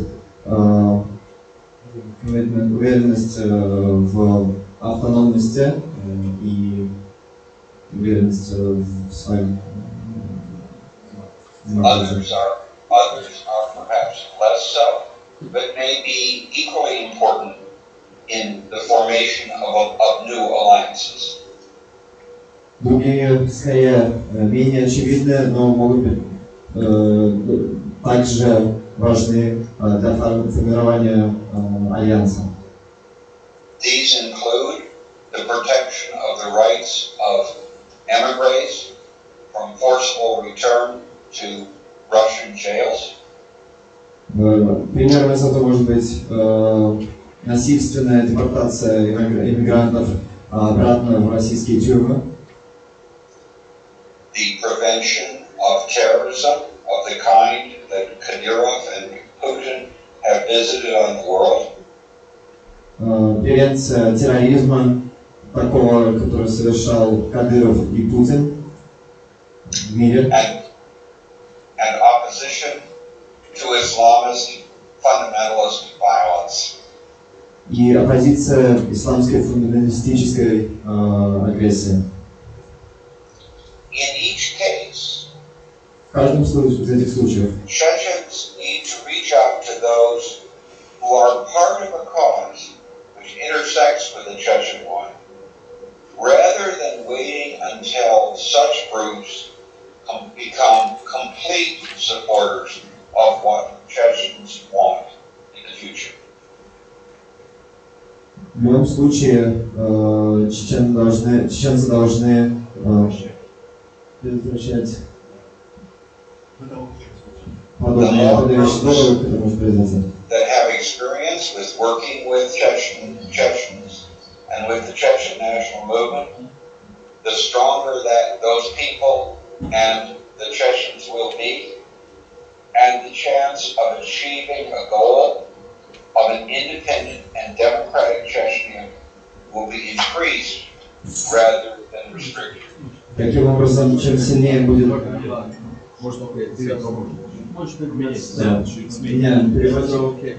Paul? Paul, hi, glad to see you. And I hope you're feeling well. Where do I stand? Here. Hi, can you see me? Yes, I can. Okay, I can see you. Paul, listen, maybe I'll help with the translation. Why don't you go ahead and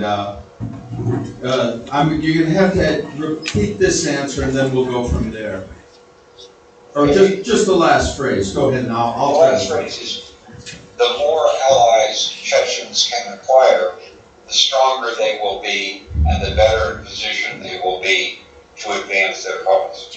Как больше будет союзники, как сильнее чеченцы будут, и они будут более просто расположены, чтобы продвинуть их идею.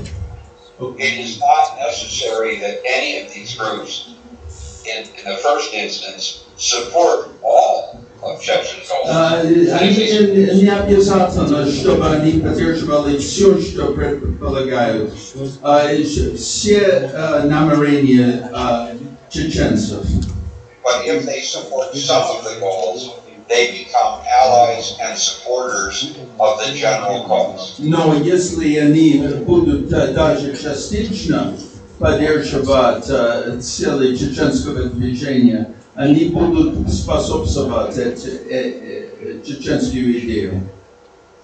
The second point I want to make is that the Chechens need to be very clear about which countries today are the most willing to support the elements of their cause, rather than living in the past and assuming that the supporters they had and may have lost are the only ones worthy of attention. Чеченцы должны быть реалистичны по поводу тех, которые сейчас в будущем будут их поддерживать, и не думать в рамках чего, что было в прошлом.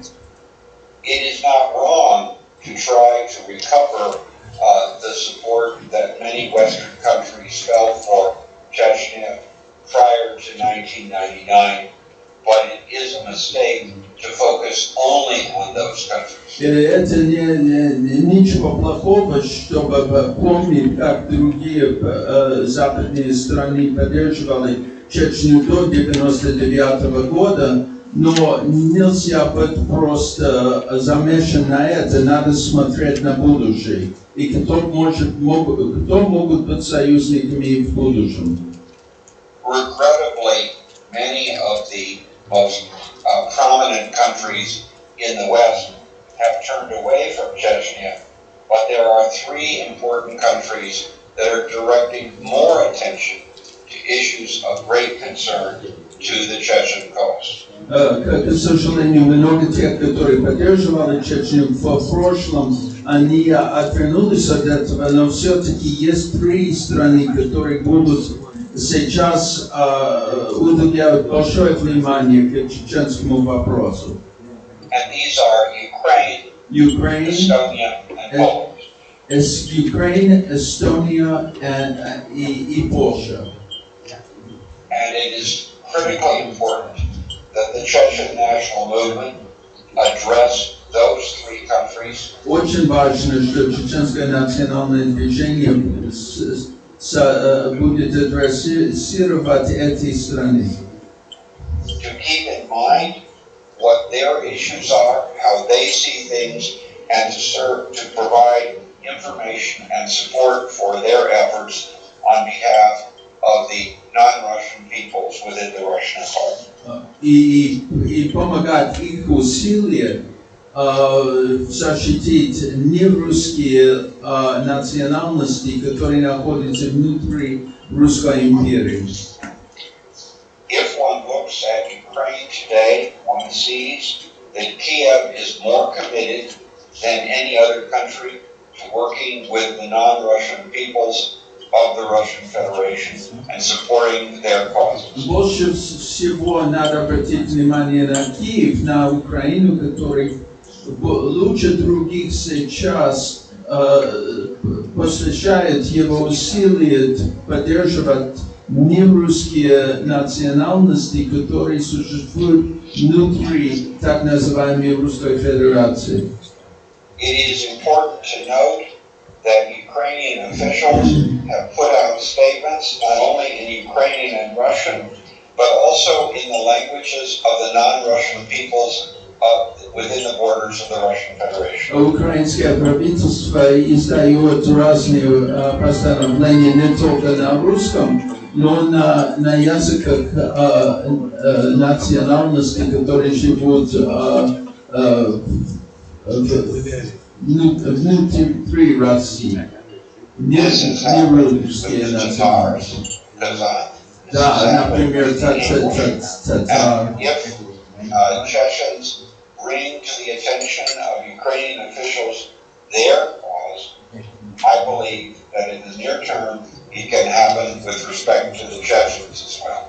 Они публикуют информацию на татарском языке, и если чеченцы будут обратить внимание к украинцам, и Украину, они могут делать то же самое в случае Чечни.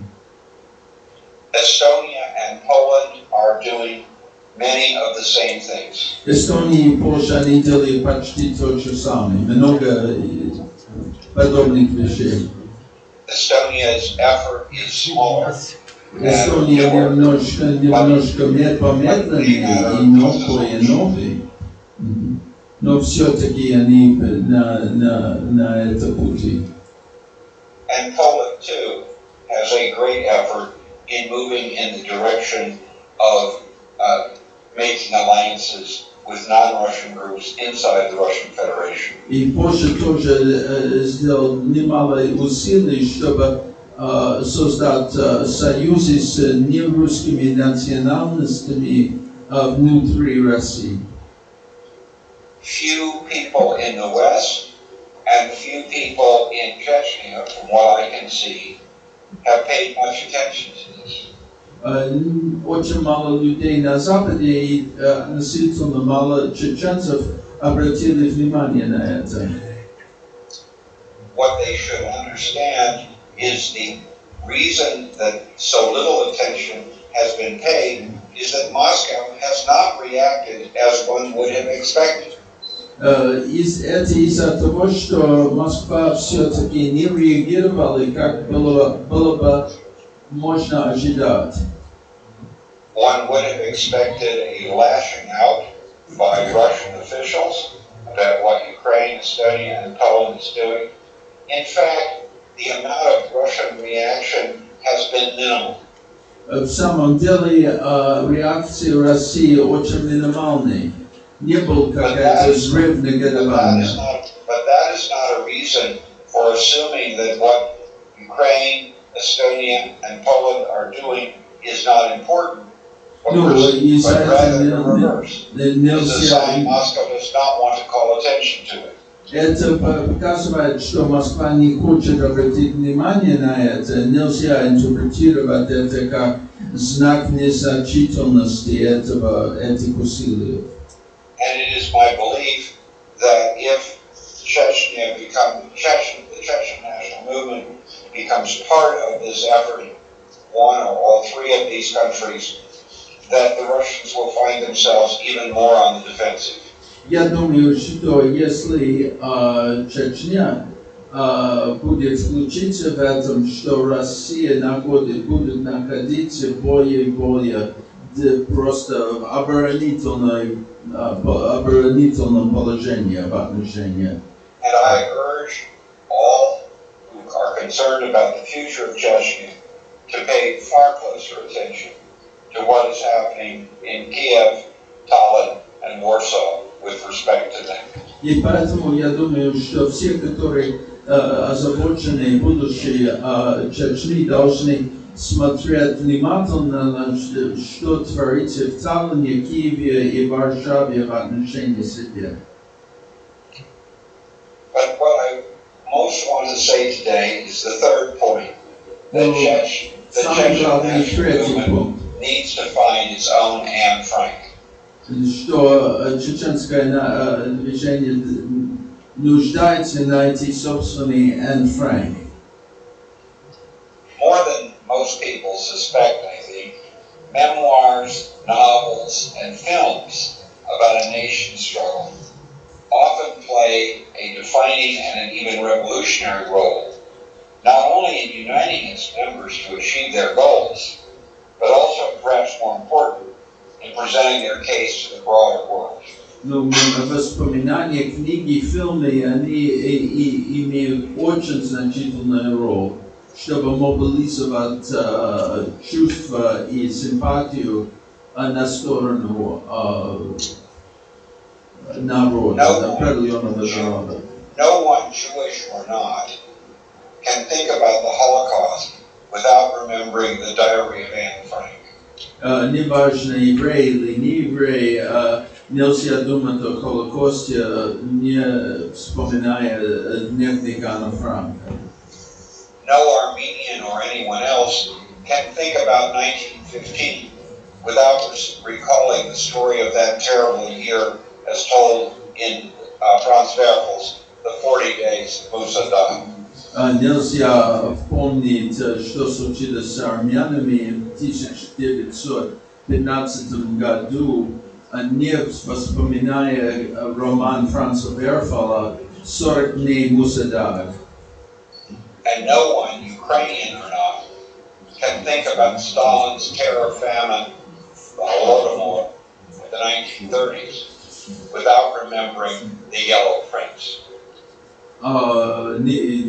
Неважно, если украинец или нет, нельзя помнить Голодомор, не имея в виду Желтый принц. Certainly, most members of the Chechen Democratic Movement know these words. Я думаю, что большинство членов чеченского демократического движения знакомы с этими работами.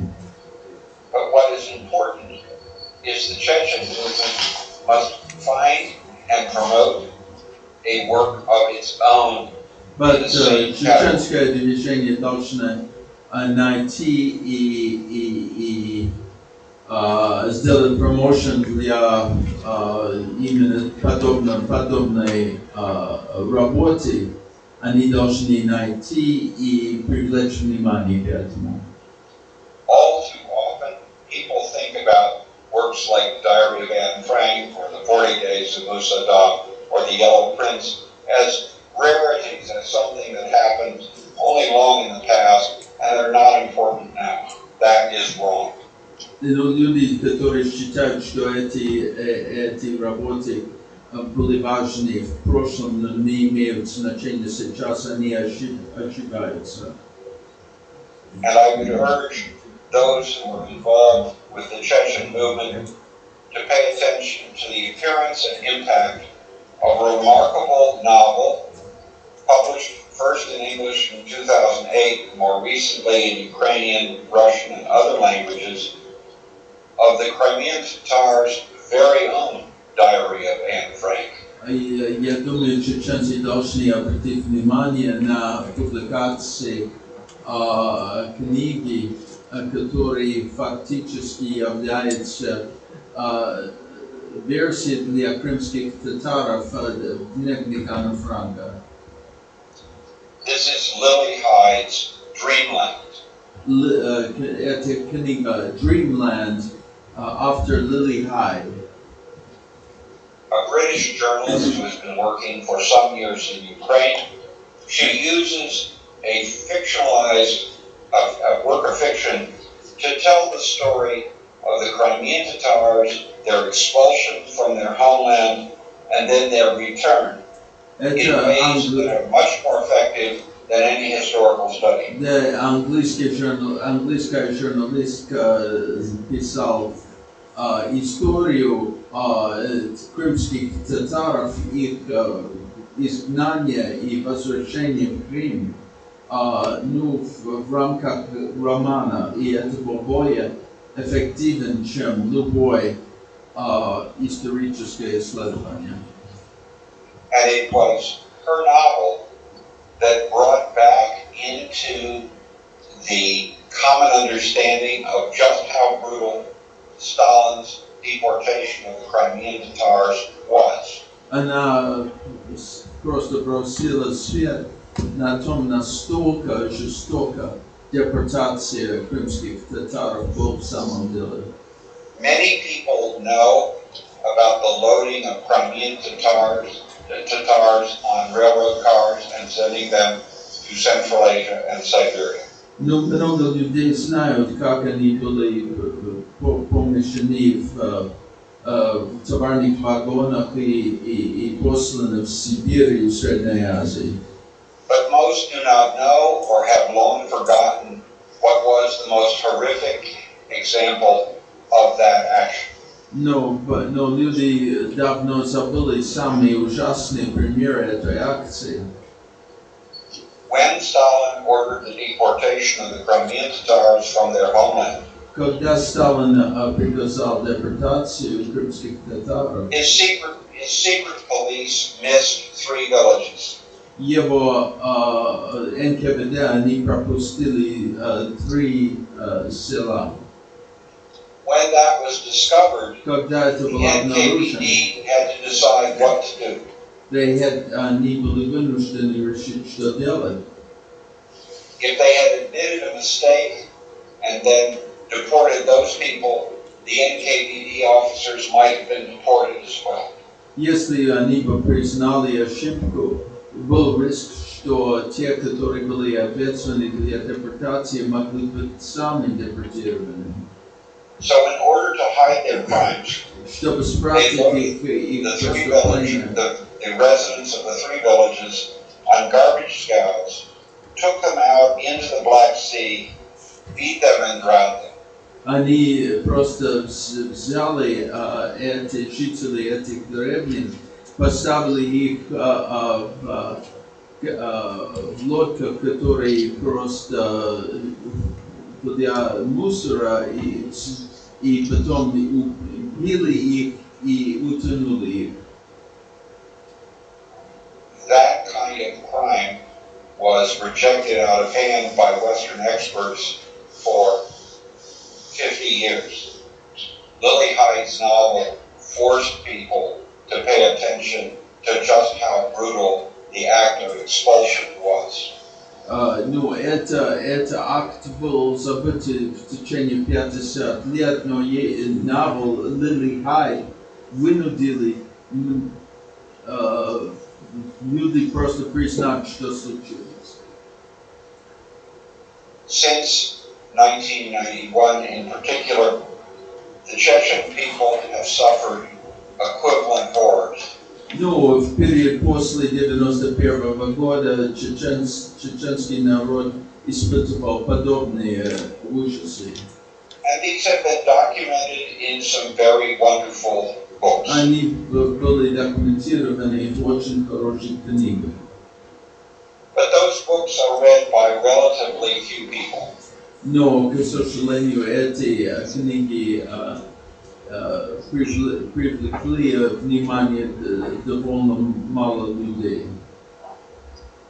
And just like in the case with Lily Hyde's book, a Chechen Anne Frank, either a novel or a memoir, of the horrors that were visited upon and have continued to be visited upon the Chechens, can become a basis for recruiting far more allies than any new study.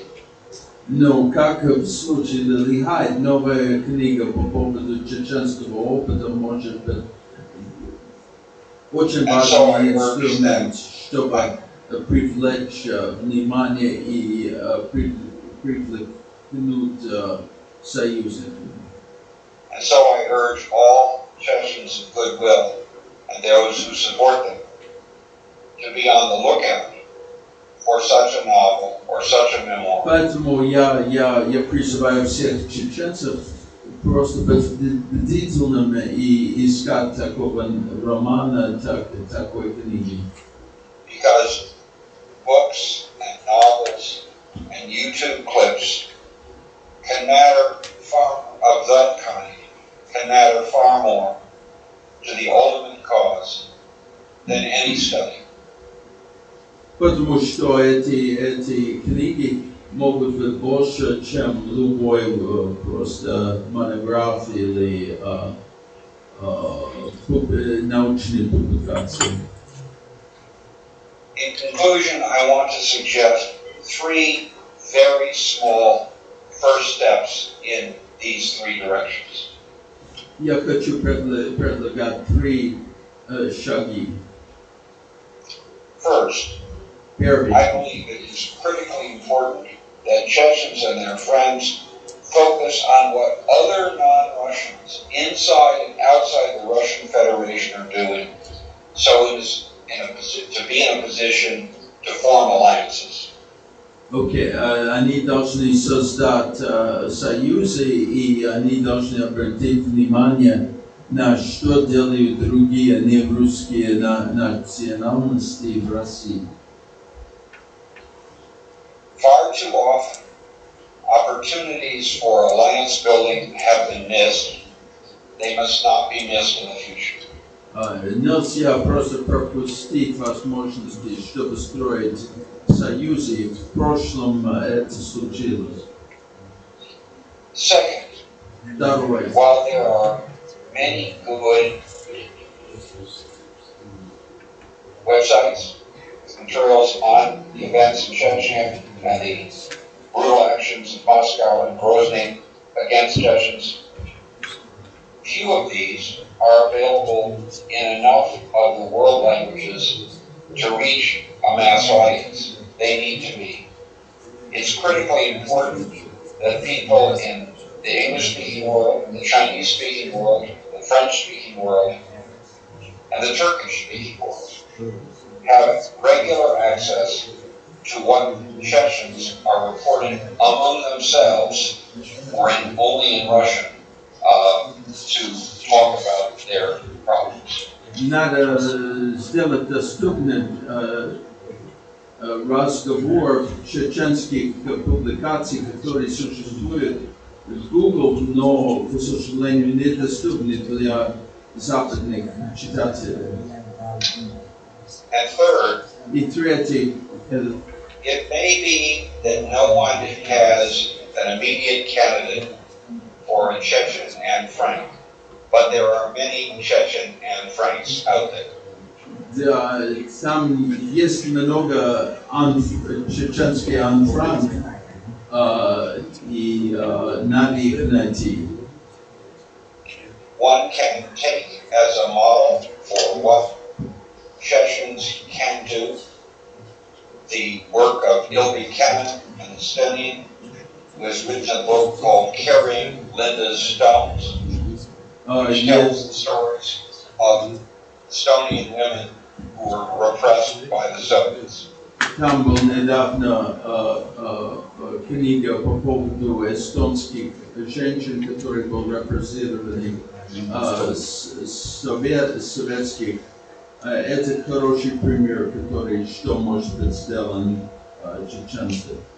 That book has become widely read in U.S. and Western government circles because it puts a human face on what all too many people are inclined to paper over with broad brush treatment.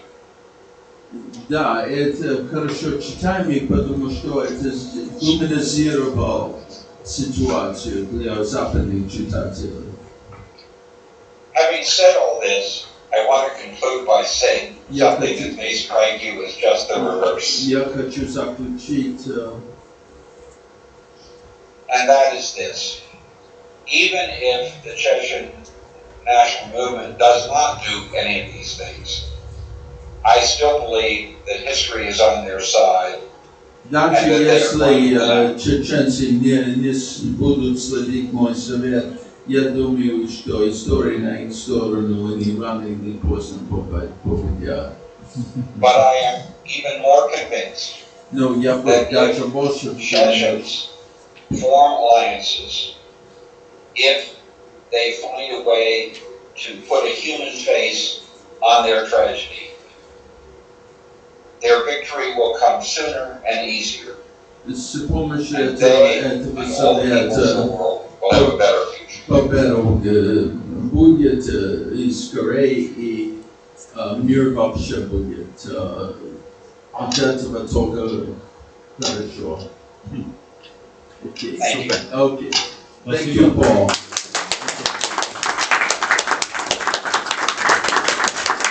Спасибо большое, Пол. Все как обычно, по делу и очень интересно. Спасибо большое. Спасибо вам. Есть вопросы? Можно вам зададим несколько вопросов, Пол? Конечно. Есть вопросы? Да.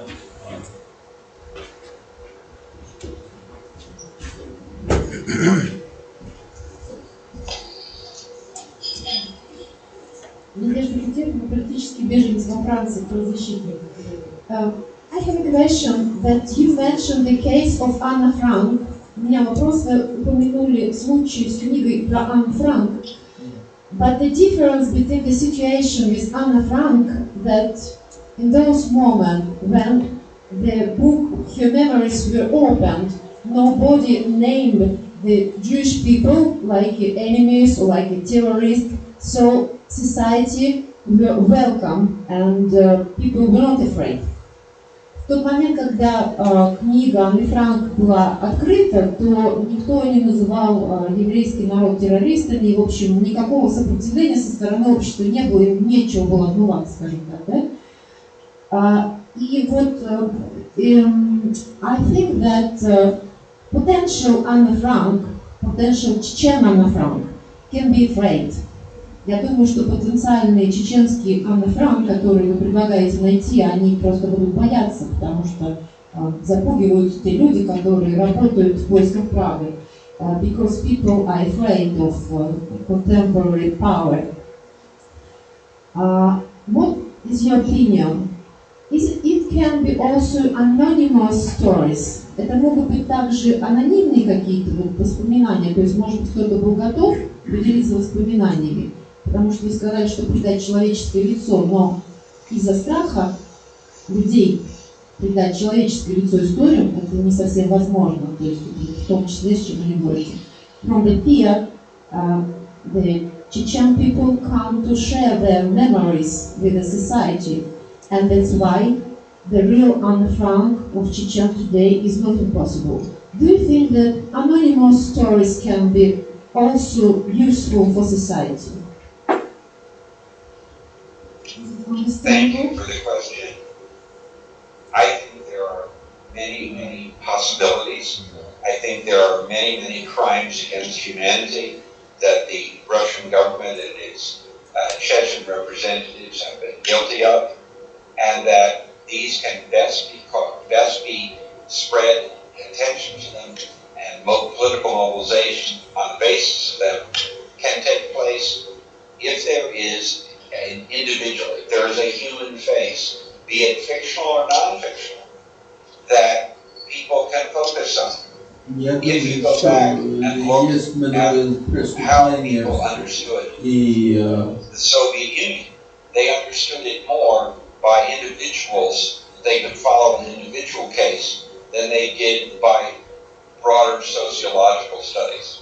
Ну и все-таки это гораздо легче, когда есть какое-то человеческое лицо, которое просто иллюстрирует судьба определенного человека. Есть еще вопросы?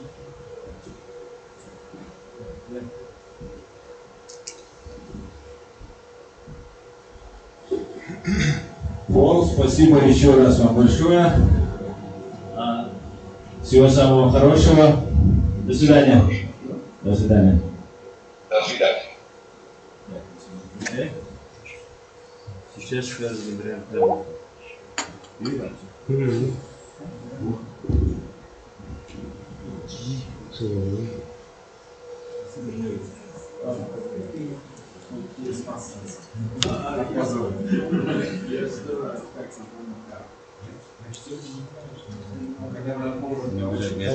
руку. Долгий сугуй. Смогу его извиниться. Сразу ну все, он делает, а их Да,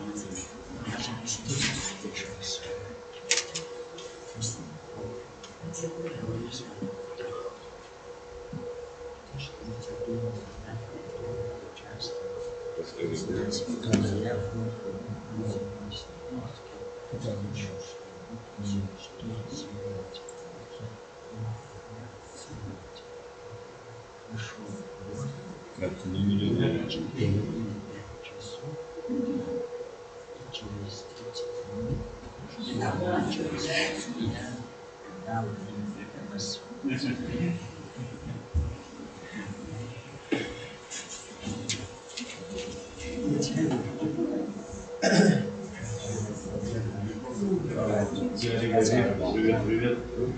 И, пожалуйста, мы сейчас тебе как раз звоним в этот скайп. Брата я звоню.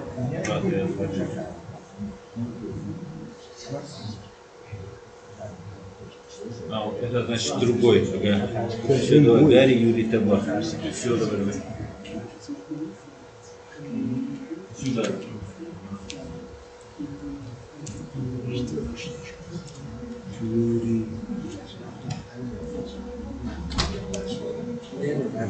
Гарри, Юрий, Табак.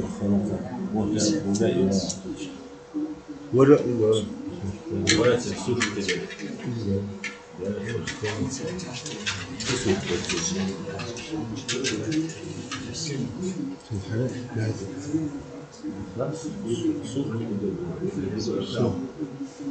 Я звоню. Все, убирай.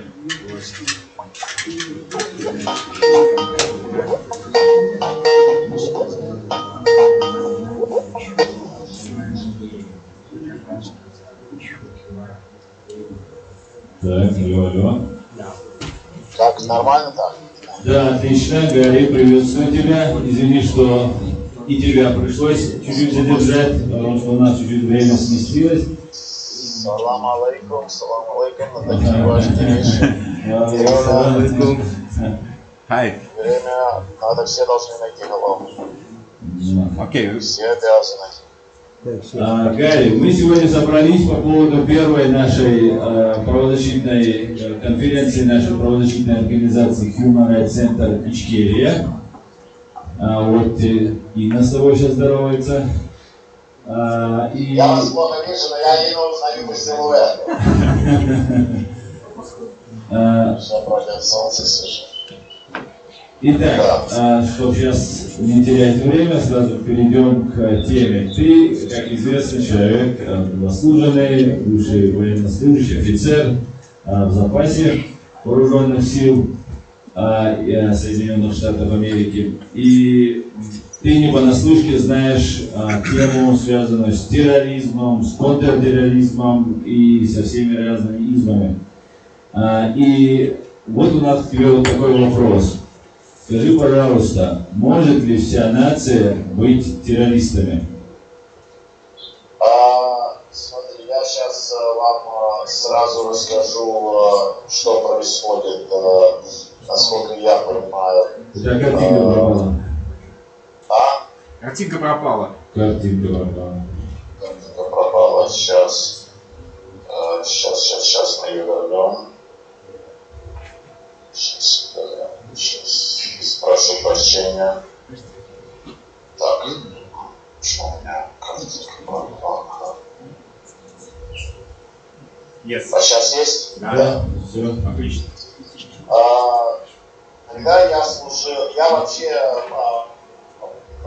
я же был ребенком, когда я уехал из Советского Союза, меня привезли, и когда там мне говорили про кавказцев или еще что-то, кавказцы составляли там азербайджанцы, грузины, я не был уверен, армяне, кавказцы или не кавказцы, но в общем, все вот эти не русские, они как бы были кавказцы. И я знал, что да, там есть 15 национальностей в Советском Союзе, и вот одна национальность не входит, потому что нет своей республики, и вот поэтому мы такие гонимые, это евреи. А так всего 15 национальностей. Но опять же, надо понимать, что я ребенком был, это мое было понятие о национальных вопросах и всего такого. Я первый раз услышал про чеченцев, что есть такая национальность, когда как раз вот я командовал, был командиром антитеррористического центра НАТО в Турции, и я каждый день получал доклады о террористических актах, и то, что мы в НАТО воспринимали как террористические акты. И каждый день говорил там Аль-Каида, это Хазбулла, то Хамас, это Катами Тайгерс, это Красные бригады, то ФРАГ. Но я там спрашивал, окей, ну, ФРАГ террористическая организация, а где она совершила террористическую? В Колумбии.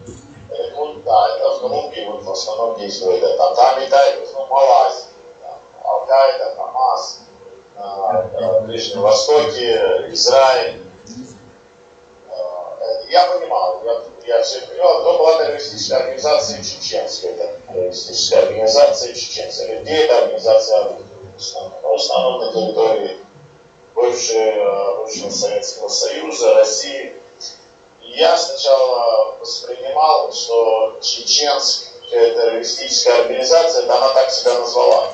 Ну как ФРАГ, как другая, что называет себя колумбийская террористическая организация, российская террористическая организация, палестинская террористическая организация, итальянская террористическая организация. Ни одна организация не имеет названия целой национальности.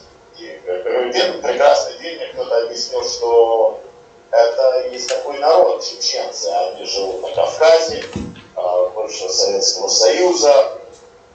Я тогда удивился, потому что я не понял, а как это целая нация, террористическая организация.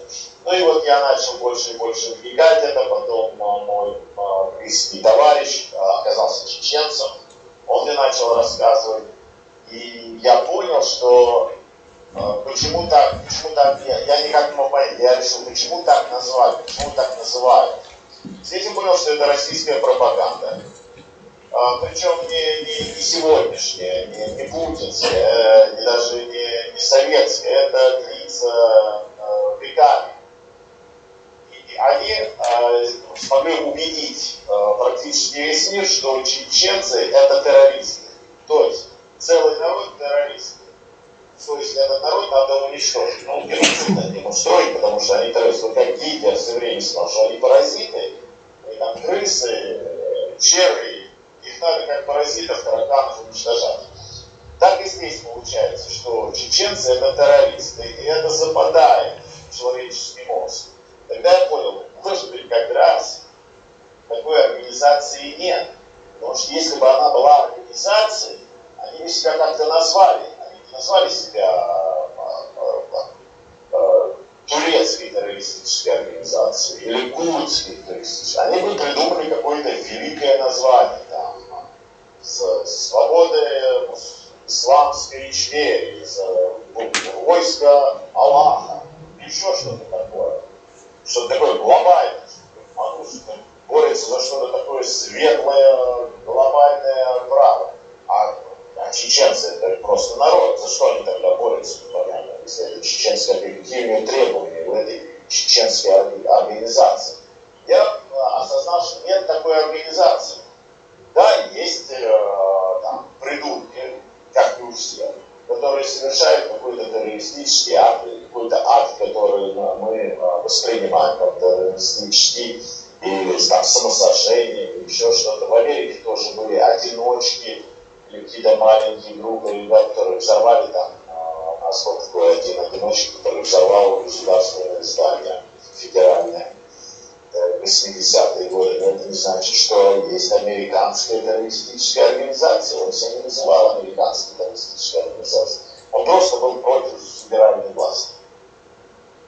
Поэтому я осознал, что есть такая пропаганда. И эта пропаганда действует уже до такой степени, она раскручена, что она действует во всем мире.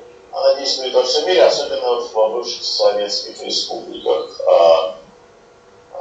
И очень многие на это ведутся.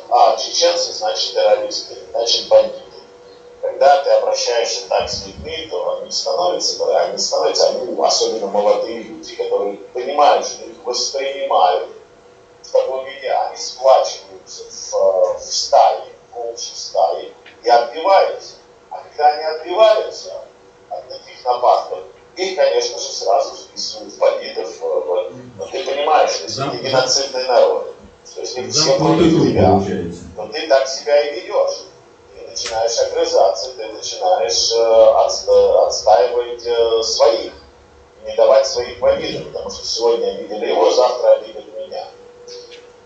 Что и происходит? Допустим, в Украине сегодня группа чеченских ребят попала в списки бандитов, которых надо выдворить из страны. У меня много теорий по этому поводу, там, может быть, они были, склонялись к коррупции, не хотели кому-то платить или еще что-то. Некоторые из них даже воевали за Украину. Почти что все воевали против России. И, конечно же, выдворять их в России, депортировать в России, это криминально, это уму непостижимо.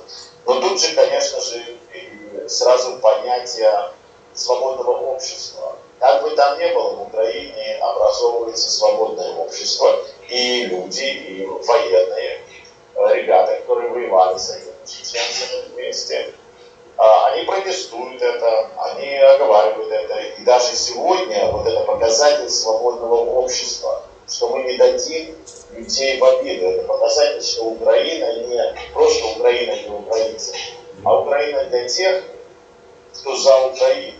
Неважно, какая у тебя религиозная ассоциация или какая у тебя этнические гены. Если ты воевал за Украину, если ты за Украину, значит ты украинец. И в офисе президента Украины сегодня образовался человек, Алена Верницкая, или Верницкая, или Алена Верницкая, которая выступает, говорит, нет, вот этих меньшинств в Украине мы не должны отдать в обиду, мы должны их отстоять. И против этих коррупционеров, против этой пятой колонны. И сегодня идет борьба за вот эту группу чеченских ребят и за группу других кавказцев, которые были включены в списки бандитов, воров в законе, которых надо выдворить. Почему? Потому что эти люди рассчитывали, что если мы туда кинем чеченцев, никто на них внимания не обратит. Тут доказывать ничего не надо. Ведь все же знают, что они террористы и бандиты. А тут нет. Оказались люди, которые хотят быть на правильной стороне истории. Оказались люди, которые сказали, нет, так не будет. Это тест. Это тест. Сегодня чеченцы, а завтра будем мы. Сегодня уже это в истории было много раз. И вот честь и хвала вот этой Алене Верницкой, она в офисе президента Зеленского занимает официальный пост и официально разбирает в защиту тех, на кого направлен удар по этническим соображениям. А по этническим соображениям кто сейчас легче, против кого легче всего? Правильно, чеченцев. Почему? Потому что есть чеченские террористы. А такого в принципе, в сущности такого нет. Нету такой организации, да, чеченские террористы, чеченская террористическая организация. Придумана Россией, придумана давно, раскручена КГБ и используют, к сожалению, людей, которые, Аслан меня поправит, которые называют себя чеченцами. И мне вот сейчас была программа, меня спросили про храмовые деревни, что чеченцы там не пробежали, не простреляли, машины повезли, и там другие русские ребята протестовали, это началась драка.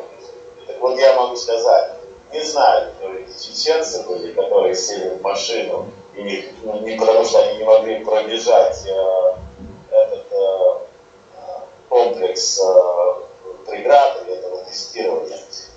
Все чеченцы, все, вот, отвечаю я, что все чеченцы, которые окружают меня, в жизни бы такого не сделали. Они бы это неприемлемо для них уйти от стрельбы, от бега, от теста какого-то физического, борьбы, бокса, чтобы штурмовать там и получить билет или какую-то награду, или быть в каких-то спецотрядах и уйти от такого. Они наоборот, это первые, такие флагманы, которые первые бегут, которые первые готовы прыгать, отжиматься, плыть, стрелять, что угодно.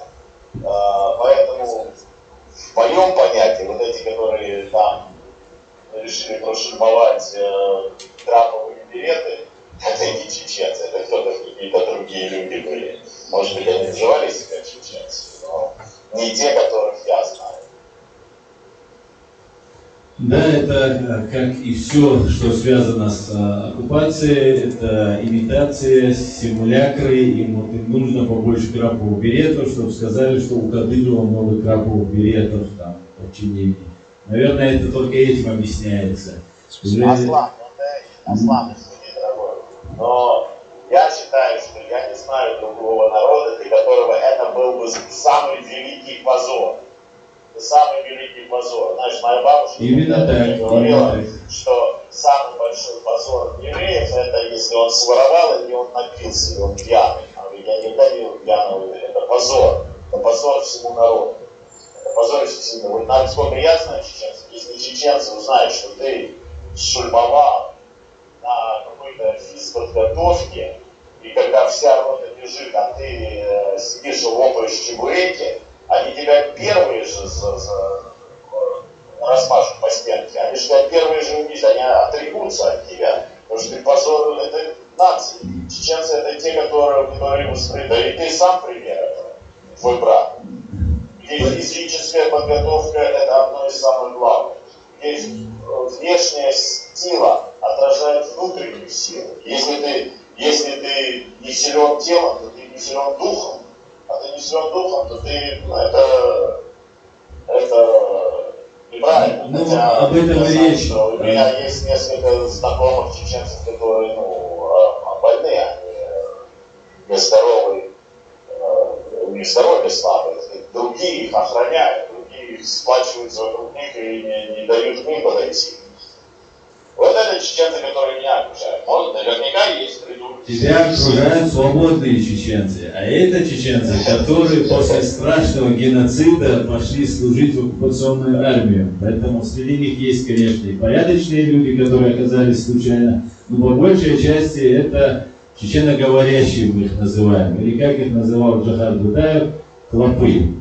А я их называю русского ватника. Поэтому ничего страшного. Гарри, есть ли у кого-то вопрос сейчас, Гарри? Я еще хочу одну вещь отметить. Вот таких людей, праведников, у меня, в моем народе мы их называем праведниками, их нельзя забывать, им тоже надо помогать, и их надо отмечать, вот как эту Алену Верницкую, которая сейчас служит в кабинете президента Зеленского. Она молодец.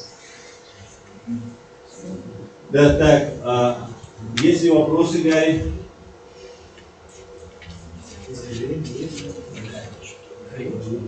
Гарри, спасибо большое за то, что принял участие. Извини еще раз, что мы тебя немножко задержали. Это очень важно, это очень-очень важно, что мы это делаем. Да, мы войдем в историю тем, что мы не дали своим братьям, своему свободолюбивому народу просто так пропасть, просто так раздавить, чтобы никто не заметил, чтобы никто ничего не сказал. Поэтому я благодарю всех, кто участвует в этом. Я очень даю честь и хвалу Курочкиным. Они молодцы, они не оставляют этого в покое. Хотя какое отношение они, казалось бы, имели к чеченцам? Никакого, да. И молодцы, мы все должны сплотиться вместе и друг за друга стоять. Это настоящие человеческие отношения. Все остальное это болтовня. Это очень здорово, Аслан, что ты сделал такую конференцию. И я за честь считаю, что ты включил меня в нее. Спасибо. Спасибо большое. Спасибо, присоединяюсь. Я даже одену фуражку, чтобы отдать честь вам всем. Спасибо, спасибо. Так, включай, Гарри. Сейчас мы следующего. Так, следующий Ибрагим, да, сейчас Ибрагим выступает, потом Альберт выступает. Аслан. Сразу. Следующий.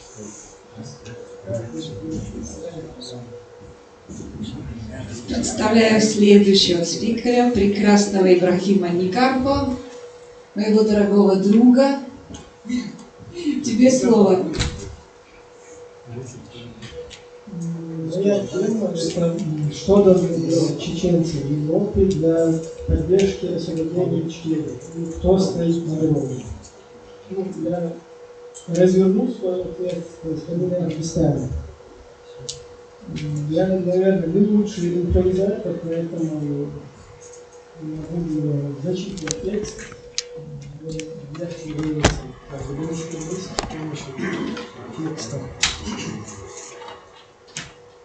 Уважаемые друзья, уважаемые участники форума, друзья, меня зовут Ибрагим Никарпо, я чеченский политэмигрант из Австрии, являюсь заместителем руководителя культурного центра Ичкерия.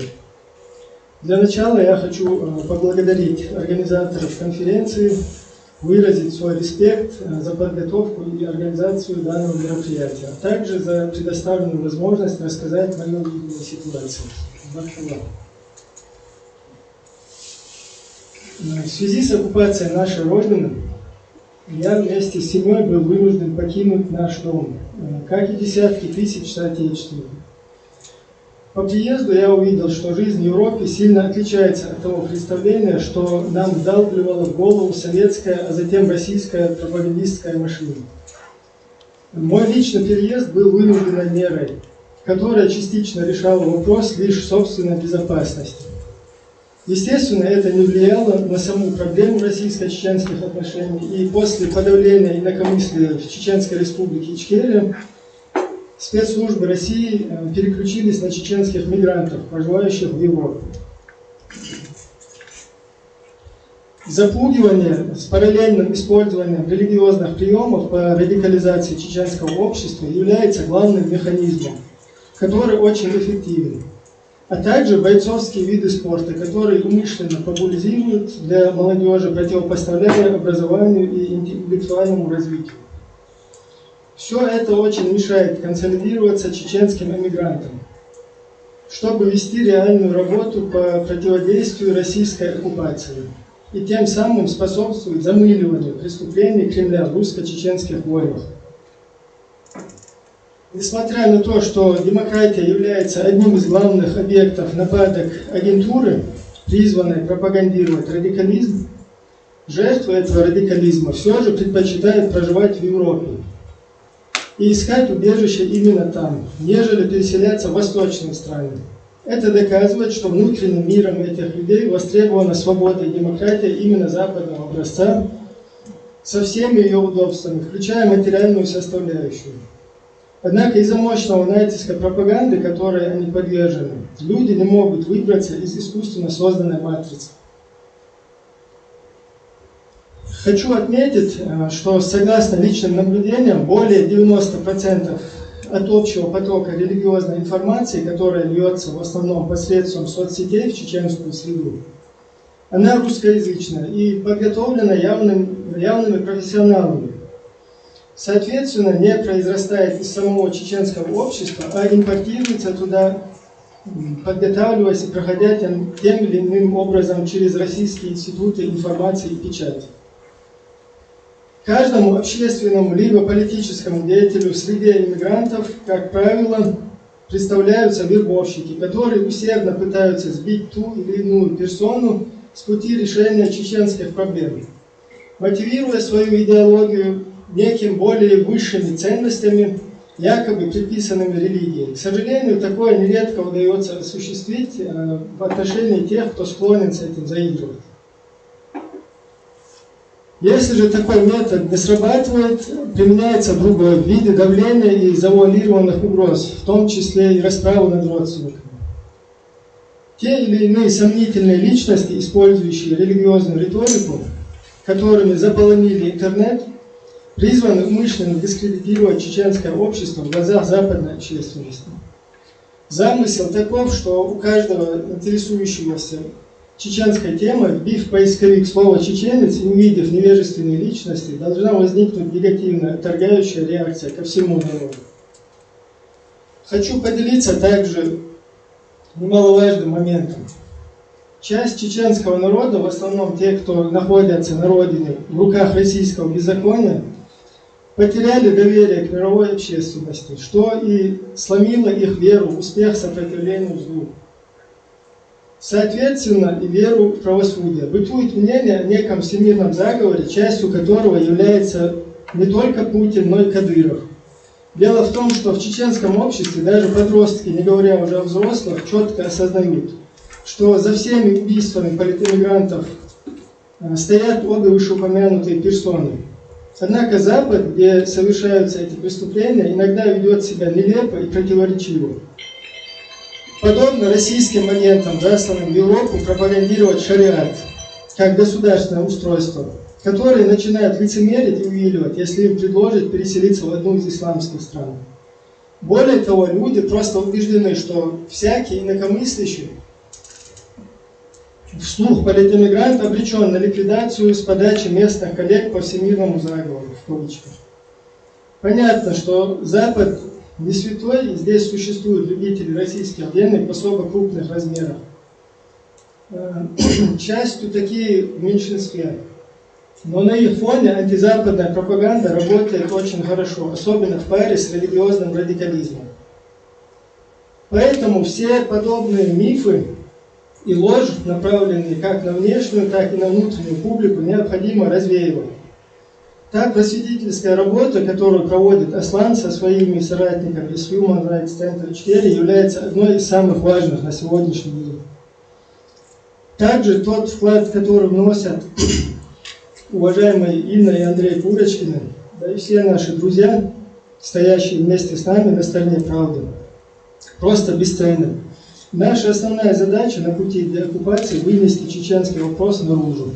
Вместе мы сможем пробить информационную брешь и разъяснить миру, во что пытаются ввергнуть весь чеченский народ, оболгав его, а главное, кто за всем этим негативом стоит.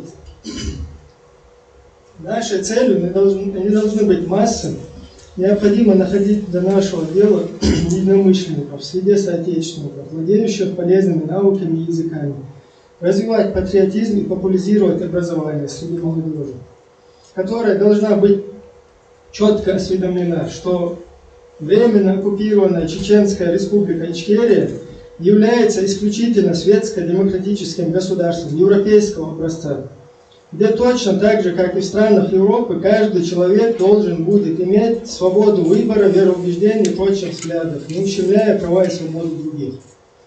А подобные конференции, встречи, на которых происходит обмен мнениями и информацией, должны способствовать осуществлению вышеупомянутых задач. Считаю важным отметить, что вне зависимости от религиозных взглядов, убеждений, внутреннего мира каждого лично, объединяющим фактором союза нашего демократического движения и то, от чего мы все присутствующие на форуме отталкиваемся, являются принципы демократии, свободы и права.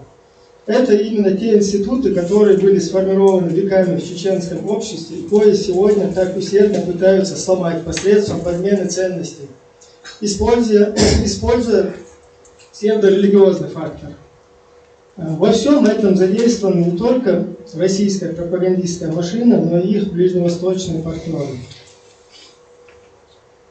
И, завершая выступление, хотелось бы осведомить соотечественников, являющихся жертвами агентуры, и призвать к разуму, чтобы они не верили тем, кто под лозунги, используя Ичкерию, пытается их оболванить. От этого пострадают невинные, никаких объединений, единств с сетью законспирированных групп, имеющих игиловские и прочие радикальные взгляды, никто никогда заключать не собирается и не будет.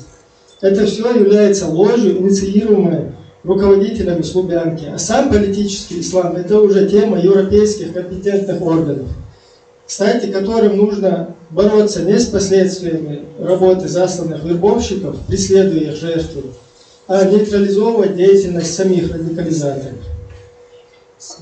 Это так. Спасибо. Спасибо, Ибрагим. Мы подключим сейчас Майрбека или сначала дадим следующему спикеру слово?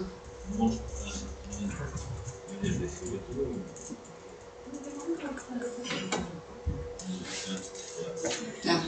Надежда Кутепова. А Майрбек уже после. Или можно потом ты, Андрей, а Майрбек после. Ну давай как. Надежда, да. Добрый день. Меня попросили выступить сегодня здесь на тему... Да, конечно. Меня зовут Надежда Кутепова, я правозащитник и юрист из закрытого города Озерск Челябинской области. Это тот самый город, на котором основывается ядерная мощь России. То есть это город, в котором расположен завод, который производил оружейный плутоний в Советском Союзе, производит его до сих пор. Собственно, моя основная работа всю жизнь была это защита прав пострадавших от ядерных аварий. Для этой цели я создала в 2000 году общественную организацию, которая называлась «Планета надежд». И основная наша работа была представлять, консультировать граждан. Один из моих помощников был чеченский активист из деревни Муслюмба Челябинской области, Гелани Дамбаев. Он, к сожалению, в прошлом году умер от коронавируса. Я очень благодарна, потому что благодаря ему мы решили многие проблемы по переселению людей из радиоактивной зоны. И наша организация пережила то есть, понимаете, что такое организация в закрытом городе? То есть это город, который вообще изначально под ФСБ по умолчанию. То есть с детства наша риторика шпионы кругом, и мы все под контролем ФСБ. Тем не менее, поскольку я была не согласна с тем, что там происходило, я создала общественную организацию. В общем,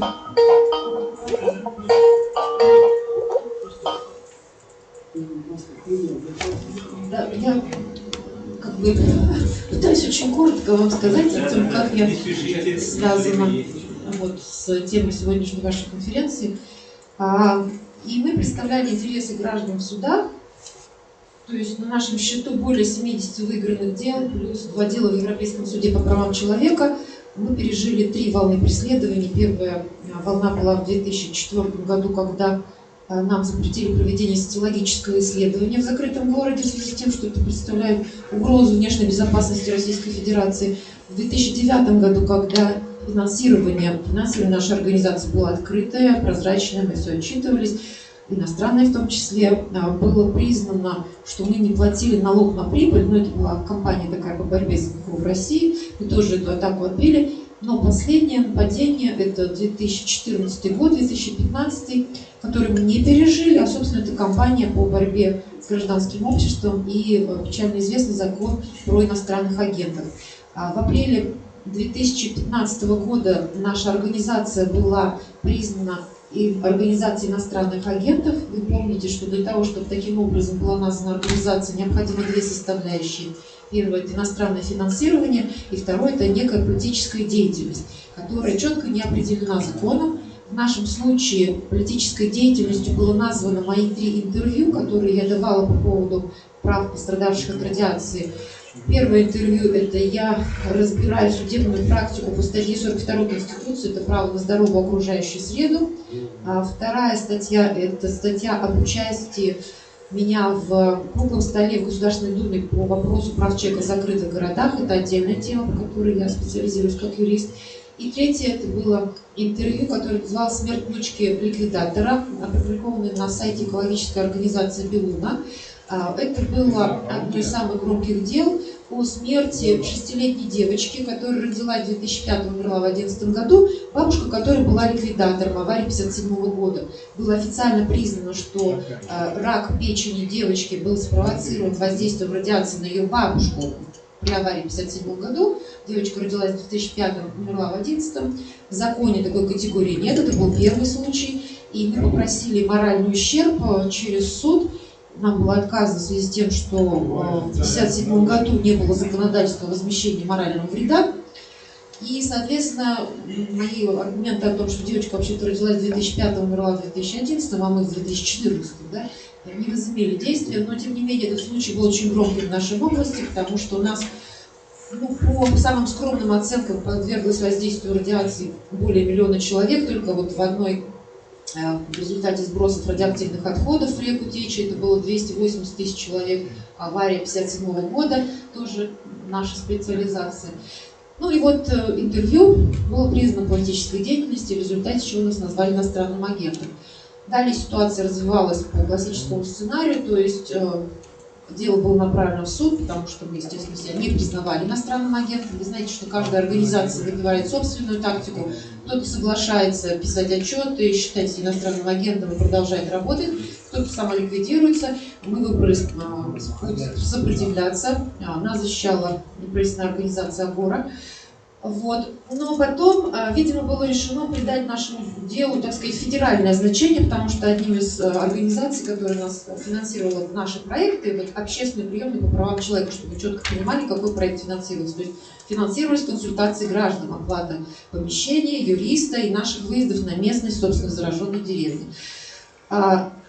Они организовали въезд команды российского телевидения «Россия-24» во главе со Скобеевой. А вам надо сказать, что, наверное, знаете, что в закрытые города это очень трудно въехать. У нас по закону 60 дней для получения разрешения только со стороны ФСБ.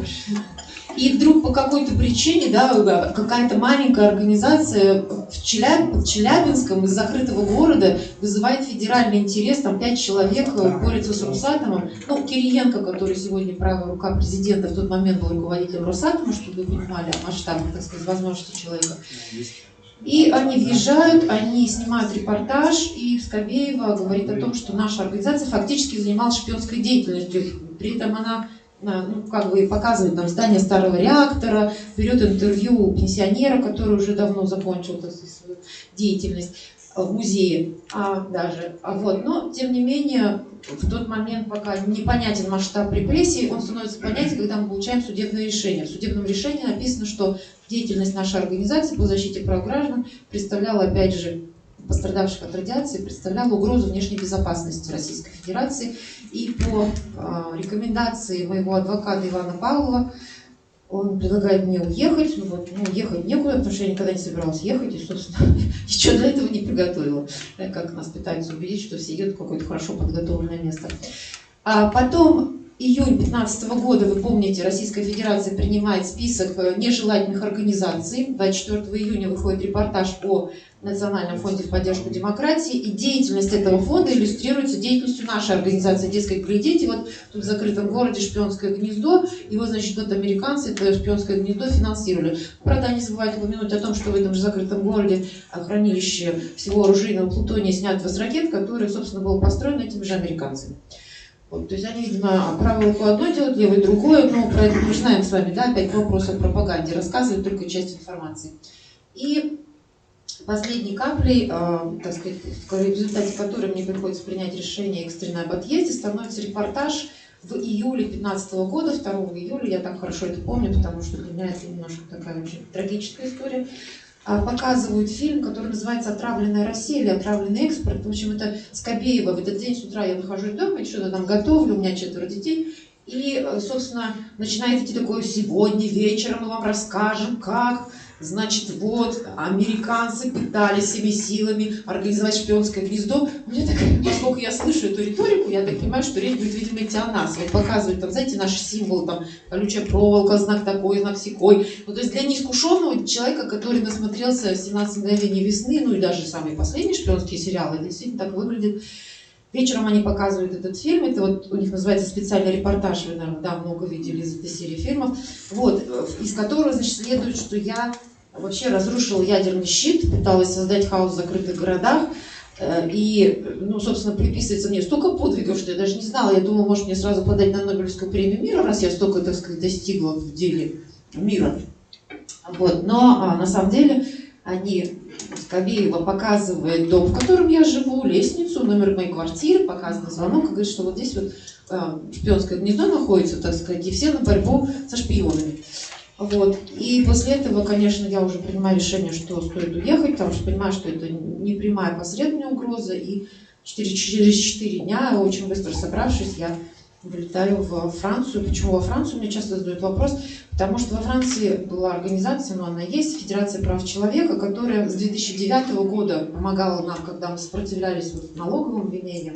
И, собственно, когда мы прислали им эти репортажи, эксперт сказал, что мы считаем, что в вашем происходит подготовка уголовного дела по обвинению Надежды, меня, да, в государственной измене, потому что вот это вот ведение деятельности, которое противоречит международным, внешней безопасности Российской Федерации, это статья, это формулировка уголовной статьи государственная измена. То есть они должны были взять просто решение гражданского суда российского по иностранным агентам, которое приобретает с момента вступления в силу преюдициальное значение, положить его как основу для уголовного дела, и больше ничего доказывать не надо. То есть это очень много таким образом делается Павликовым.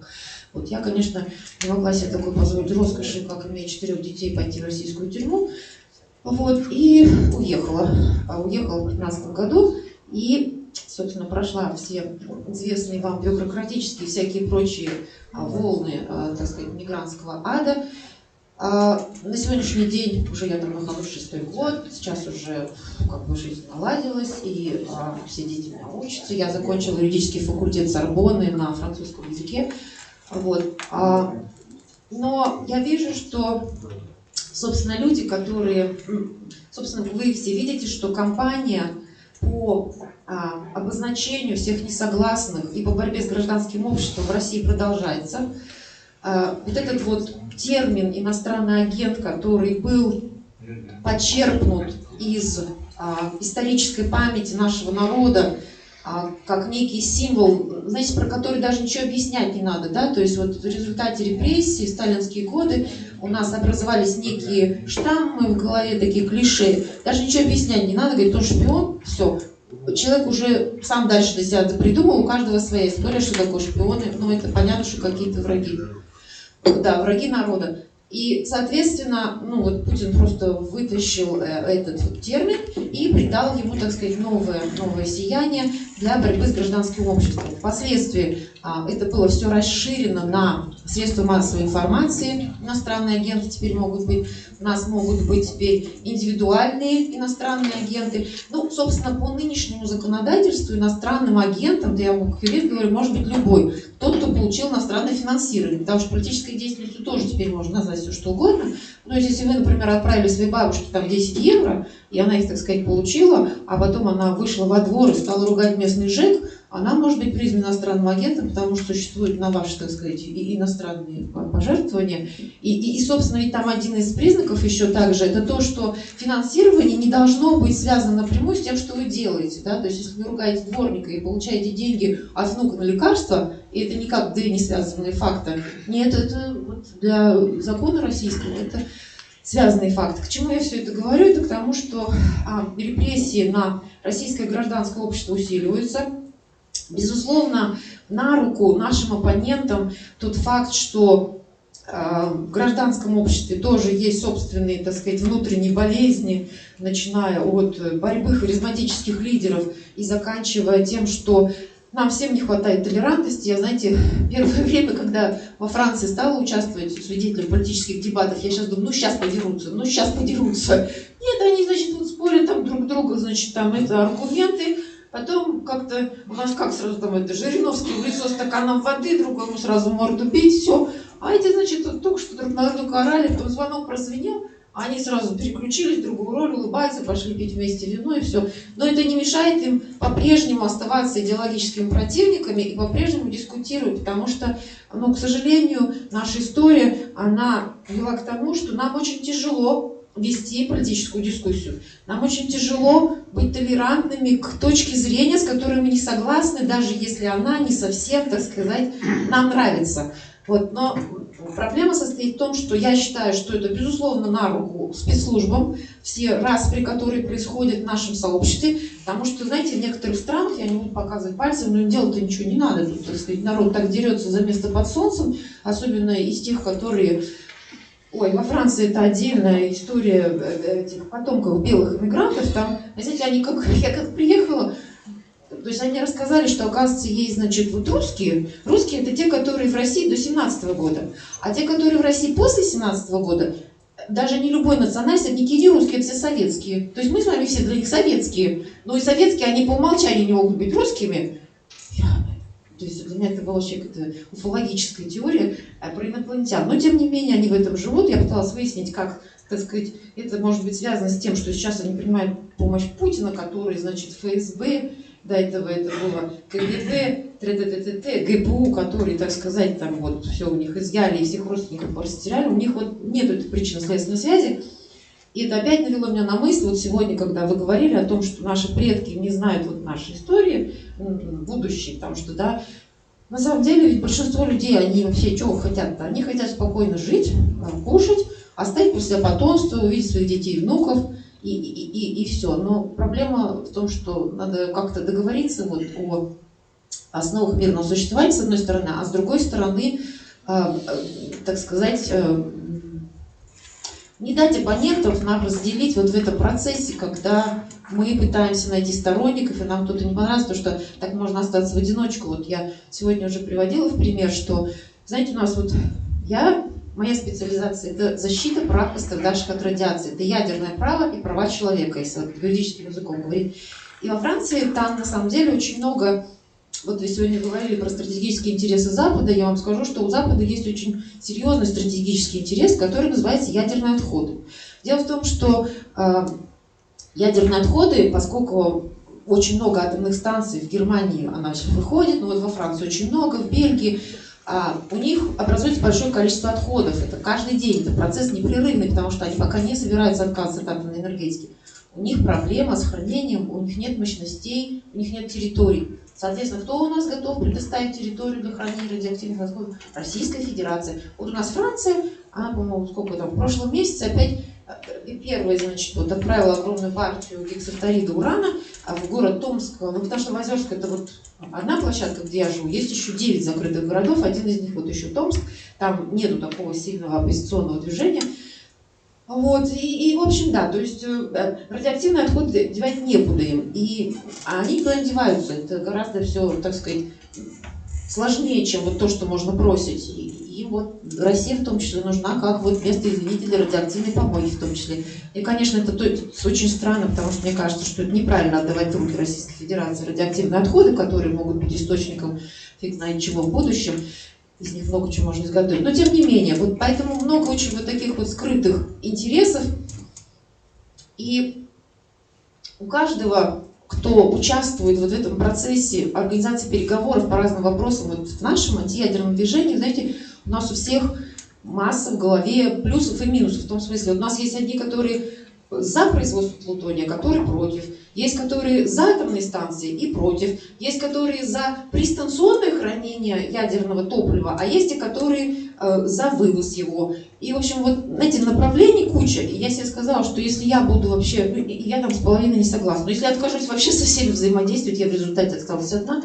То есть здесь объединение, оно должно быть не только на поиске общего врага, да, то есть вот сейчас вот это очень слабое объединение. Собственно, Россия, она вот в многих объединениях участвует по принципу общего врага. То есть нашли общего врага, боремся, то врага нету, и вроде что, нас больше ничего не объединяет.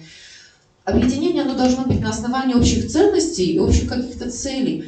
И совершенно правильно сказал сегодня американский профессор, что вам нужно искать себе союзников из числа тех, кто, как вы, тоже так же пострадал. То есть им не надо долго объяснять ваши страдания, потому что у них есть историческая память у их народа.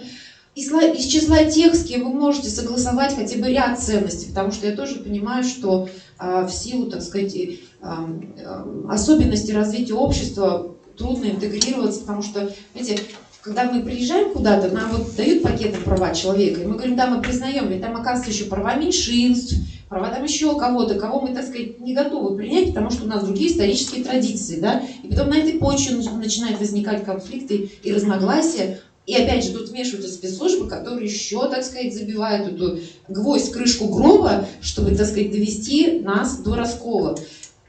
А опять объединяющим это вот может быть только какие-то общие ценности и какие-то, я бы сказала, политически нейтральные действия. Ну, вот очень хорошо эта идея культурного центра, очень хорошо идея Центра защиты прав человека, который вот вы создали, потому что на самом деле я думаю, что Европа ждет вот таких инициатив рядовых, низовых, grassroots level, и надо не стесняться их предлагать. Это вначале могут быть какие-то незначительные шаги, там, я не знаю, издание собственной газеты, или написание истории нации, или, как я сегодня сказала, что создайте комиссию правды, комиссию правды чеченского народа, потому что вот вы правы, что есть некие клише, но эти клише, их трудно, вот как иностранный агент, да? Мы смеемся, что сейчас иностранный агент — это самые лучшие люди Российской Федерации.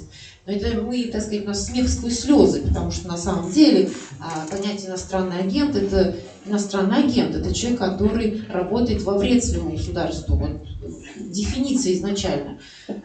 И ищите союзников, и не бойтесь общаться с политиками, которые участвуют в избирательном процессе, интегрируйтесь на разных языках, тем более это же можно вывести это в минус, что вот вы сейчас распылились, и вот там по разным странам, а можно вывести в плюс, если есть молодежь, то, значит, она может перевести на свой язык, который она знает уже как родной, вот это вот все.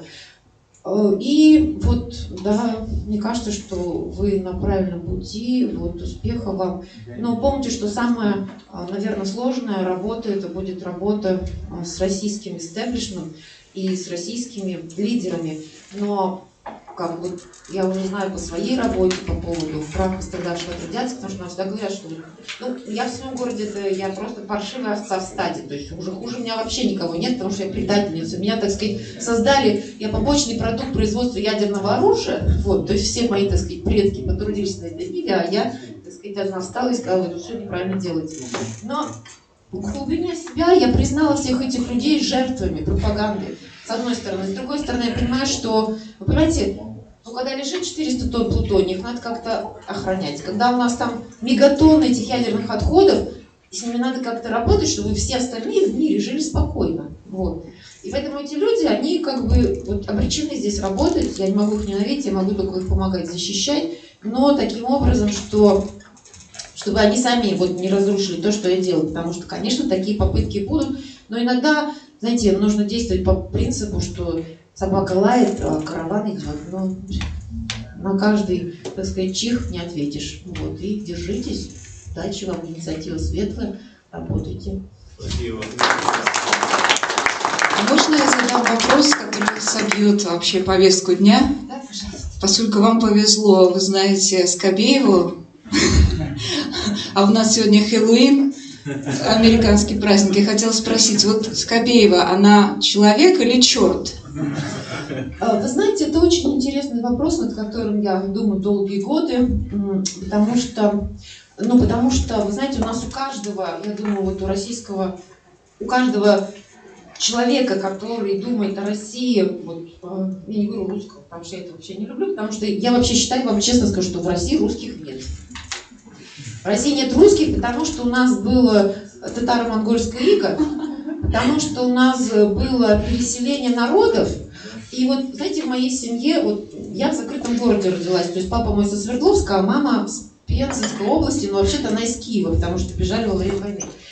И в семье была, значит, легенда, что у нас три части, что мы грузины, украинцы и русские. Я страшно гордилась, что я грузинка. И мы, значит, в прошлом году с Дэвидом были в США еще перед карантином, и я думаю, и что-то я увидела рекламу, дай-ка я себе сделаю генетический тест.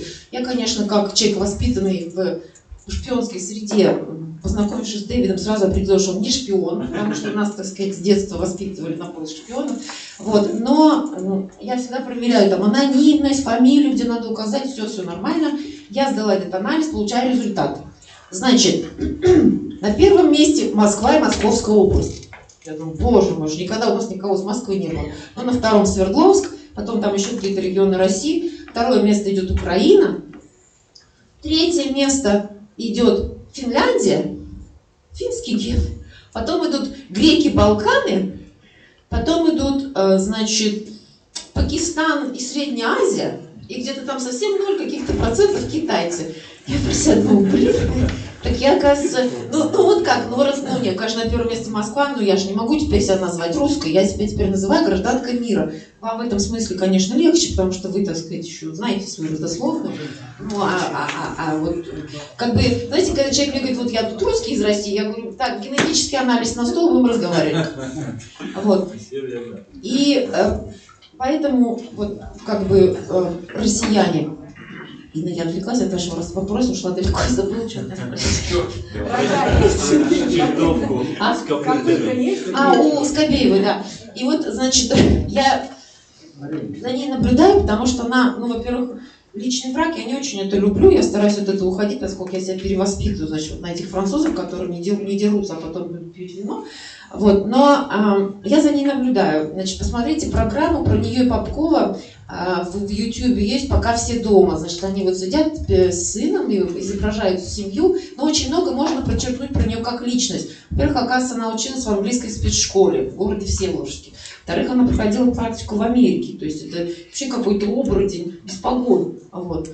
И я видела ее вчера и про себя думаю, боже, как она плохо выглядит по сравнению со мной, потому что я иностранный агент и выгляжу хорошо, а она ну, просто увеличилась раза в 2, я помню, это ее на фоне нашего КПП с микрофоном в таком красном платье, думаю, выглядит она плохо.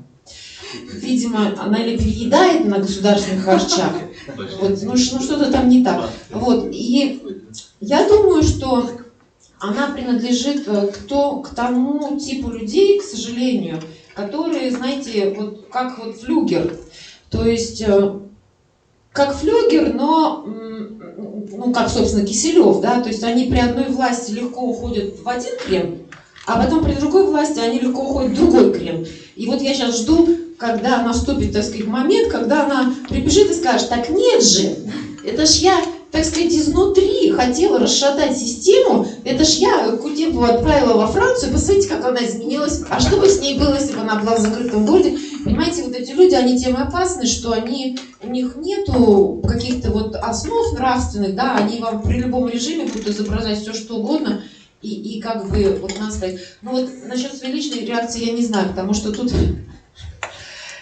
как если я ее увижу, что будет со мной, потому что я, конечно, очень много пережила.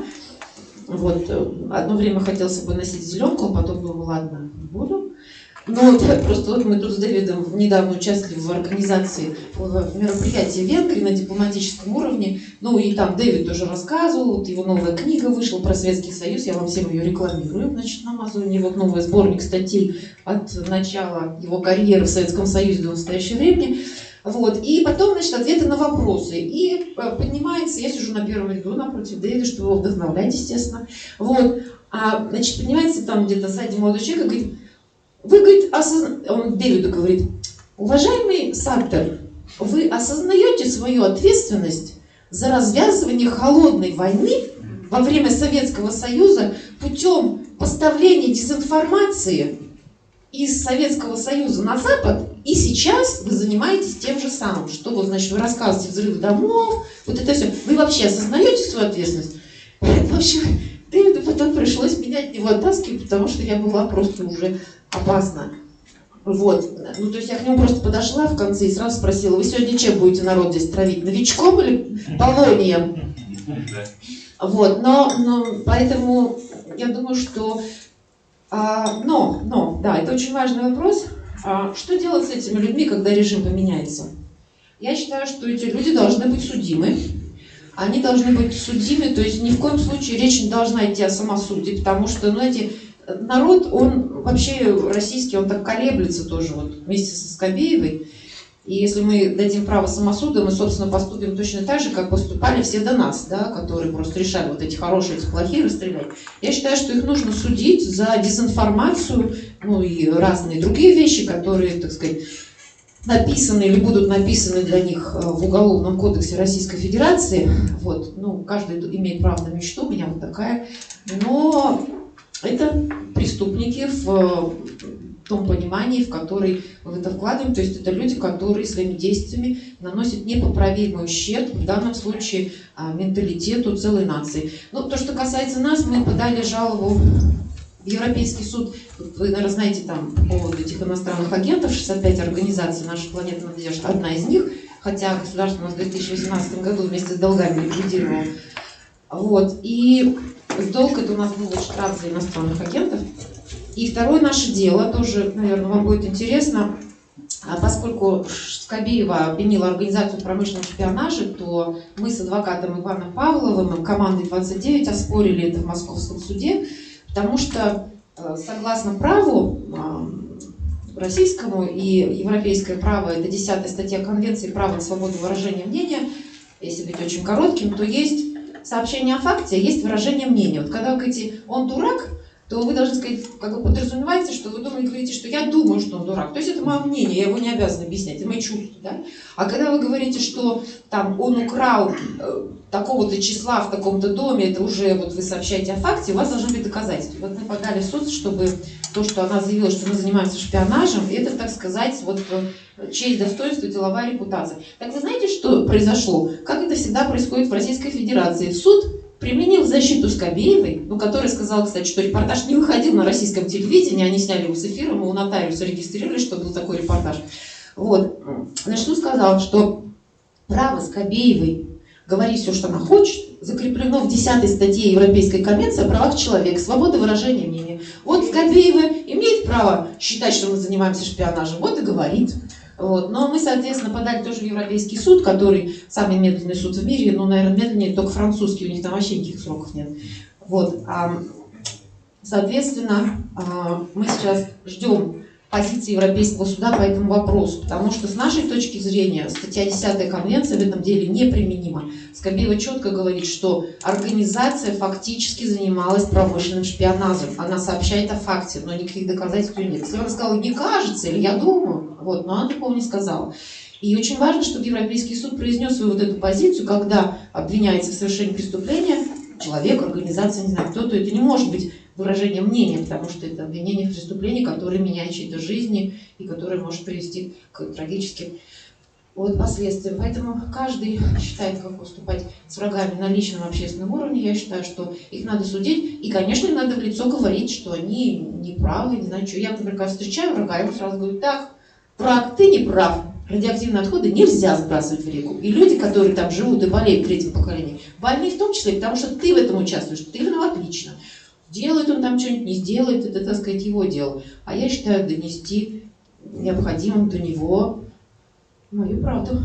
Все, спасибо. Спасибо. Если есть вопросы, нет вопросов, давайте дадим слово Андрею Курочкину, да? Который нам расскажет, что мы можем сделать, чтобы центр стал значимым в европейском ландшафте. Да. Здравствуйте еще раз. Да. И, знаете, я, прежде чем скажу, что мы можем сделать, вообще я хотел бы, конечно, сегодня говорить о тех преступлениях, которые совершила Россия. Потому что, как сказал очень правильно Пол Готман, этого забывать нельзя. И то, что говорит Александр, что мы все время должны помнить об этих преступлениях, это абсолютная правда. Но сегодня сказано об этом уже было много, и я не буду отнимать время ваше. И, в общем, я, наверное, ничего нового не придумаю. Более того, мы почти каждый день делаем программу об этом и говорим все время об этих преступлениях. Поэтому я думаю, что мы посмотрим, какие у нашего движения, движение Аслана Рацуева, и я тут хочу поблагодарить его отца, потому что воспитать такого сына это большое дело, на самом деле. Потому что это уникальный человек, который представляет просто, на мой взгляд, это гордость чеченского народа. Но я не буду. Спасибо Всевышнему. Смотрите, у нашего движения, да, которому я имею честь принадлежать, есть враги. Этих врагов очень много. Я не буду касаться врагов, которые находятся внутри чеченского общества, да, исламистов и радикалов, потому что это не мое дело, и я думаю, что чеченцы разберутся сами с этим вопросом. И я не буду касаться путинистов, потому что только сейчас говорил очень хорошо про Скобеева, и эти путинисты, которые там существуют в огромном количестве, они нам всем, в общем-то, понятны, да, мы не понимаем, что это такое, что это за зверь, что это за черт, который существует в России. Но есть еще третья сила, это российские либералы. И вот тут я позволю чуть-чуть отнять вашего внимания. Я хочу вернуться к прошлому, к тому, о чем говорил Дэвид, к тому времени, когда все это началось. Потому что не вернувшись и не поняв, откуда все это выросло, мы будем все время топтаться на месте. Мы должны четко осознать, что российская власть, которая сейчас существует, она не правомерна, она не имеет конституционного основания, потому что она пришла к власти в результате государственного переворота, который совершил великий демократ Борис Николаевич Ельцин. И тут следующий очень важный момент, который я хочу сказать, что не Скобеев, тогда это был не Скобеев, да, там были какие-то Попцов или еще кто-нибудь, да, не они главные источники смыслов в России. Источниками смыслов всегда в народе, да, и в таком большом обществе, как российское государство. Интеллигенция. Люди, которые умеют говорить, которые пишут книги, которые снимают фильмы, которые выступают на всяких научных конференциях и так далее. Да? Они всегда были в России. И вот когда свершился распад Советского Союза, в России существовал определенный класс диссидентов, бывших советских диссидентов. Среди них очень много достойных людей. Ну, я даже не надо перечислять, мы все их знаем, да? Эти люди не сумели вовремя отстоять демократию. Они ее проиграли другой части российского общества, которое было с Ельциным. И опять я не хочу сейчас называть фамилии, потому что и так все вы знаете это. Но лично эти люди, такие как Ковалев, там, да, и Шенков, который говорил, реализатор и так далее, они повели себя мужественно и много сделали, но проиграли. Проиграли, ну, во-первых, они шли на компромисс, все время шли на компромисс. А идти на компромиссы нельзя с этой властью, потому что это людоеды. И они это не поняли, они шли путем благих намерений. А благие намерения ведут в ад. Да? Сегодня мы знаем, в каком ад мы оказались. Потом Ельцин расстрелял собственный парламент, совершил государственный переворот. И к власти пришли другие люди. Они задвинули Ковалева, они задвинули вот эту всю советскую интеллигенцию диссидентскую. И появились новая плеяда людей, которые были беспринципны. Но они себя позиционировали как демократы. Многие из них просто подонки, да, там, как Доренко, например, который выступал, призывал просто к страшным преступлениям. Другие были не такие. Да? Вы знаете прекрасно там, эти фамилии, опять-таки, которые, в общем, до сих пор существуют. Но сейчас они уже вытеснены третьей волной российских демократов. Абсолютно, опять, беспринципных людей, которые действуют только ради собственной наживы. Да? Либо они работают... Я очень не люблю всякие теории заговоров, не люблю вот этого всего, но тут я вынужден согласиться с Александром, что это же заготовка, просто заготовка, то, что сейчас там происходит. Вот этот человек, который сидит в тюрьме, да, по имени Алексей Навальный, это заготовка. Я тоже так думаю, потому что это заготовка путинского режима. Потому что они уже этот фокус провернули. То, что все было. И вот с этим мы сталкиваемся, вот с этими людьми. Конечно, у нас есть выход, да, но я говорю у нас, я объединяю себя с чеченцами, но у нас есть выход, да, просто с ними не общаться. Ну, вообще, вот не игнорировать, да, замкнуться в собственной какой среде или какая-то надежда искать, и как предлагал Пол, да, искать союзников среди меньшинств. Ну, хорошо, наверное, мы найдем там каких-то людей, но ведь этот сосед-то никуда не денется. Это империя. Ну, может быть, она рухнет. Да, дай бог, чтобы это случилось, она просто распалась, превратилась там, Московия это осталось там, пускай она гниет дальше, народы освободятся, и тогда может быть другой разговор. Но ведь может это и не так, может она и не рухнет. Или она еще будет загнивать там 100 лет, например, да? Кто знает. Соответственно, нам надо, все равно придется с ними общаться, с этими людьми. И вот тут очень сложный вопрос. Он такой, как бы, непонятно, как ответить. Да? С одной стороны, ты их презираешь, а с другой стороны, надо находить какой-то язык с ними. Хотя бы с кем-то из них. С людьми, которые хотя бы, да, это опять компромисс.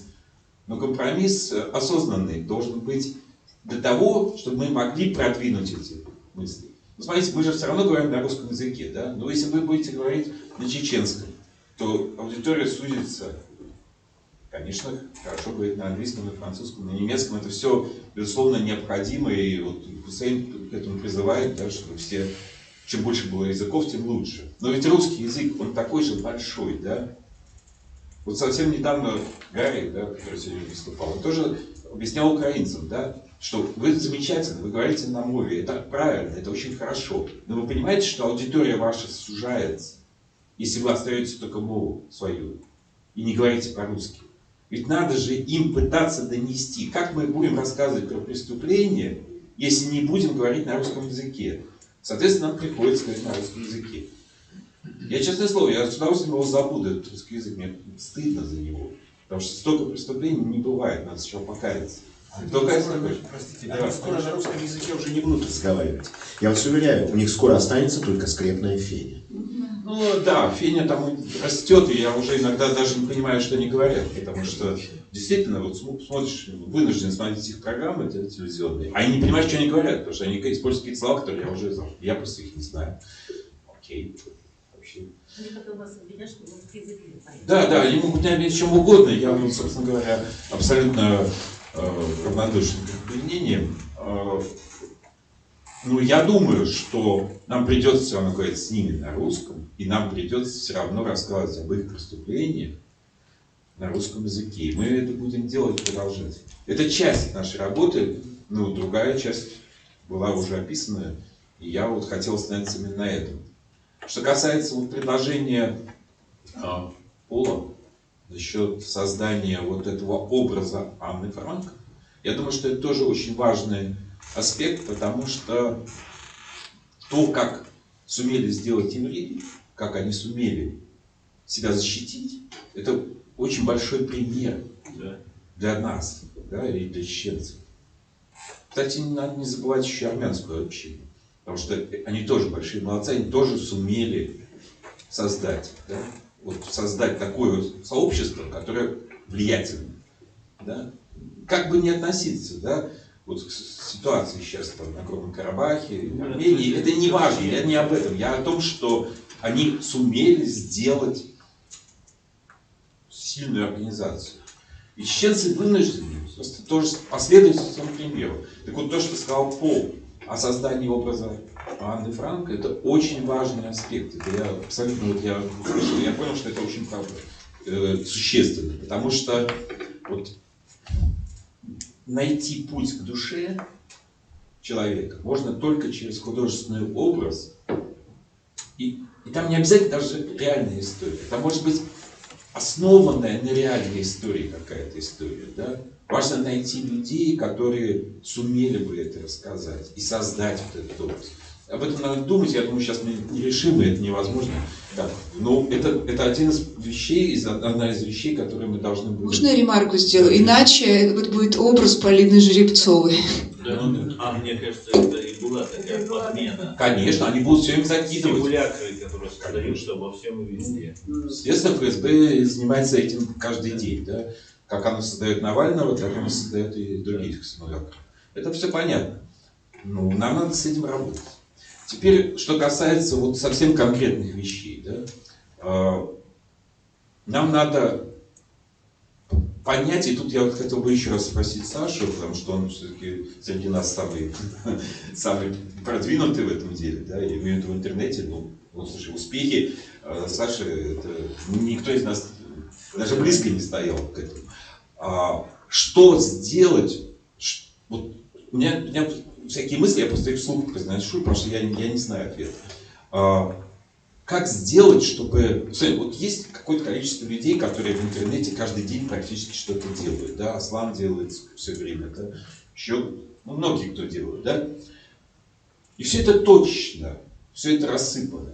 Аудитория очень мизерная, совсем какая-то маленькая. Да? И подняться в нынешних условиях невозможно. Может быть, и это вопрос к Саше, может быть, надо объединять это все в одну какую-то более какую-то сеть? Есть такой вариант? Может, вот просто я попрошу продолжить эту мысль. Можно вот в эту сторону думать? Да? Безусловно, можно, конечно. Конечно, можно. Ну, во-первых, мне кажется, что у Аслана уже есть площадка, вот на которой сейчас идет трансляция. На основе этой площадки, ее надо популяризировать. На основе этой площадки нужно сделать постоянно работающий канал, на котором можно было бы рассказывать о жизни как чеченцев, которые уехали, так и тех чеченцев, о проблемах тех чеченцев, которые остались там. Для того, чтобы у вас была обратная связь, и чтобы зрители могли тоже участвовать, принимать участие в ваших программах. Потому что чем больше обратной связи, чем интерактивнее, тем больше вы будете подцеплять аудиторию. Это вообще отдельный, очень большой, длинный, такой долгий разговор. Я вряд ли сейчас сформулирую все, что нужно делать. Но, в принципе, я готов потом буду поделиться своим опытом, как это лучше делать. Я единственное, что могу сказать, вот в моем опыте была одна единственная ошибка, хотя я получил большой опыт, конечно. Но была ошибка, и причем я ее совершил не так давно. Я стал выпускать новости. Я делал новости, это очень тяжело, это очень трудоемко и очень затратно. И мы не получили того выхлопа, который мы планировали получить, потому что мы еще столкнулись с тем противодействием, и вы должны быть готовы к тому, что вы же все равно будете, я, кстати, не знаю, к какому офису вы будете относиться, может, все равно к русскому. А я в России, мой канал запрещен по решению Роскомнадзора. Вот так, да? Ну, значит, я не знаю, каким образом вы будете пробиваться на территорию нынешней Чечни. Я даже не знаю. Ну, это тоже нужно в отдельно. В настройках менять страну с России на любую другую. Меня можно смотреть. Так, сам канал по решению Роскомнадзора запрещен. Ну, у нас сайт, да, наш сайт по решению Роскомнадзора запрещен. Вот видите, я не знал, что вас запретили. Но, с другой стороны, это логично. Да. Я посчитал, что я занимаюсь ерундой, если меня не запретили. Я вот что думаю, давайте мы сделаем так. У нас с Асланом запланированы круглые столы, да? Мы будем обсуждать конкретные темы. Тем очень много, да, ну, онлайн, да. Давайте мы просто один круглый стол именно посвятим вот этому вопросу и попросим Сашу вести этот стол, чтобы вот, да, потому что это очень важно понять, как создать сеть блогеров, там, вот, людей в YouTube, которые бы координировали свои усилия. Не каждый за себя, да, вот, потому что каждый за себя ничего не получится. Именно какое-то количество, ну, конечно, это чеченцы, но и, может быть, какие-то русские, да, люди, которые тоже в этом участвуют. Да, конечно, здесь можно, да, Андрей, закончить? Здесь вообще вопрос национальности вообще не стоит, как вы понимаете, да, вот моя прекрасная ведущая, соведущая, не чеченская национальность, как вы все знаете. И вы, Андрей, и Александр, и Дэвид Саттер, и все люди, которые есть, вообще никаких проблем в этом плане вообще никаких не стоит. Наоборот, у нас здесь стоит вопрос отбора людей по честности, по принципиальности. Вот чего не хватает. Вот у нас в чеченском обществе большой раздрай. Вот благодаря вот этой пропаганде, этой работе российских спецслужб в России. И мы все говорим, надо объединяться, надо объединяться, надо объединяться. И вот Хусейн Исханов говорит, ну, надо если перевести с чеченского, это надо подружиться, ну, как бы, бартхербез. Да? И Хусейн Исханов говорит, барт должен быть между мужем и женой. Да, вот это объединяться. А всем нужно быть на Конституции Чеченской Республики Ичкерия. И я это... Да, это в чеченской среде. И я к чему это говорю, то что мы, чеченцы, вот я постоянно гордился тем, что мы были такие сплоченными. Мы, в принципе, мы и сейчас такие. Но вот то недоверие, зерно недоверия, и мы стали, я уже ловлю себя на мысли, что мы больше стали похожи быть на россиян. Мы атомизируемся, мы не доверяем друг другу. И для меня вот самое важное, чтобы я мог человеку верить, что этот человек искренен, что он занимается тем, во что он верит. Вот это самое главное для меня. Вот я увидел такого человека, Александр давным-давно увидел, я увидел вас, Андреина. И вот с такими людьми, вне зависимости от их национальности, вне зависимости от их конфессий или еще каких-либо вещей, мы готовы объединяться. И именно для этого мы вот сегодня проводим эту конференцию, чтобы собрать людей для того, чтобы мы могли противостоять не только вот этой путинской КГБшной пропаганде, а вот их симулякрам, которые они создаются. Я не хочу иметь дело с Навальным, я не хочу иметь дело с Миловым, я хочу иметь дело с Сотником, с Курочкиным, вот с такими людьми, которых я, человек, который изнутри знает эту российскую кухню, я знаю, что эти люди, они не симулякры, и что это настоящие честные люди. Вот как-то так. Да, Сам, конечно, спасибо, но я не знаю, насколько я могу согласиться именно вот до конца с этим, потому что я знаю, что есть, ну, я вот про Навального ничего не буду говорить, потому что бог с ним, уже все сказали, но есть еще какое-то количество блогеров, которые не полностью разделяют наши убеждения, но они не подлые. Они... Ну вот смотри, я приведу пример. Вот сегодня у нас выступал Борис Тамахин, да? Он почему-то ни с того ни с сего приплел туда Трампа. Вот мы о Трампе не говорили, но он зачем-то сказал о Трампе. После него выступал у нас Гарри Табак, который, как мы знаем, всей душой за Трампа, да? Тут выступило два человека, один против Трампа, другой за Трампа. Но ничего страшного не случилось, да? Да, конечно. Поэтому, понимаешь, там может быть много таких ситуаций. Я привел специально такой идиозный пример с Трампом, да, потому что, ну, мы все понимаем эту всю историю. Но, тем не менее, и тот, и другой, эти два человека, они достойные, и они наши друзья, да? Ну, и по другим вопросам тоже так может случиться.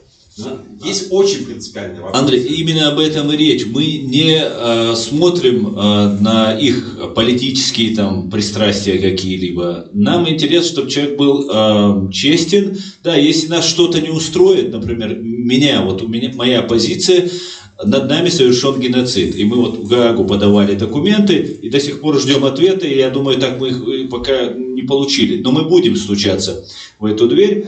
И я, как юрист, я знаю, что над нами совершен вот классический геноцид и военные преступления. И для меня вот доказательства более чем достаточно.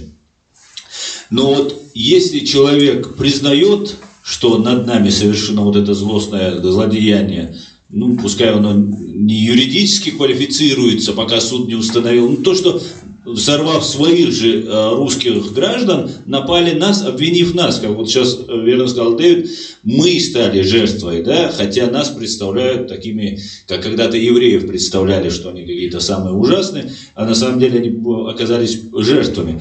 И поэтому, если человек не отказывает нам в праве, в том же праве, которое есть у него, иметь свое государство, для гарантии своей безопасности. История совместного проживания с Россией показала, что Россия не гарантирует нам не просто наши права, она не гарантирует даже существование нашей нации. Поэтому, если любой человек, я много разных людей и много разных, в том числе русских журналистов, которые когда-то сказали плохое в наш адрес на волне там, вот этой пропаганды там, и так далее. Это мы все понимаем. Мы абсолютно адекватные люди, готовы рассматривать любые моменты. Главное, чтобы они нам не отказывали в тех правах, которые есть у него у самого. Главное, чтобы они не были подлецами. Это уже одна из тех вещей, которые нас вот сегодня объединяет. Это вот то, что мы искренне в своем понимании или в то, что мы верим. Потому что такие, как вот Невзоров, например, они, может быть, сейчас играют на этом поле, да? Да, но это, ты знаешь, это подонок. Конечно. Подонок, который, это просто вот абсолютный человек, который пропагандировал войну и кровь на его руках. Абсолютно, да. И он не отмоется вот этими все своими заклинаниями. А сейчас, да, конечно, пожалуйста, я потом еще тоже сказать. Я бы хотела короткий сказать комментарий по поводу того, что вы сказали, как работать с теми людьми, которые, которым мы не верим, несмотря на то, что они к власти. Потому что здесь очень важно определять, к какой категории относится тот или иной человек. Потому что если это журналист, да, он влияет на общественное мнение и все прочее. Но есть также люди, которые идут во власть, которые не могут сформулировать позицию, потому что у них нет знаний. Вот. Как они могут сказать, я за или против независимости, если они вообще понятия не имеют, они первый раз слышат. Вот сейчас, например, прошли опять выборы в Государственную Думу. Там какая-то новая партия, новые люди. Конечно, вам надо изучать эти процессы. И я не знаю, как я не буду их касаться, но там скажут, кто-то прошел на муниципальных выборах. То есть можно же искать своих сторонников на самых разных. Вот у вас лежит такой досье, знаете, как вам как досье Трампа, у нас будет, значит, досье история чеченской нации. Вы, значит, всем депутатам раз так на русском языке послали, и вот приглашаем вас ознакомиться с нашей позицией. Если ничего не требуется, никакого вопроса, ничего, потому что знаете, человеку довольно трудно дать ответ и сказать ни да, ни нет. Вот помните, как президент наш, когда его западные спросили общество, как он относится к проблеме сексуальных меньшинств, он сказал, знаете, не важно, как я к этому отношусь лично, но как президент я должен заботиться о количестве граждан в стране. Вот, поэтому, спрашивайте с них, если они в курсе, а если они ничего не знают, даже их обвинять в чем-то, как убиение будет младенца. Да, Надежда, конечно, так и есть, они не знают, но это большой позор для российских политиков, которые не знают. Потому что не освобождает от ответственности, и вообще я не могу представить, как не знать. Когда они же все, они же не дети. Это дети не могут не знать, да? Которым сейчас, максимум 25. Как могут не знать политики, которые, на глазах которых бомбили Грозный? Они не могли этого не видеть. Пожалуйста. Простите, пожалуйста, я не могу уже просто молчать, ремарка такая очень важная. На мой взгляд, мы имеем дело сейчас в лице населения Российской Федерации. В истории нет ничего нового. Все это уже было. В 30-е годы в той самой стране. Это соучастники преступления. Я наблюдал за развитием этих соучастников. Когда там с 13 года я брал интервью, стрит-интервью делал, да, спрашивал у людей, как вы относитесь. И я видел эту антиэволюцию. Эволюцию наоборот. Как у них сначала там звучали паттерны такие, как там у Шостаковича начинается такая невинная тема, а потом она перерастает в тему, 7-я симфония, в тему такой всеразрушающей машинной войны. И это я слышал на протяжении нескольких лет, когда в 13 году, я в политику не суюсь, да я такой аполитичный, да меня это не коснется. В 14 году в Украине нас там нет, но мы победим. То есть как? Нас нет, но мы победим. Это соучастники. Я не знаю, Андрей, насколько можно с ними сотрудничать, как их приглашать к сотрудничеству. Знаете, когда страны антигитлеровской коалиции бомбили Дрезден и Берлин, бомба дура, она не разбирает. Это был тот акт общей ответственности нации соучастников. Мне жаль, но бомбы дуры. Все правильно, Саша, я абсолютно согласен. Они преступники, и Надежда говорила об ответственности. Все это понимают. Но в работе все равно надо использовать все каналы. Если малейший шанс есть просунуть нашу информацию, мы должны ее все равно туда просовывать. Потому что иначе люди не услышат, но не знают они несчастные сидят. И там же, кроме вот этих подонков, которые на сцене, там же еще есть нормальные люди. Они есть, особенно молодые, которые, вообще, представляете, они не знают о ситуации. И им неоткуда эту информацию получить. Они хотят знать? Нет, не хотят. Они не могут хотеть. Они не могут хотеть знать, потому что им никто, у них нету даже взять. В семье об этом не говорят. По телевизору об этом не говорят. В интернет, для того, чтобы получить информацию, надо зайти. Она же не висит в рекомендациях YouTube, правильно, эта информация? Вот пока ты выступал, извини, пока ты был вот наверху, ты все время был в рекомендациях, да? И тебя смотри, а сейчас нет в рекомендациях. Естественно. Естественно, и все. И вот пропал этот источник. А между прочим, это был очень важный источник. Так вот, все равно нам придется куда-то как-то пытаться войти. Хорошо, я еще, чтобы закончить, я уже понимаю, что я злоупотребил временем. Я хочу очень важную вещь сказать еще. Когда мы будем, вот для того, чтобы это, сейчас по-другому сформулирую, есть такое понятие медийность. Вот Александр очень хорошо это знает, да, у него канал медийный. И этим он добился больших успехов еще в том числе. Туда входит очень много аспектов. Правильность построения сетки вещания. Вот не зря сказал Саша, что надо сетку делать. Это не значит, что одна передача в день. Это должна быть четкая, спланированная система. Это должно быть маленькое телевидение. Тогда люди начнут смотреть его внимательно. Поэтому я говорю, что надо привлекать больше людей. Больше людей должны давать свои материалы. Кто-то отвечает за культуру, кто-то отвечает за политику, кто-то отвечает за сплетни, кто-то отвечает за какие-то там религиозные розни, кто-то отвечает врагам. Да? Вот должно много людей участвовать в этом процессе. Сетка должна быть построена. Тогда это станет интересно. Должен быть выдержан стиль. Мы должны выдержать стиль, и тут я могу взять на себя, просто я понимаю в этом кое-что. Мы должны выдержать стиль. Этот стиль должен быть прослеживаться. Это должно быть настолько медийно, вот, понимаете, должен создаться такой образ, который узнаваем. Его надо строить, его надо выстраивать. Как мы его включаем CNN, да, и никогда не перепутаешь, просто CNN, его видно. Я не говорю, что мы CNN можем сделать, это невозможно с таким бездельником. Но все равно это должно быть узнаваемо, очень узнаваемо. Поэтому надо всем пытаться в одном стиле работать. Там все важно. Освещение, декорация, как человек одет. Это все очень важно. Это, с всем этим надо работать с собой. Но это отдельный разговор, который мы будем обсуждать дальше. Я просто скажу, что не надо не забыть, это очень важно. И всем вот участникам я хочу обратиться, что не думайте, что это какая-то второстепенная история.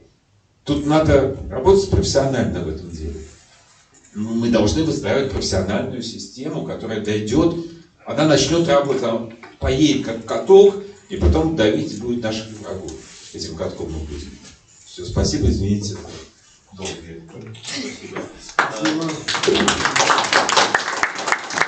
Я бы предложил, если больше нет вопросов, ничего никто не хочет сказать, сейчас позвонить Майрбеку, и вот он мне сейчас только что звонил, и дать ему слово. 15 минут. Еще дольше. Вы устали? Да. Все. Пусто. Так, там все уже набрано.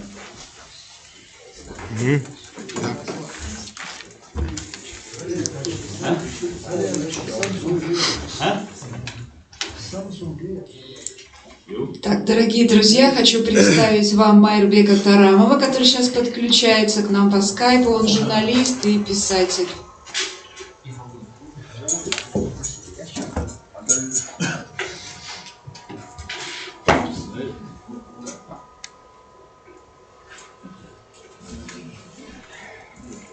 Так, все.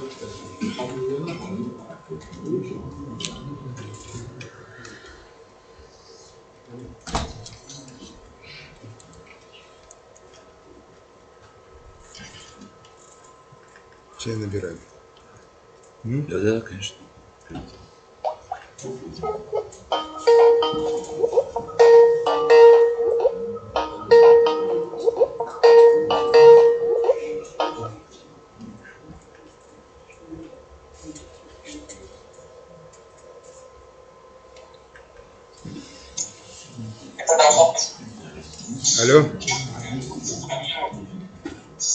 Алло. Все. Wa alaikum assalam, sürdükör Merbek, maşhur. Homdeş, ders şov, havdeş şov. Майербек, мы сейчас уже в прямом эфире.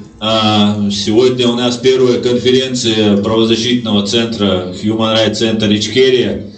И уже вот у тебя картинка пропала. Сейчас появилась. Сейчас мы тут собрались и хотели бы выслушать от тебя, что ты бы нам пожелал и сказал. Ну, наверное, тема тебе известна. Я слушаю уже почти с самого начала. У меня есть то, что вас чрезвычайно заинтересует. В общем, я могу выступать или что? Да, все, мы тебя уже слушаем и можем говорить. Приветствую всех собравшихся. Очень рад вас видеть всех. У нас отменен режим этого ковида. Короче говоря, у нас будем надеяться, что и у вас отменят это дело. Людей в масках не видно, таких дистанций. Очень рад приветствовать Давида Саттера, с которым мы неоднократно встречались на конференциях. Ну а с Хусейном мы почти на всех конференциях бывали. А теперь вот приходится быть на дистанции, к сожалению. Хотел бы вам всем пожать руки, обнять вас по-братски. Вот, ну, что поделать. Будем надеяться, что в следующий раз у нас состоится очная такая встреча, и будем, как говорится, друг другу рады. Я бы хотел, как говорится, вот Хусейн знает, я был редактором газеты «Кавказский вестник», сайта «Кавказский вестник». И вот в самые такие вот бурные годы я держал руку на пульсе, и поэтому у меня есть что добавить вот, к сказанному вами. Вот, например, Альми задал вопрос Давиду Саттеру по поводу очень такой больной темы. Почему, зачем, как Путина поддерживали мировые лидеры? Как же это случилось? К этому я должен добавить, что это была глобальная антитеррористическая операция, главными деятелями которой были Буш-младший, Блэр и Путин. Вот. Ну, конечно, вот в то время это вот такое вот событие было. И в Чечне шел геноцид народа чеченского, а Соединенные Штаты под руководством Буша-младшего атаковали Ирак, Саддама Хусейна казнили. Вот. И как мы, насколько мы знаем, может быть, не все знают, но справедливость вот в какой-то мере она восторжествовала. Слава Богу, есть Конгресс Соединенных Штатов, который каким-то образом все-таки наказал виновных вот в этом деле. Вот. Ну, не во всех странах есть подобные конгрессы. Насколько мы знаем, есть Государственная Дума, которая составляет 0% от Конгресса Соединенных Штатов. Конгресс Соединенных Штатов не наказал Буша-младшего, но он наказал вторых лиц. И это было ясно и четко сказано вот по этому поводу. Возвращаясь вот к этому вопросу, я хотел бы, я нахожусь у себя дома, в своем кабинете, и у меня все тут под рукой, поэтому я буду вам показывать и зачитывать некоторые цитаты, которые вам покажутся чрезвычайно интересными. Вот аналитический бюллетень для руководителей. Вопросы безопасности. Прошу обратить внимание, вот 99-й год. Говорят, ну кто такой Путин, откуда он взялся? 0% там голосовал и так далее. А я говорю, нет. И вот эти вот вопросы безопасности отвечают. Путина знали. Путина знали и довольно хорошо знали. В том числе и мировые лидеры. Зачитываю. Однако на этом фоне сам Владимир Путин провел на высоком уровне серию встреч с представителями всех крупнейших участников международных отношений. После каждой из таких встреч западные партнеры России выражали исполняющему обязанности президента полную поддержку. Эти встречи, хотя и считались сторонами ознакомительными, тем не менее стали полигоном для непубличной обкатки внешнеполитических установок Владимира Путина. А теперь слушайте дальше. Какой был договор между ними? Эти установки идеологически будут достаточно либеральными. Партнерские отношения с мировым сообществом. На практике они будут означать готовность России принимать во внимание озабоченность мирового сообщества по любым вопросам, взамен на отсутствие каких-либо практических шагов по ограничению свободы рук России на Северном Кавказе. Вот так. Делайте геноцид, творите геноцид. И это утверждаю не я, это утверждает российская пресса. Они сделали промах, что это придали гласность. Это было в Баку. Я случайно напоролся на это. Вот что происходило. Теперь вот очень многие некоторые вопросы, они нуждаются в таких подробностях. Вот Аслан, молодец, Аслан, ты много говоришь, много на своем сайте, на своем ютубе выступаешь по поводу взрывов домов. Ну, я уверен, что тебе неизвестны некоторые интересные факты. Я когда находился в Баку, это был 2003 год, и мне из Панкистского ущелья приходили сведения, фотографии, но я контактировал с людьми. Вот, и моя газета доходила до туда, до Панкистского ущелья. И вот я вам теперь демонстрирую кавказские вещи.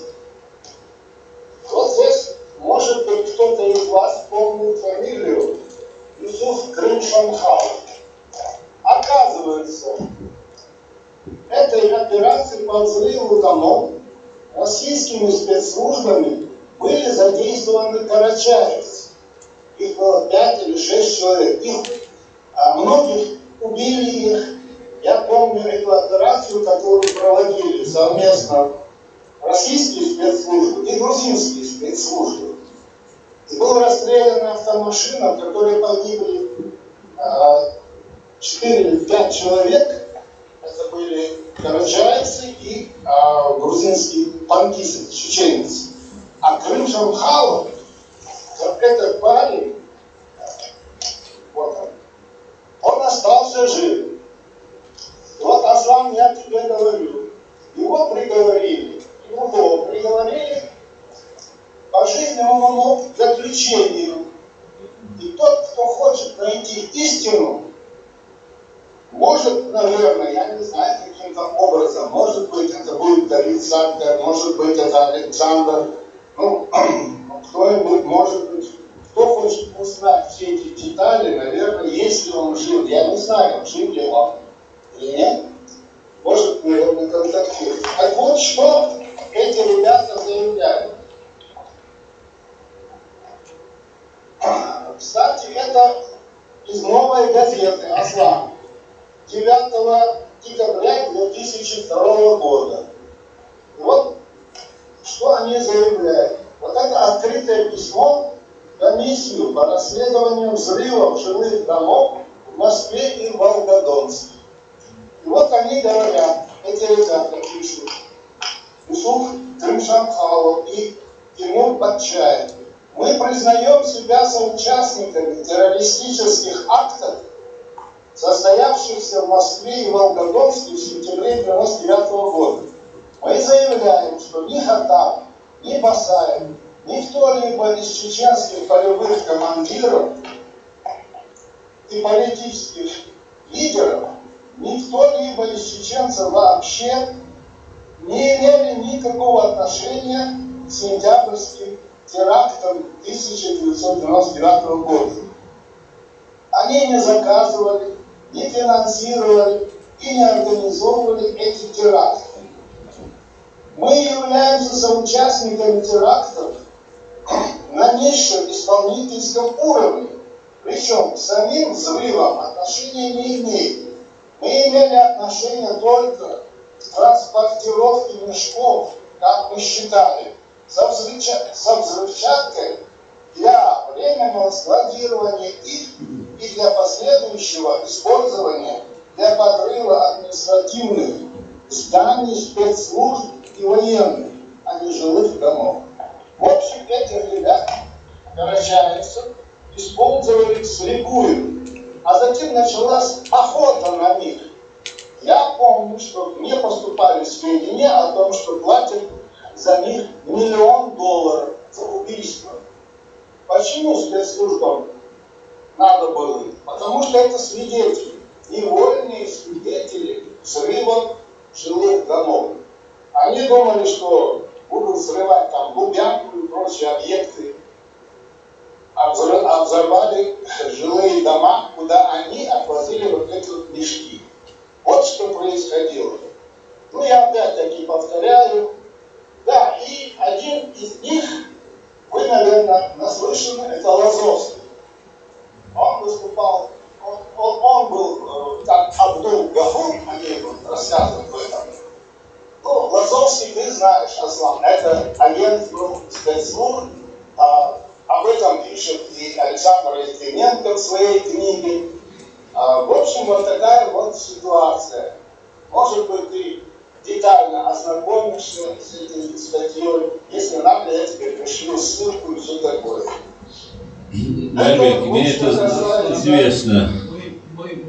Взрывом домов. Очень больная тема, которую я поднимаю уже десятки раз. Мы пишем и совет старейшин, и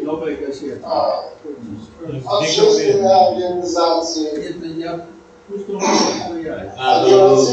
Майрбек, повтори, пожалуйста, газета, новая газета, 9 августа 2002 9 декабря 2002 года. 9 декабря 2002 года. Называется статья «Открытое письмо в комиссию по расследованию взрывов жилых домов в Москве и Волгодонске». Отлично, спасибо. Кому-то, может быть, после Путина как-то удастся, и этот Крым-Шамхалов окажется и последний живой, но дай Бог.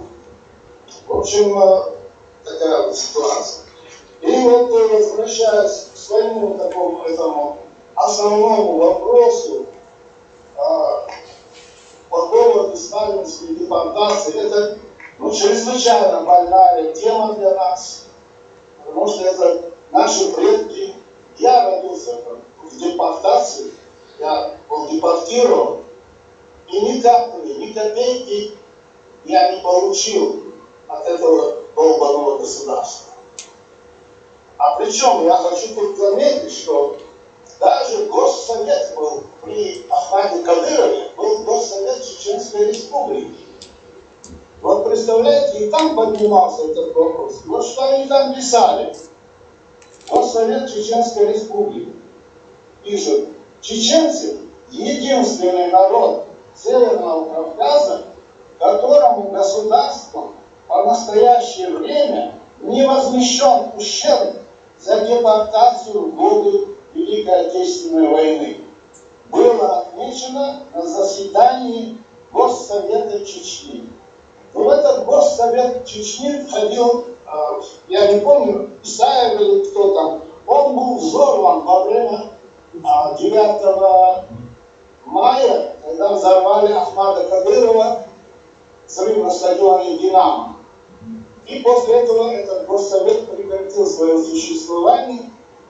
Я хочу сказать, что не мы, не ичкерийцы этот вопрос поднимали, а Госсовет при Ахмаде Кадырове. И вот мы, наиболее ущемленный народ, мы не получили ни грамма компенсации. В то время как другие остальные народы, карачаевцы, калмыки, балкарцы, компенсации были выплачены в 1993-1994 годах. И это происходит на фоне того, что была принята резолюция Европейского парламента при неимоверных усилиях Оливье Петри, который голодал более месяца, голодал за то, чтобы пункт 15 был включен в резолюцию Европарламента. Он включен. Ну что мы имеем? Замолкло это дело. Глухой замок повесили на это дело. И никто больше не хочет поднимать этот вопрос. Хотя есть, это что, Европарламент, это что, наши с вами там заседания или что такое там, по скайпу там. Нет, это же ведущий инструмент, ведущий по правам человека, Европейский парламент в 2004 году. Почему не принято это и что после этого делать? Теперь я вам зачитаю, что гласит этот пункт резолюции Европейского парламента.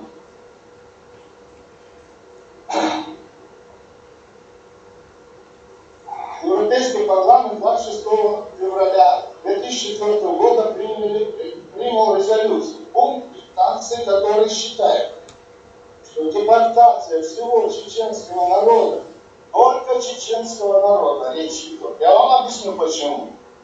Что депортация всего чеченского народа в Среднюю Азию 23 февраля 1944 года по приказу Сталина является актом геноцида в соответствии с определением 4-й Гаагской конвенции от 1907 года и конвенции по предотвращению и недопущению преступлений геноцида, принятой в Генеральной Ассамблее ООН 9 декабря 1948 года.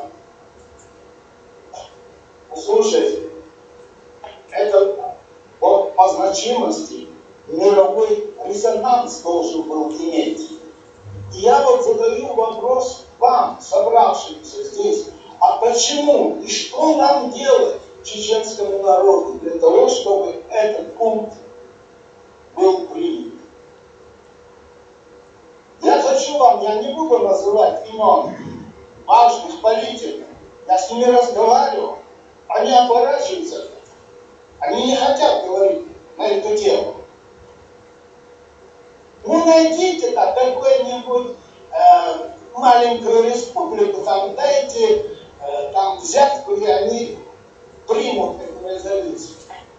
в том, что для того, чтобы эта резолюция, этот пункт был принят, какое-то государство, мировое сообщество должно утвердить. Иначе этот пункт имеет рекомендательный характер. И вот сидящих здесь на конференции Инна, Хосе, Давид, Александр, я вас всех прошу, помогите вот в этом вопросе, что нам делать? Каким должен быть следующий шаг? Аслан Акцоев, я прошу, как юриста обратите на это особое внимание. Каким должен быть следующий шаг для того, чтобы этот пункт был принят? Спасибо вам. Еще одна просьба. Хусейн, он знает о том, что издан альбом «Не стреляйте в детей». Это страшный альбом, который, может, переименовали, когда сидели дети. Я вас также прошу, найдите благотворительные организации, фонды, чтобы этот альбом был издан, чтобы этот альбом имел какой-то резонанс. Люди со слезами на глазах смотрят на эти картинки детей с оторванными конечностями, глазами безглазыми, изуродованными. Помогите издать этот альбом и сделайте реформацию. Большое спасибо, друзья мои.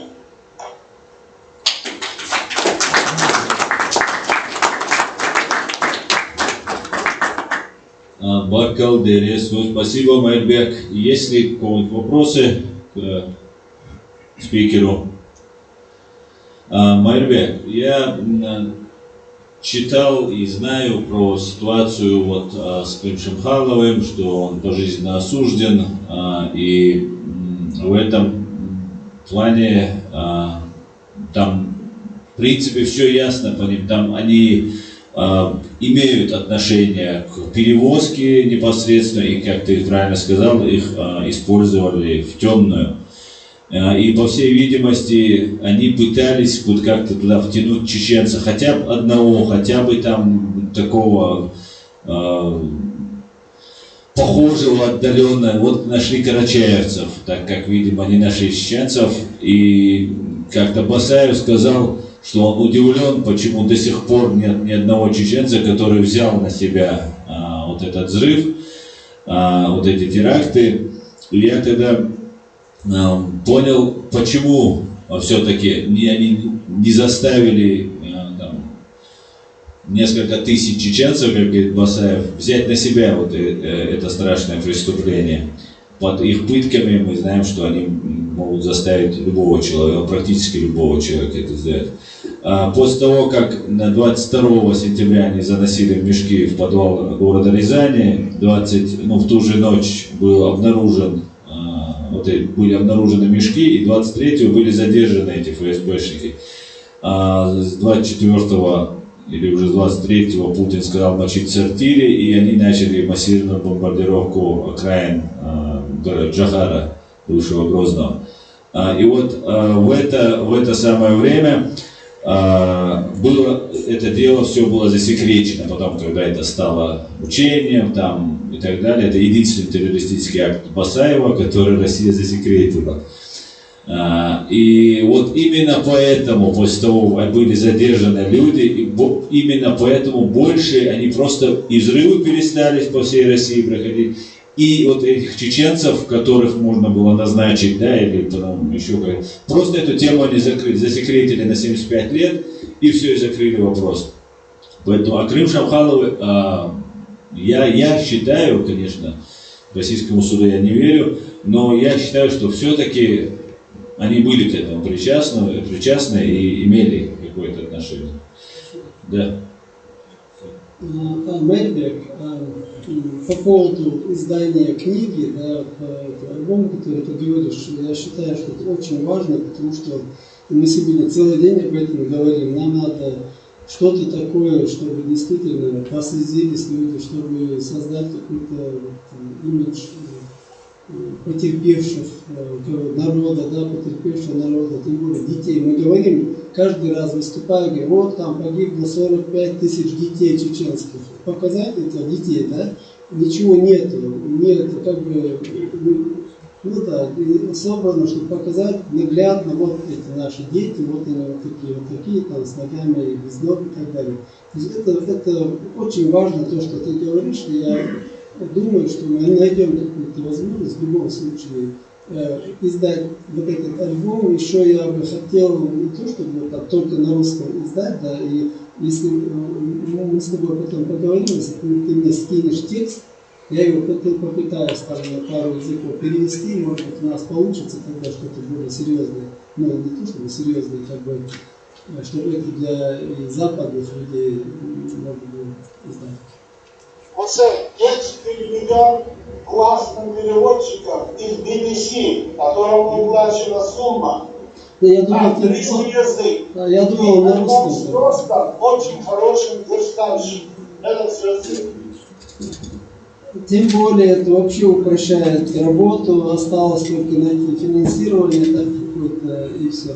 И я думаю, что в любом случае будем на связи, сейчас обещать тут сидеть ничего не будем, мы будем стараться в этом плане, я думаю, что получится у нас. Мы где-то так, мы он делали здорово, Маша дала на себя большое.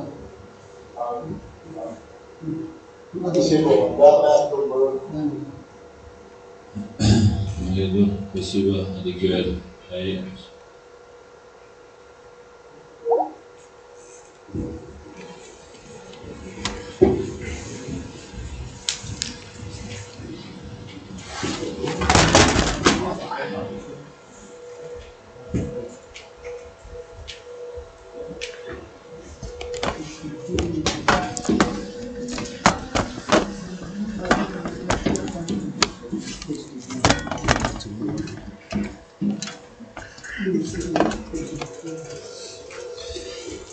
Так.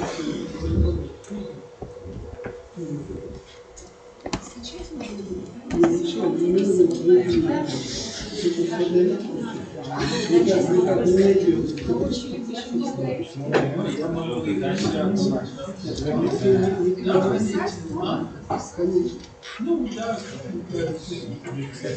Я через 5 минут. Я не знаю.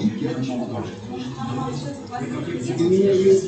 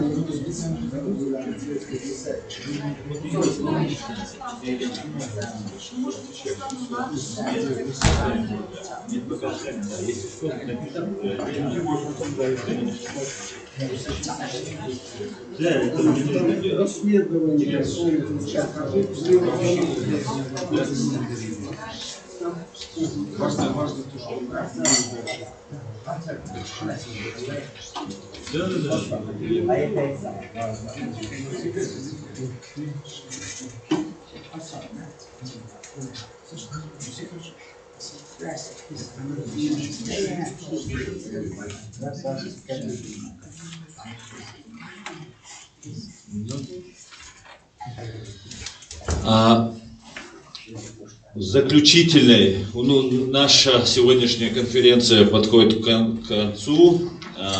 В заключительном своем слове хотел бы, конечно же, выразить вам всем благодарность и за то, что приняли участие. Спасибо вам большое. И сказать несколько тезисов, по которым мы сегодня прошлись. Одни из тезисов, немножко подождите, товарищи, сейчас мы закончим, буквально 5 минут, если вам не сложно. Буквально сегодня мы обсудили вопросы касательно проблем чеченского народа, проблем взаимоотношений русско-чеченских, российско-чеченских взаимоотношений. Опять же, мы говорили, куда нам идти, что нам делать. как быть, и получили очень много полезной информации. Нельзя сказать, что мы вообще ничего не знали об этом. Конечно, мы много раз, каждый из нас это обсуждал, говорили. Первое, что я бы хотел бы сказать, не вынося, не составляя никакой резолюции сегодня, просто тот центр объединения сил для защиты прав человека и маргинализации разных экстремистских голосов, цель нашей сегодняшней конференции, я считаю, мы в принципе достигли. То, что поставленные темы обсудить, вот эти цели мы достигли. Конечно, еще мы права человека всех в мире не защитили, но к этому мы обязательно придем. И я бы хотел бы сказать словами Джохара Дудаева, который на переговорах в 1994 году перед самой первой русско-чеченской войны сказал Павлу Грачеву, министру обороны, который представлял российскую сторону на переговорах. Он сказал, что Россия даже сама не представляет, насколько мы можем быть полезными для России. И сказал, что чеченцы, продолжая, сказал, что чеченцы очень хорошие и верные друзья, но очень хищнические враги. И я бы дополнил бы слова Джохара Дудаева словами, что для Запада и для цивилизованного демократического мира мы в 1000 раз можем быть более полезными, потому что, во-первых, между нами нет крови, тех страшных кровавых преступлений, которые мы, чеченцы, не забываем, что бы ни говорили. А нас, как бы нам не показывали, что мы ходим на митинги и так далее, не верьте. Вот я могу со всей ответственностью сказать, я их знаю. Не забываем. Мы поколениями не забываем это. Это, я не знаю, это наша такая особенность, наверное, какая-то. Но также мы помним добро. Есть такая чеченская пословица.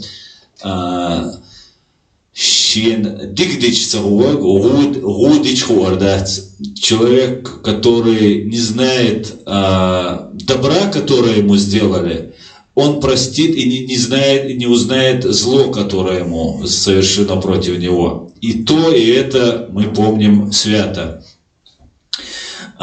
И более того, не только между Западом и нами нет гор трупа, и русских трупов, имеется в виду солдат, и чеченских граждан нашей страны, но еще есть огромная помощь, которая нам была оказана западными странами, и до сих пор вот чеченский язык, как известно, внесен ЮНЕСКО в список исчезающих языков, и радио «Свобода» на чеченском языке, как я об этом говорил ранее, радио «Маршу», это большая поддержка для нас. И многое, что делалось со стороны Запада, и те 300 тысяч принятых наших беженцев, которые здесь получают и образование, и медицину, и все остальное, что необходимо. Поэтому мы помним добро и считаем, что нам нужно в этом направлении двигаться и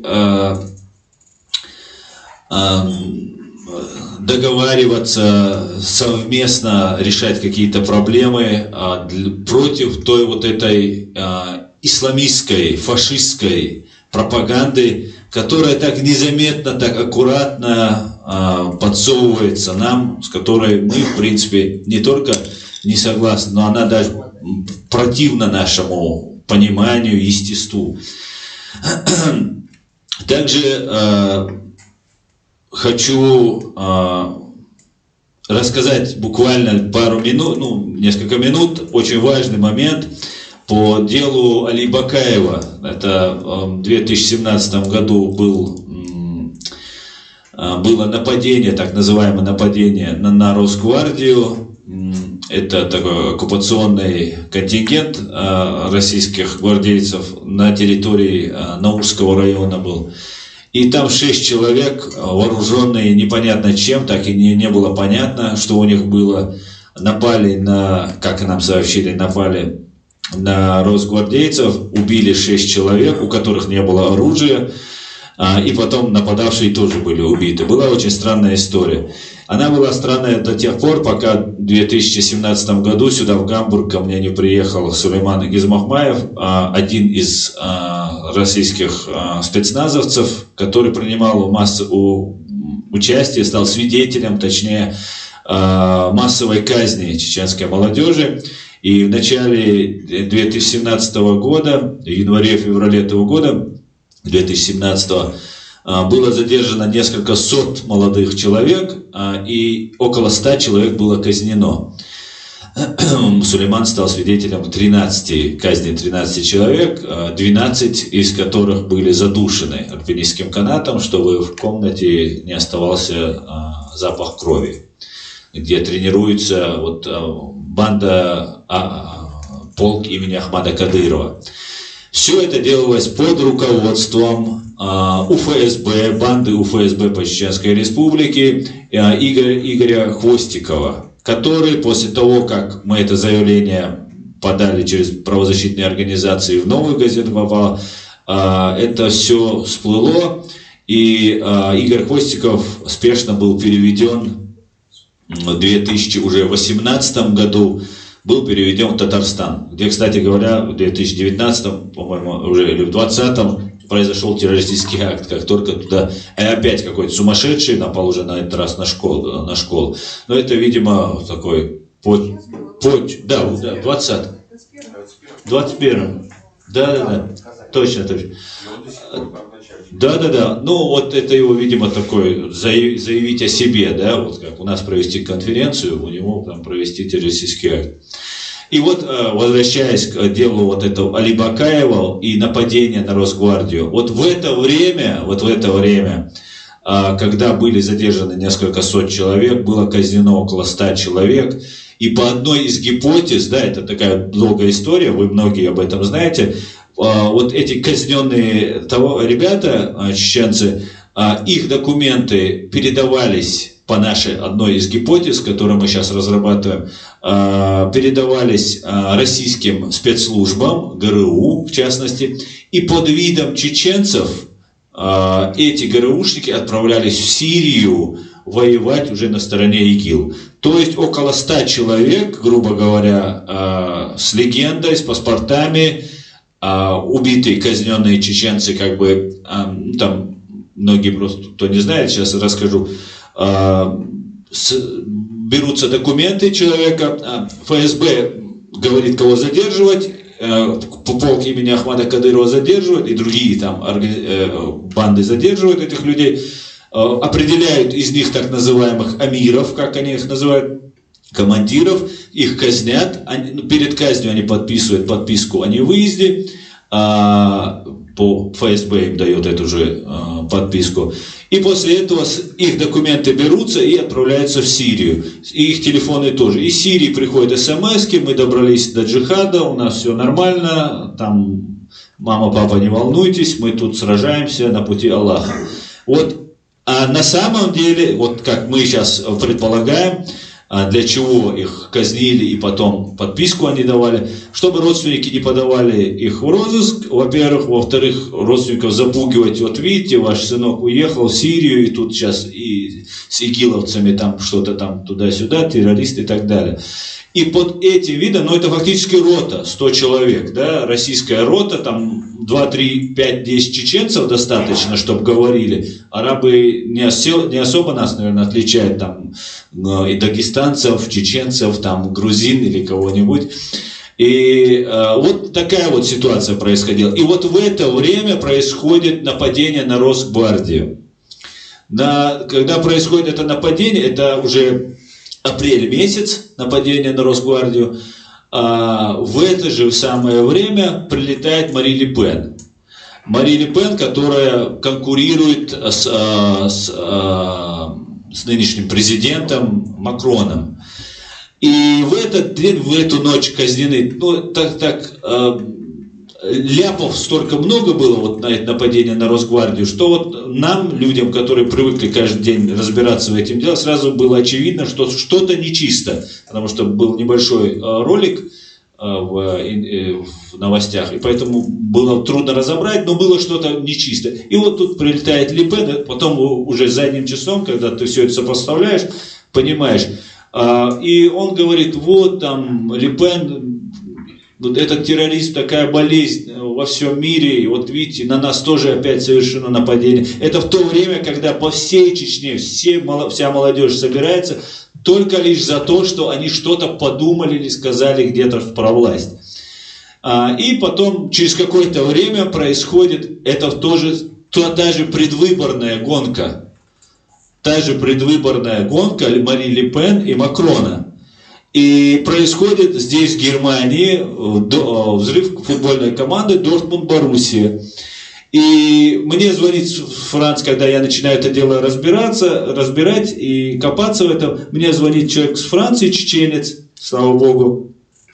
У нас везде теперь уже есть свои люди и говорят на всех языках. И он говорит, слушай, говорит, а ты знаешь, что когда футбольная команда Дортмунд-Боруссия, любимая команда немецкая, должна была ехать играть на матч, она должна была играть с Монако, французской Монако. И в это время туда должна была прийти, на этот матч должна была прийти Ле Пен. Я не стал во все эти подробности вдаваться и просто залез, посмотрел, да, реально в этот день она должна была в Дортмунд-Боруссия играть, и опять же, и потом Путин встречается. Ранее Путин встречается с Ле Пен в Москве и, видимо, выделяет, как они любят говорить, бабосы. И после этого происходит взрыв Дортмунд-Боруссия. Когда взрывается футбольная команда Дортмунд-Боруссия, оставляется записка, что вот ИГИЛ за то, что вот вы там и американцы вместе там бомбите, не помню, Ирак или Афганистан, там и так далее, что вот мы вам не простим, вы там и так далее, плохие ребята. И задерживается один иракец, сразу же мусульманин же, как-никак надо привлечь. И потом выясняется, что он не при делах, и через какое-то время задерживается русский террорист Сергей Винергольд из Челябинска, кстати говоря. И он, по моим данным, опять же, я об этом и оглашал информацию, был связан в какой-то степени с какими-то связями с ЛНР. Вот в этом направлении. Но следствие, по всей видимости, эту версию не стало разрабатывать. Я что хочу сказать. Взрывы домов, взрывы своих граждан своими же спецслужбами, которые по Конституции обязаны защищать вообще-то этих граждан, привели к тому, к чему сейчас пришла Россия. Они уже 307 в 99 году взорвали, а вот мы говорим все взрывы домов 99 года. Ведь до этого было огромное количество взрывов, огромное количество и метро, и все. И я всегда ломал голову, зачем чеченцам это нужно? Вот зачем мне, если я борюсь за свободу, если я хочу, чтобы на Западе нас поняли, чтобы нам протянули руку помощи, потому что мы не можем победить Россию просто физически, да, одной атомной бомбы, маленькой боеголовки достаточно, чтобы в Чечне вообще ничего не осталось. Поэтому нас обвиняли во всем, конечно, но в сумасшествии и там, безрассудности нас не обвиняли. И эти террористические акты, они, конечно же, в 99 году были вот таким откровенным просто. Но еще прокол очень сильно способствовал тому, что, как Дэвид сказал, вот ужас, невозможность даже поверить в то, что вас могут ваши же власти, прикрываясь вашим именем, хотя, конечно же, может, американцы не могут поверить, что могут взорвать, а русским я посоветовал верить, потому что это уже такая традиция, русская традиция своих же граждан убивать массово. И вот да, совершенно верно. И вот эта ситуация, которая развернулась с Россией, она печальная, как мы видим, и она далека от своего завершения, но Я возвращаюсь к западным. Я сейчас не обвиняю Мари Ле Пен ни в чем. Это может быть два случайных совпадения, хотя я не верю в такие совпадения. Но и Мари Ле Пен сама, по всей видимости, не причастна ни к чему лично. Но это очень-очень страшная и очень опасная тенденция, которая может привести к тому, что на улицах цивилизованных городов Европы будут происходить террористические акты перед каждыми, в России все это знают, перед каждыми выборами. И это очень-очень печально и очень страшно, товарищи, уважаемые коллеги. Спасибо еще раз хочу вам выразить благодарность. Спасибо большое, Дэвид, спасибо Надежда, Александр, Андрей, Иночка, всем моим товарищам, соратникам. Лев, ты просто сегодня стойкий солдат, очень много проработал сегодня стоя на ногах. Нам удобно, мы тут сидим, а ты работаешь. Но спасибо тебе тоже отдельное, большое спасибо. Все будет Ичкерия.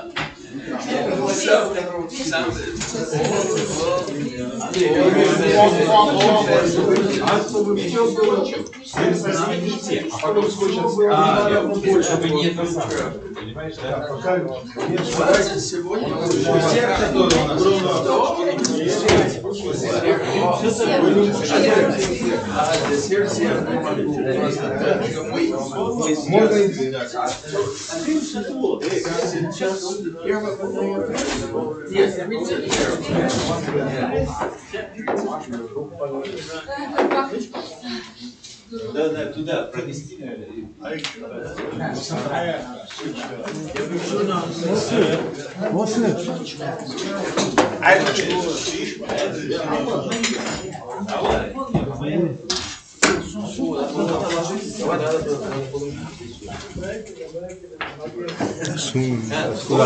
Фотографируемся уже.